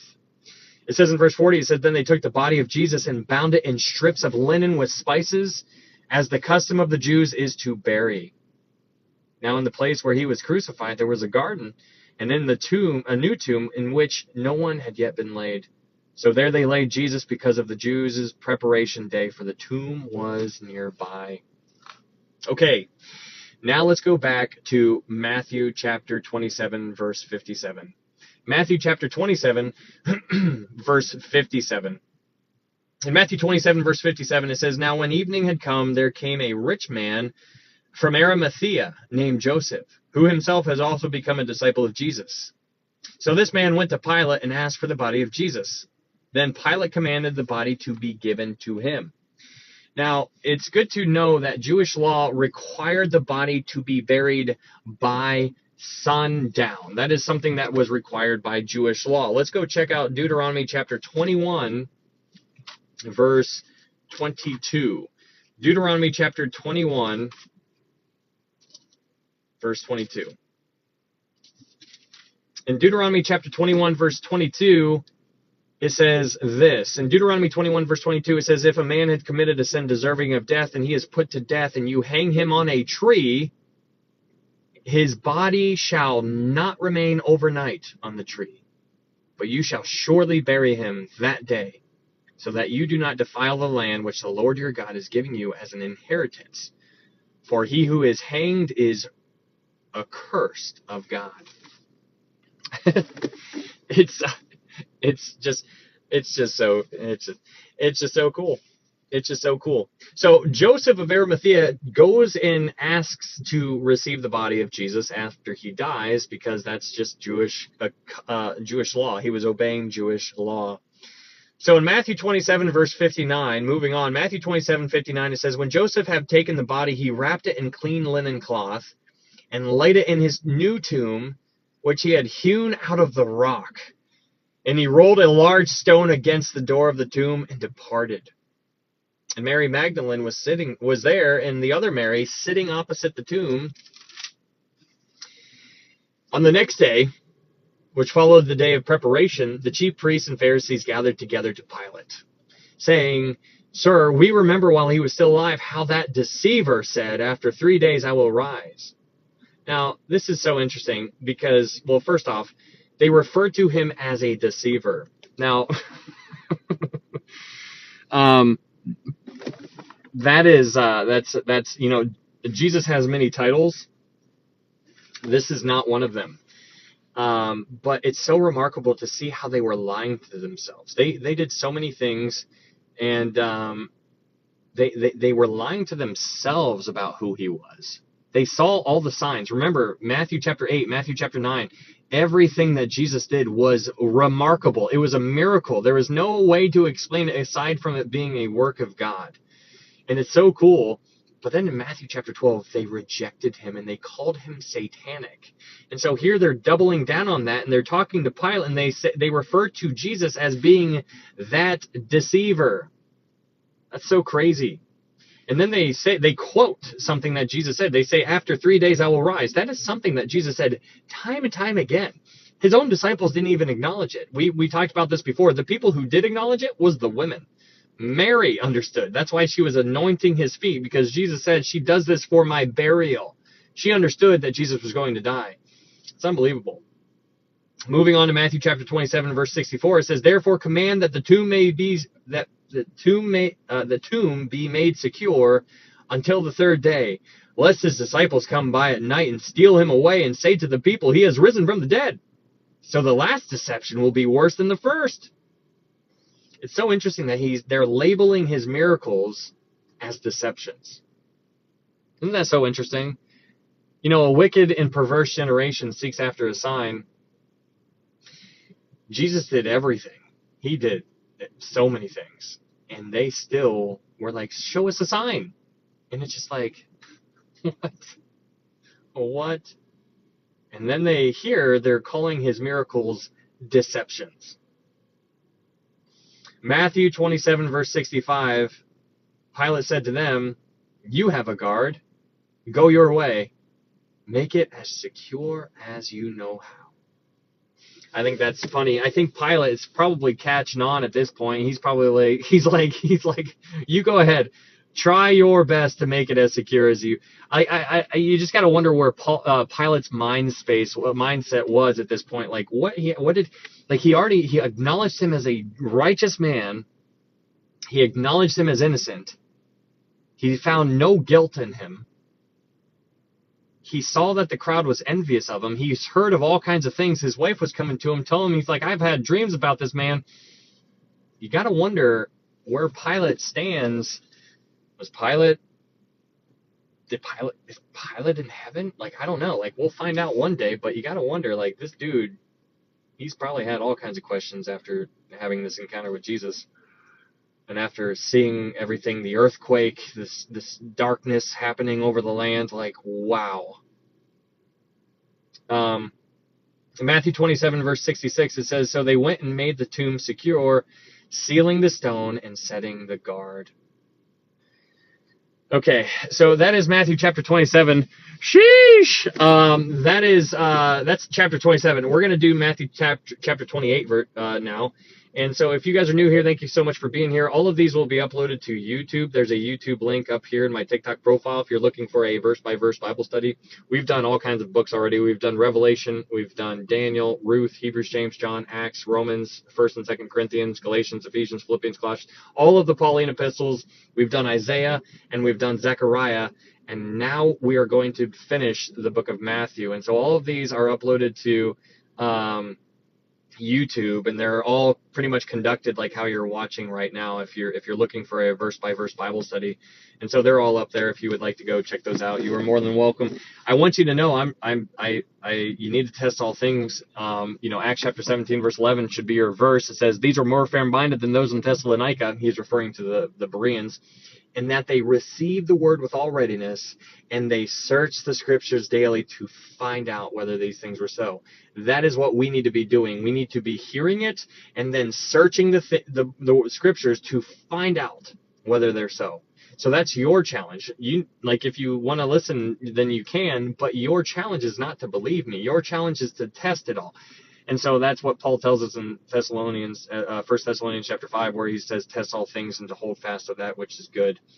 And so that is what we need to really take to heart. And because we're living in a time, we're living in an age of a deception. I mean, we don't even know what's real anymore. I mean, we have AI that can, you can't even determine whether something's AI generated anymore because of how good it is. And that's just the stuff that we have. If you dive into the other stuff that they have, then, they're 20 years beyond anything that we even know. And if they're 20 years beyond and we have some pretty cool stuff and they got cooler things that are 20 years in advance, it's just like, oh boy. So this word right here, this word is truth. If you're looking for truth, nothing else in this world is truth. This word, the Bible, this word is truth. Matthew chapter 27. I'm going to grab some coffee. Okay. Sounds good. I'm all out. Help. Okay, so Matthew 28. So let's go ahead and dive into Matthew chapter 28. I just spit all over the place. Jocko. Yeah, boy. Matthew 28. So Matthew 28, this is the resurrection, or the sign. We're going to be talking about the resurrection or the sign of Jonah. The sign of Jonah, what's that? Let's go to Matthew chapter 12, and let's remember. Matthew chapter 12, verse 39. Matthew chapter 12, verse 39. Verse 38. Matthew chapter 12, verse 38. Matthew chapter 12, verse 38. I'm already at capacity already. Matthew 12, verse 38 says, Then some of the scribes and Pharisees answered, saying, Teacher, we want to see a sign from you. Now, this was just after they called him satanic, just so you know. And now they're asking, we want to see a sign from you. After all the things he's already done. This is ridiculous. And so in verse 39 it says, But he answered and said to them, An evil and adulterous generation seeks after a sign, and no sign will be given to it except the sign of the prophet Jonah. For as Jonah was 3 days and 3 nights in the belly of the great fish, so will the Son of Man be 3 days and 3 nights in the heart of the earth. This sign of Jonah is what we're about to talk about here in Matthew 28. We're going to be talking about the resurrection, which is the sign of Jonah, which is so cool. We get to talk about this is the best part, guys. Like this is the good news right here. So Matthew 28, and Matthew 28 says, Now after the Sabbath, as the first day of the week began to dawn, Mary Magdalene and the other Mary came to see the tomb. And behold, there was a great earthquake, for an angel of the Lord descended from heaven and came and rolled back the stone from the door and sat on it. I think that's pretty cool. Let's go read Luke's account. Let's go read Luke chapter 24, verse 1. Luke chapter 24, verse 1. Luke chapter 24, verse 1. We're going to be reading a lot of Luke 24, so if you wanted to mark it, you can. Luke chapter 24, verse 1.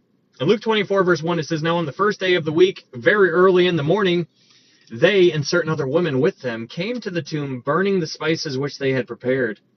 But when they found the stone rolled away from the tomb, but they found the stone rolled away from the tomb, then they went in and did not find the body of the Lord Jesus.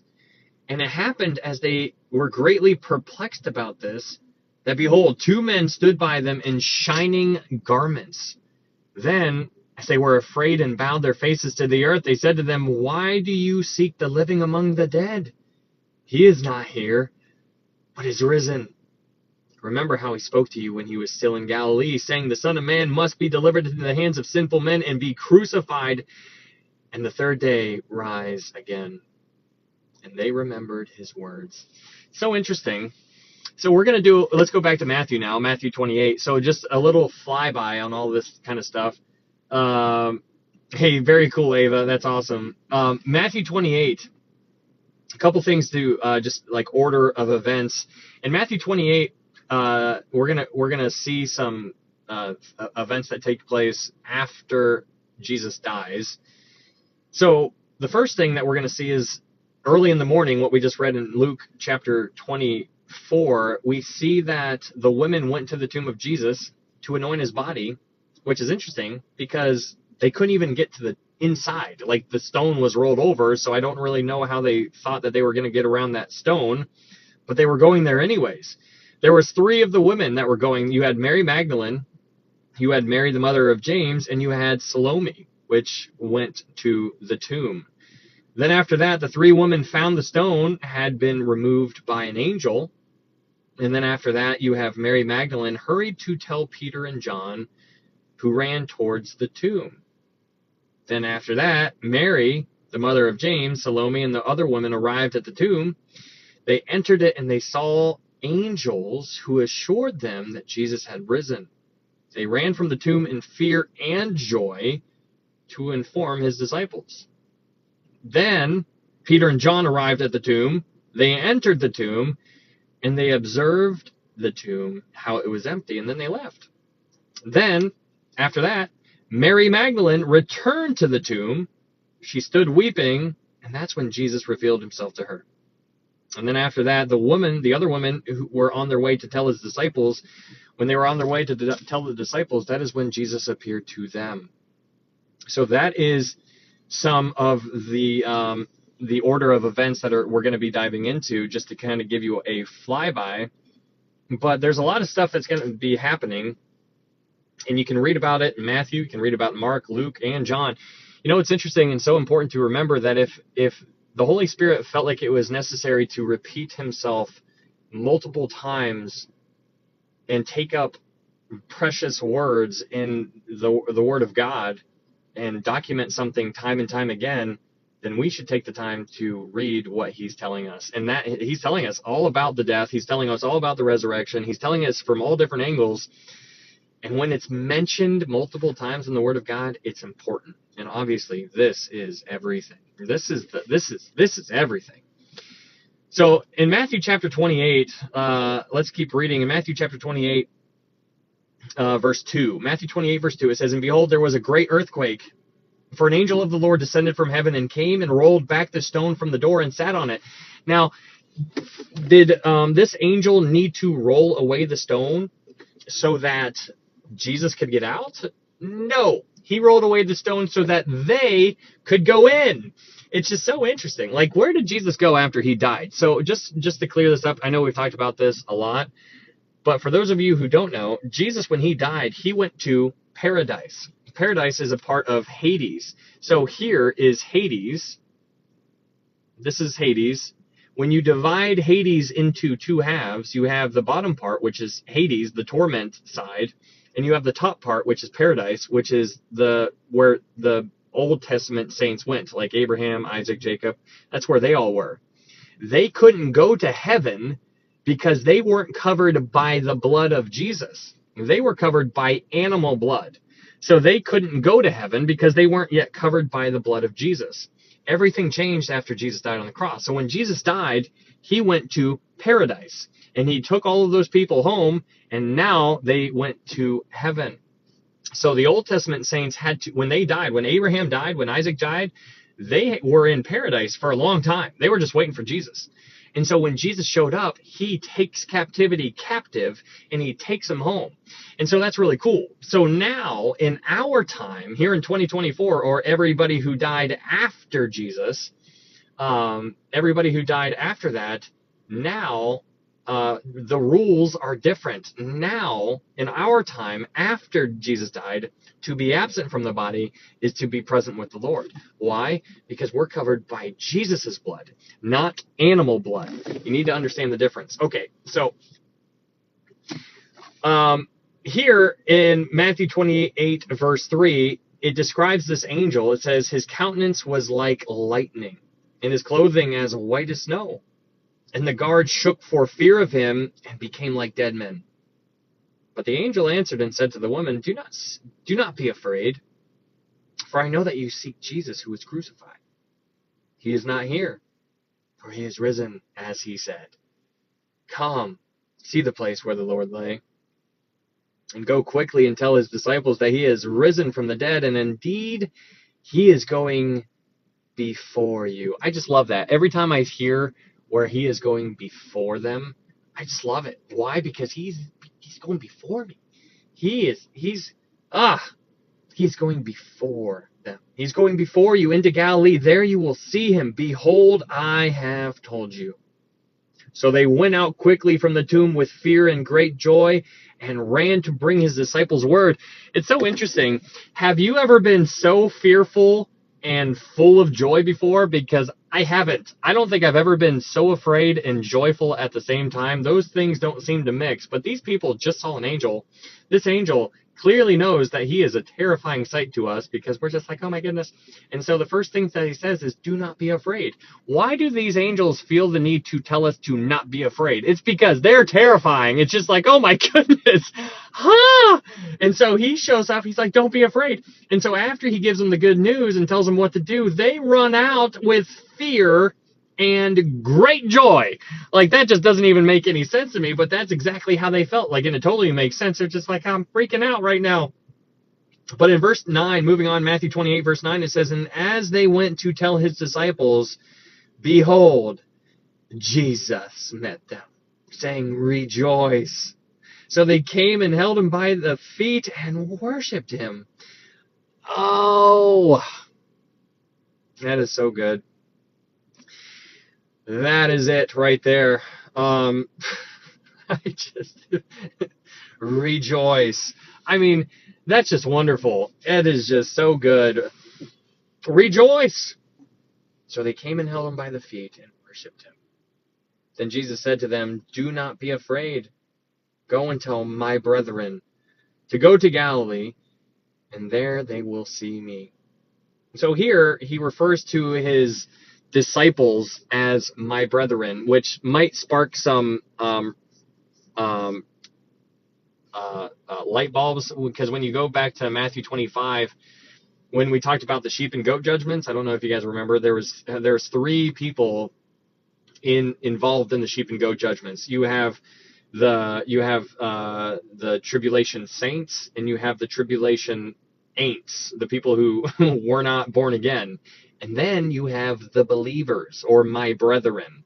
So you have the tribulation Gentiles, you have the tribulation people who did not accept Jesus during the tribulation, and then you have the category of my brethren. So my brethren seems to be representation of the Jewish people. Here's a case for that in Matthew 28, verse 10, where it says, go and tell my brethren to go to Galilee. This is clearly talking to the Jewish people. Go and tell them to go to Galilee, and then they will see me. So anyways, that's just a side note. Matthew 28, verse 11, it says, Now while they were going, behold, some of the guard came into the city and reported to the chief priests all the things that had happened. When they had assembled with the elders and consulted together, they gave a large sum of money to the soldiers, saying, tell them, his disciples came at night and stole him away while we slept. And if this comes to the governor's ear, we will appease him and make you secure. Now, if you read the book of Acts, what you find is that when Paul and Silas were locked up, they were locked up, and there was a guard that was placed in charge over them. But while they were locked up, there was this great earthquake that came, and it knocked the doors fell off, everything was, the chains fell off. And so the guard, when he realized what happened, he woke up and he sees that all the doors are off the walls. He assumes that everybody has fled. And he was about to end himself with his own sword. And that's when Paul cries out and he says, stop. He's like, don't do it. The reason why he was going to do that to himself was because under Roman law, if you were a Roman guard and you were placed over somebody to guard them, if that person escaped your watch, you would take the place of that person you were watching, and you would be put to death. That's the way from Romans' point of view. But here, these guards were the guards of the chief priests. Now, it's really fascinating. So if you dive into the whole temple complex, what you find is that there was a temple guard. Because within the temple, the Gentiles were only allowed so far inside the temple. There was this partition that was set up to where Gentiles couldn't cross through, and if a Gentile passed that partition, they would be put to death. But the Jewish people, they had their own guard. They had their own Jewish guard. And so that seems to be what's going on here. They had their own Jewish guard, but these soldiers, these Jewish guards, seems to be They could have been in fear of their lives. And so in verse 14, where it says, and if this comes to the governor's ears, we will appease him and make you secure. Perhaps they were worried for their own lives, because maybe some of that was rubbing off. Maybe they were fearful for their own life. It's a possibility. Moving on, Matthew 28, verse 15, it says, so they took the money and did as they were instructed, and this saying is commonly reported among the Jews until this day. So, meanwhile, while all this is happening, Peter and John race to the tomb. They're racing to the tomb. And let's go read that. Let's go to John chapter 20, verse 3. John chapter 20, verse 3. And we're trying to put all the pieces together. In John chapter 20, verse 3 gives us a little light on that. John chapter 20, verse 3, it says this. In John chapter 20, verse 3, it says, Peter therefore went out, and the other disciple, and were going to the tomb. The other disciple, John never refers to himself as John. He refers to himself as the disciple whom Jesus loved. So Peter and John are going to the tomb. And so in John chapter 20, verse 4, it says, so they both ran together, and the other disciple outran Peter and came to the tomb first. I love that because, super competitive, clearly. He's like, I got there first. Let it be known that I beat Peter to the tomb because I am super fast. Can't catch me, boy. But in John chapter 20, verse 5, it says, and he stooping down and looking in, saw the linen clothes lying there, yet he did not go in. So John gets there first. He looks into the tomb, but he doesn't go in. Why? Because of defilement purposes. That was an unclean thing. They weren't supposed to go in. But then in verse 6, it says, then Simon Peter came following him and went into the tomb. And he saw the linen clothes lying there. Now Peter's like, I could care less about any laws at this point. Where is Jesus? So he literally goes in. He's like, I forget the law.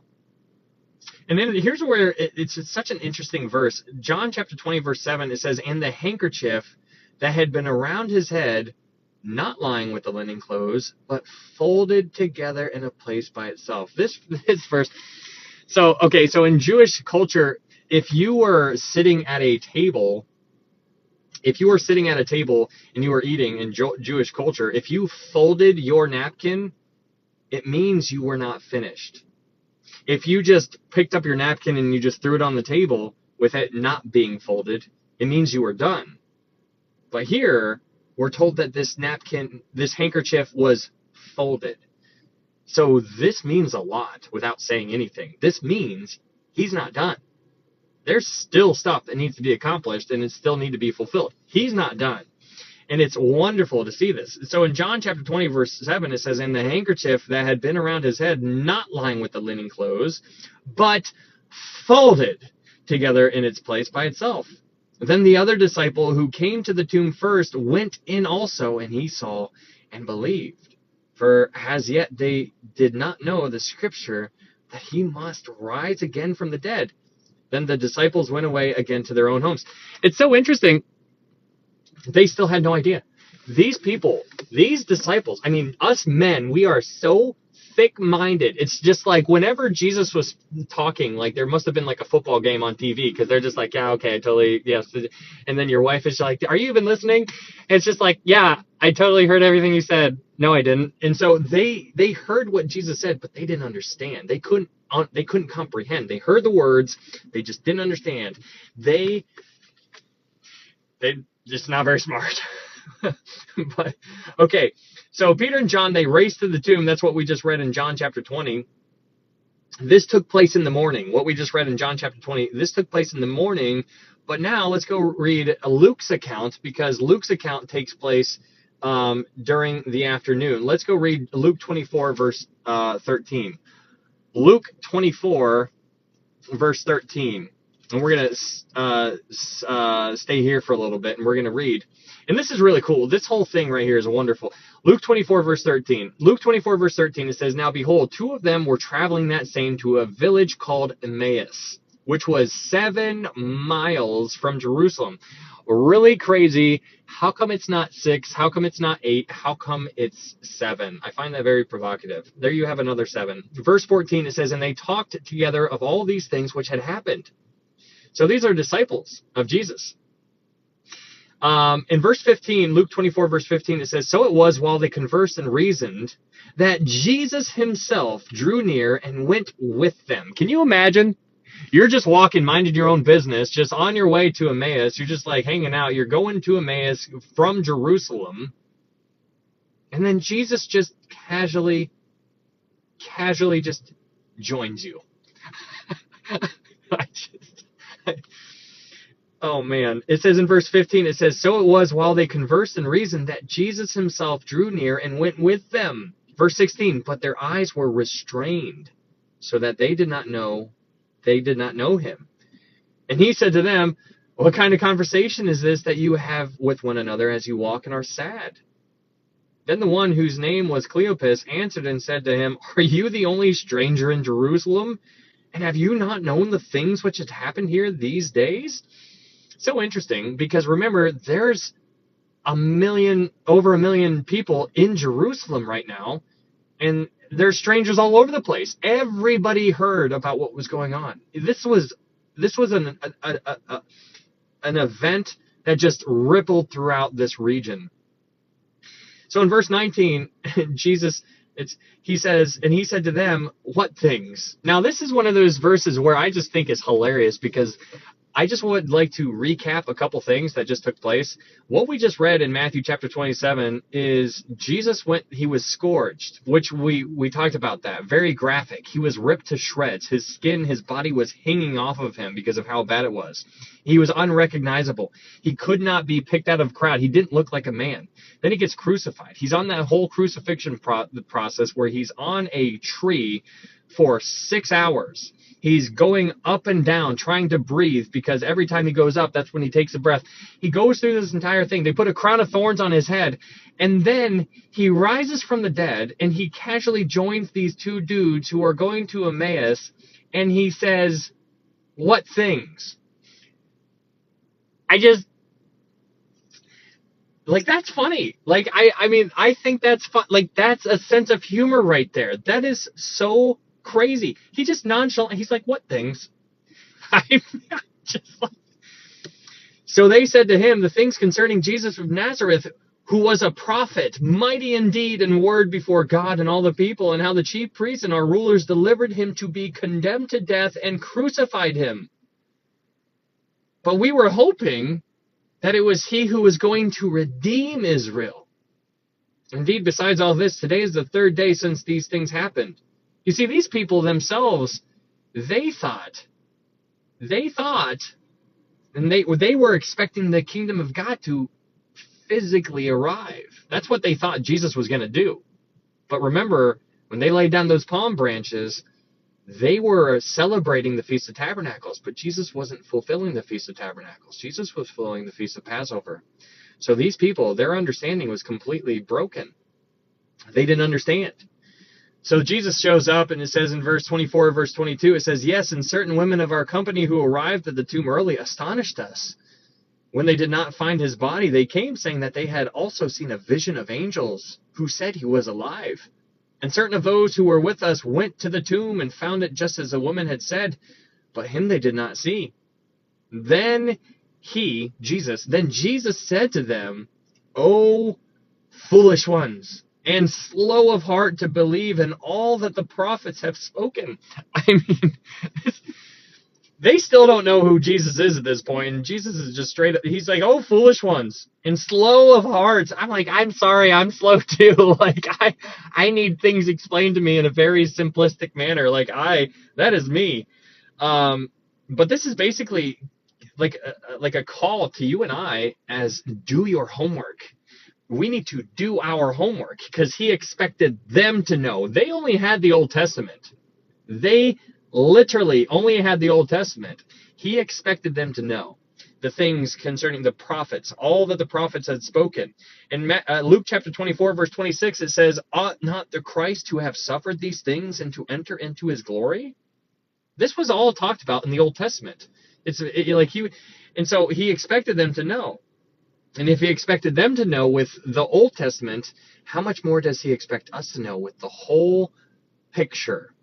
That's a sobering thought that you really need to allow to sink in, because Jesus said time and time again, do you not know? Have you not read?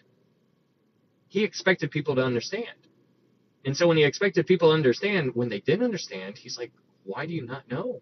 He's like, I told you. And so you need to know it, not because somebody told you. You need to know it for yourself. You need to dive in here and figure it out. Do your homework. It's tough, though. I know there's probably a football game going on that you probably could tell me play by play or something like that, like all these things that we are distracted by. And it's so relatable. But what takes priority in your life?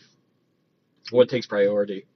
Is it going to church once a week for 1 hour where you're not paying attention for half of that time? Where you leave church and when somebody's like, hey, what was church about? And you're like, oh man,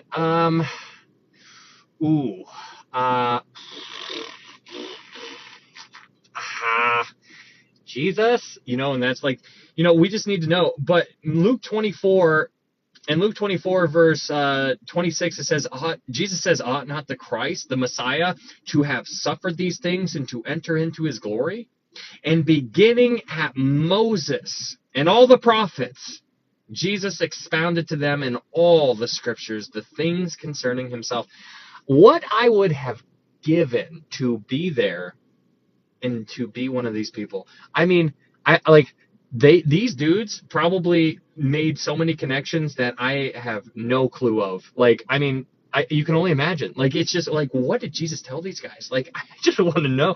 I can't wait to find out. It's going to be wonderful. But these guys got a Bible study with Jesus leading the Bible study on this 7-mile walk. It is unreal. Wow. In verse 28, it says, then they drew near to the village where they were going, and he indicated that he would have gone farther. But they constrained him, saying, abide with us, for it is toward evening, and the day is far spent. And he went in to stay with them. Now, what's so interesting is that they didn't know who he was, but they clearly loved the light that Jesus was giving them. And when you're around somebody, like, where somebody's just like, oh man, this dude or this person knows, like, they know what they're talking about. They're like drawing some connections that I've never even seen before. And you're just like around them. Like, you just want to, like, I just kind of want to, like, wait. I kind of want to wait till everybody leaves so I can just ask this person a question. Like, I just want to, like, pick their brain. Like, that's like kind of like how they were towards Jesus. They wanted to be around him. They didn't know who he was. They thought he might have just been some rabbi that just had an awesome understanding of the scriptures, and they wanted him to stay with them. So here's where it gets interesting. In Luke 24, verse 30, it says, now it came to pass, as he sat at the table with them, that he took bread, blessed and broke it, and gave it to them. Now, that's really interesting. So here, Jesus is in somebody else's house, and he takes bread, and he's the one who's breaking it, and he's the one who's blessing it. Now, that only takes the owner of the house is the one who does that. That's not a stranger. But here, Jesus is the one who does it. And in verse 31, in Luke 24, verse 31, it says, then their eyes were opened, and they knew him. Now, why? Why all of a sudden, when he broke the bread and he gave it to them, why did they understand it all of a sudden? It's because when he handed him the bread, they saw his hands. And so if they saw his hands, did they see the scars? Did they see it? Makes you wonder. Definitely a possibility. Did they see the nail prints in his wrists? But something snapped. A light bulb. Thank you, Tina. A light bulb went off in their minds. They saw him and they knew him. And right when they knew him, it says in verse 31, he vanished from their eyes, from their sight. That's crazy. That is wild. And they said to one another, did our heart not burn within us while he talked with us on the road and while he opened the scriptures to us? I mean, I'd be freaking out. I'd be like, ah! Just like, oh my goodness, like hugging each other and dancing up and down. I'd be like, oh my goodness. Like, that is crazy. That is crazy. It is so cool. And also, that's the good kind of heartburn that you want, right? Like their hearts burn within them. That's the kind of heartburn I'm talking about. Like, bring it on. Pepto-Bismol. Let's go. 33. Luke 24, verse 33. It says, so they rose up that very hour and returned to Jerusalem and found the 11. Remember, Judas is done. Like, he's out of the picture. He is not here anymore. The 11. There's 11 of them. And those who were with them gathered together, saying, the Lord is risen indeed and has appeared to Simon. And they told about the things that had happened on the road and how he was known to them in the breaking of bread. I'm telling you, like, they had to have seen his hands, his scars. It's really remarkable. Okay, so that is Luke chapter 24. And now let's go and read John's perspective. Let's go to John chapter 21. And we're gonna see some things. John chapter 21. Pepto. John chapter 21. Let's go to John chapter 21. In John chapter 21, verse 12. So this is after Jesus rises from the dead. They're all out there fishing. Simon Peter is out on the boat. He's fishing. Remember, Peter rejected Jesus. He denied Jesus 3 times. So that kind of sets the scene here in John chapter 21. John chapter 21, verse 12. So in John chapter 21, verse 12, they basically realize that so Jesus was on the shore. He cries out to them. They've been fishing all night. They haven't caught anything. Then they see somebody on the shore. They suppose it's Jesus, because Jesus tells them to cast the net on the other side of the boat. They do, and then they finally catch a crazy amount of fish. And so that's the scene. So in John chapter 21, verse 12, it says, Jesus said to them, come and eat breakfast. Yet none of the disciples dared ask him, who are you? Knowing that it was the Lord. Now the question is, why didn't they know who he was? They knew that it was the Lord, but they wanted to ask him, who are you? So they knew who it was, but they didn't want to. They kind of just wanted to verify. The reason why they didn't know who he was is because of what we read earlier in Isaiah chapter 50, verse 6, and Isaiah chapter 52, verse 14. They plucked his beard. They pulled out his beard. He was marred more than any other man. They didn't recognize him because of how just destroyed he was. So you need to understand what's going on here. Like, this is a very, the only things that is going to be in heaven that is man-made are the scars that we gave him. Those scars are still in heaven. It's unreal. It's unreal. It's unbelievable. Go to Revelation chapter 5. Revelation chapter 5. In Revelation chapter 5, this is just awesome. Revelation chapter 5, verse 5, John is having this vision, and he's weeping. He's weeping and weeping and weeping because there was nobody that was worthy, that was in heaven or on earth or under the earth, and that was worthy to take the scroll. But then in Revelation chapter 5, verse 5, it says, but one of the elders said to me, do not weep. Behold, the Lion of the tribe of Judah, the Root of David, has prevailed to open the scroll and to loose its 7 seals. And I looked, and behold, in the midst of the throne and of the 4 living creatures, and in the midst of the elders, stood a lamb as though it had been slain. This is what John is saying. He looks, and he sees a lamb as though it had been slain. That's Jesus. It all goes back to, it's the whole picture. This is going full circle from Genesis to Revelation. Sin entered the earth, Adam and Eve. Adam is a type of Christ. Adam was not deceived. Eve was. Eve was deceived. Adam knowingly became sin, because if he didn't, then Eve was going to perish. So he became sin, and he jumped overboard after Eve. Just like what Jesus did for us, he jumped overboard after us. It's a picture. So Adam was given the title deed to the earth because he had dominion over the earth. That's what God gave Adam. He's like, hey, you have dominion over the earth. How do we know that? Because when you name something, you are You have dominion over that thing. So God created the heavens and the earth. He created all of these things. He names all of these things. He named Adam. He named Eve. He had dominion over them. Then he tells Adam, hey, go ahead and name all the animals. Adam named the animals, so man has dominion over the animals. Just like when Daniel was taken into captivity, in Babylonian captivity, Nebuchadnezzar exercised his dominion over Daniel by renaming Daniel to Belteshazzar. He said, I have dominion over you. I'm renaming you. So here, Adam and Eve, they had the title of deed to the earth, but then they forfeited it. They forfeited that title deed of the earth when they sinned. They lost it.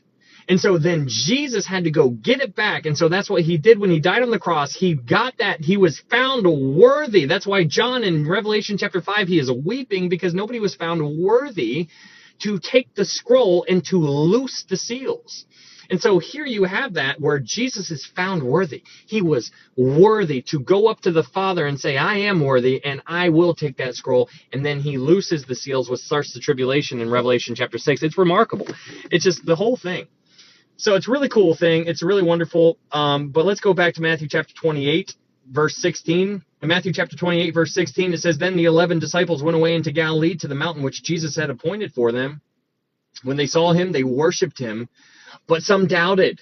Now, we need to remember in 1 Corinthians, real fast, if you want to go to 1 Corinthians chapter 15, which is arguably one of the most important chapter in the Bible. In 1 Corinthians chapter 15, let's read verse 1. 1 Corinthians chapter 15, verse 1, it says, Moreover, brethren, I declare to you the gospel. He's going to declare to us the good news, guys. He's going to tell us what it is. Which I preached to you, which also you received, and in which you stand, by which also you are saved, if you hold fast that word which I preached to you, unless you believed in vain. For I delivered to you, first of all, that which I also received, that Christ died for our sins, according to the Scriptures, that he was buried, and that he rose again the third day according to the Scriptures. That is the good news. That is the gospel. That's wonderful. That is amazing. That is everything right there. 1 Corinthians chapter 15, verse 5, it says, And that he was seen by Cephas, or Peter, then by the 12. After that, he was seen by over 500 brethren at once. I love how it tells us at once. It doesn't just say 500 individually, or it didn't leave it open to interpretation to where it just says and was seen by 500, because then people would pick that apart and be like, oh, it was, dispersed and one person here, they were hallucinating. No, 500 at once, of whom the greater part remain to the present, but some have fallen asleep. And after that, he was seen by James, then by all the apostles. Last of all, he was seen by me. So you have over 500 people that saw him. So when you go back to Matthew chapter 28, verse 17, it says, when they saw him, they worshipped him, but some doubted. You got to wonder, it's one of those things. Can you blame somebody for doubting? It's tough, but some of them doubted. But what I think is really cool is that, the difference between the religions that are out there in the world and being a Christ follower is that the eyewitnesses were eyewitnesses. They died for what they actually saw. They didn't die for what they believed in. They died for what they saw. They saw it. They saw it. There's a difference between dying for something that you believe in and dying for something that you saw. That is beyond a shadow of a doubt. Like, I saw Jesus. I saw him do all these things. I saw him crucified. I saw him buried. And then I saw him come back. And then I saw him ascend into heaven. There is a difference. Thank you, Julie. And so that's important to understand. There's a lot of people, from other religions that get there's a lot of people who die for their faith all the time. Well, they're dying for their faith, something that they haven't seen. These people died for what they did see. They died for what they did see. And so that is something that you need to understand the difference. Matthew 28, verse 18, it says, And Jesus came and spoke to them, saying, All authority has been given to me in heaven and on earth. This is that authority that gave Jesus the ability to go up to the Father in Revelation chapter 5 and take that scroll. All authority. I got it, guys. In heaven and on earth. That is crazy. Unbelievable. This also is, let's go to Daniel chapter 7, verse 13, because we're given a little bit more. This is obviously nothing new to you and I, but Daniel told us about this, because in Daniel chapter 7, verse 13, this is like a parallel passage to Revelation chapter 5. In Daniel chapter 7, verse 13, it says, I was watching in the night visions, and behold, one like the Son of Man coming with the clouds of heaven. He came to the Ancient of Days, and they brought him near before him. So you have two people here in verse 13. You have one like the Son of Man, that's Jesus, and then you have the Ancient of Days, that's God the Father. So you have God the Father and God the Son mentioned in verse 13 of Daniel chapter 7. So in Daniel chapter 7, verse 14, it says, then to him, the Son of Man, was given dominion and glory and a kingdom, that all people, nations, and languages should serve him. His dominion is everlasting dominion, which shall not pass away, and his kingdom, the one which shall not be destroyed. Woo! Okay, that is awesome. So when you go back and you read that and you compare it to Matthew 28, verse 18, it says, and Jesus came and spoke to them, saying, all authority has been given to me in heaven and on earth. Go therefore and make disciples of all nations, baptizing them in the name of the Father and Son of the Holy Spirit, teaching them to observe all things that I have commanded you. And lo, I am with you always, even to the end of the age. Amen. What an amazing passage. What an amazing chapter. I mean, Matthew 27, Matthew chapter 28, it's wonderful. It's just so good. And so hopefully that paints you guys a good picture. I want you guys to understand more than anything, you need to understand the most important thing ever is how to know for sure you can get to heaven. There's only one way. That is by understanding that you're a sinner and that you can't do it yourself. Once you do that, check. That's the first thing you need to do. You need to come to the realization that you can't do it. Then after that, you need to look for somebody who can. That's where Jesus comes into play. You need to believe that Jesus is God's Son, that he led a sinless life, that he died on the cross for your sins and my sins, that he was buried, and that he rose again on the third day. And the Bible says, for whosoever calls upon the name of the Lord shall be saved. For by grace you have been saved through faith, and that not of yourselves. It is the gift of God, not of works, lest any man should boast. It is not Christ plus, it is Christ and Christ alone. That is what I want you to understand more than anything. That's the good news. That's the gospel that can be found in 1 Corinthians 15, 1 through 4. It's amazing. And so, really challenging.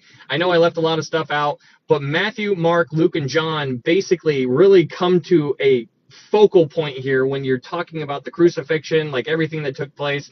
Hopefully this paints a good picture for you as far as like a chronological timeline. Really cool to try to put it all together and try to put all the accounts together so that you can kind of see it. Tough to do, but hopefully that helps your guys' understanding. Really neat stuff, really heartbreaking stuff for what he went through, but also at the same time, awesome. It's amazing what he did, and it's amazing what he did for you and what he did for me and for everybody else. For God so loved the world that he gave his only begotten Son, that whosoever believes in him shall not perish but have everlasting life. How cool. How wonderful. Yeah, Chase, absolutely. Hey, thank you, Ricky. So that is what I got for you guys. That is Matthew chapter 27 and Matthew chapter 28. All of these will be uploaded to YouTube. There's a YouTube link up here if you guys are interested. Not a big deal. But if you wanted to go check that out, we've done all the other studies. We've done Revelation, Daniel, Ruth, Hebrews, James, John, Acts. I'm not perfect. I know I get things wrong, probably more than what I actually realize, but that's okay. That's where you need to test all things and hold fast that which is good. Very fun stuff. Awesome. Yes, that's it right there. ITZ_sheesh if you wanted to find me on YouTube. Thank you, Mark. Thanks for being here the entire time, you guys. Holly, thank you, Ryan. Yeah, Holly, absolutely. Very cool things, amazing Bible. Hey, thank you, Nova. I am glad you guys enjoy it. Yeah, Jackie, absolutely. Sheesh. Oh, he's been sick. Oh, no. I was wondering if he was going to be on. I haven't seen him for a minute, but I also have been MIA myself. Yeah, absolutely, Julie. When will you be on again? Oh, man. I don't know. I'm going to have to start working on the next one. So we will see. Maybe it'll be a surprise. I don't know. Hey, thanks, Lisa. Hey, very cool. I'm just glad to Revelation. Yeah, I know you guys want to do Revelation again. We won't do that one next. We'll probably do First Peter, Second Peter, probably dive into that, and then maybe Revelation again. Yeah. Cheers. Yeah, absolutely. Nibbler. Hello, GG. Shield. Yeah, absolutely. Glad to be doing this. Yay, First and Second Peter. We'll explain tonight. Thank you. Oh, thank you so much. Hey, thank you, Holly. Very fun, very difficult, very cool. And so what I want you guys to understand though, like we're living in a very dark times right now, but it's also exciting times. I believe in a pre-tribulation rapture. If you believe something different, that's okay. No reason to divide over.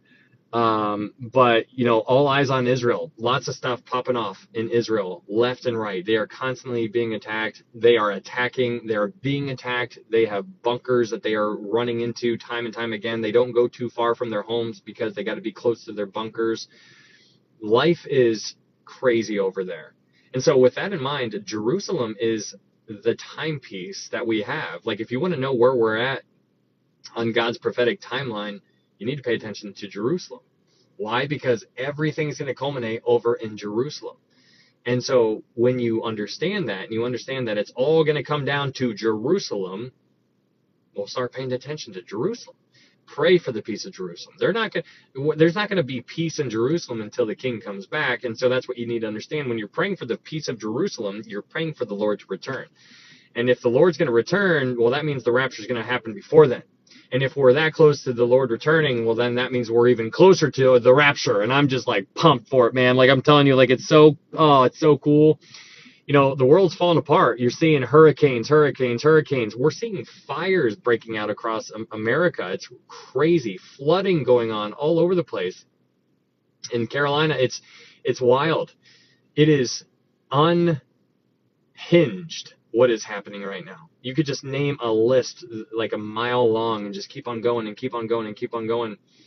And so, things seem to be speeding up. And, clearly it is speeding up because Israel is going on the offensive. The whole world is like holding its breath. Like, what is Israel going to do? What is Israel going to do to Iran? They are going to respond. And when they respond, it's going to be an escalation. It's crazy. It's crazy. They're going to respond to Iran, then Iran's going to get all ticked off, and then they're going to respond back and forth until it's just crazy, guys. I'm just telling you, like, time could be short. And if you believe that, if you're one of those people who believe time could be short, then good, because like I agree with that. But if you believe it, if you do believe time is short, what are you going to do with the time that you have left? What are you doing with it? If you're born again, awesome. What are you doing with it? If you don't know how to be born again, message me. Like I've said it like a lot of times tonight. But if you don't know and you're just kind of wanting to make sure that everything's okay or whatever, if you have any doubts or questions or whatever, message me on here. Or if you connected to somebody here in the chat, like message them. Maybe they can help you out. But reach out to somebody. But if you're born again, awesome. But what are you doing with it? Like, you're here for a reason. You got to be using that awesome gift and telling people about it. Be like, man, can I tell you about what Jesus did? Oh, man.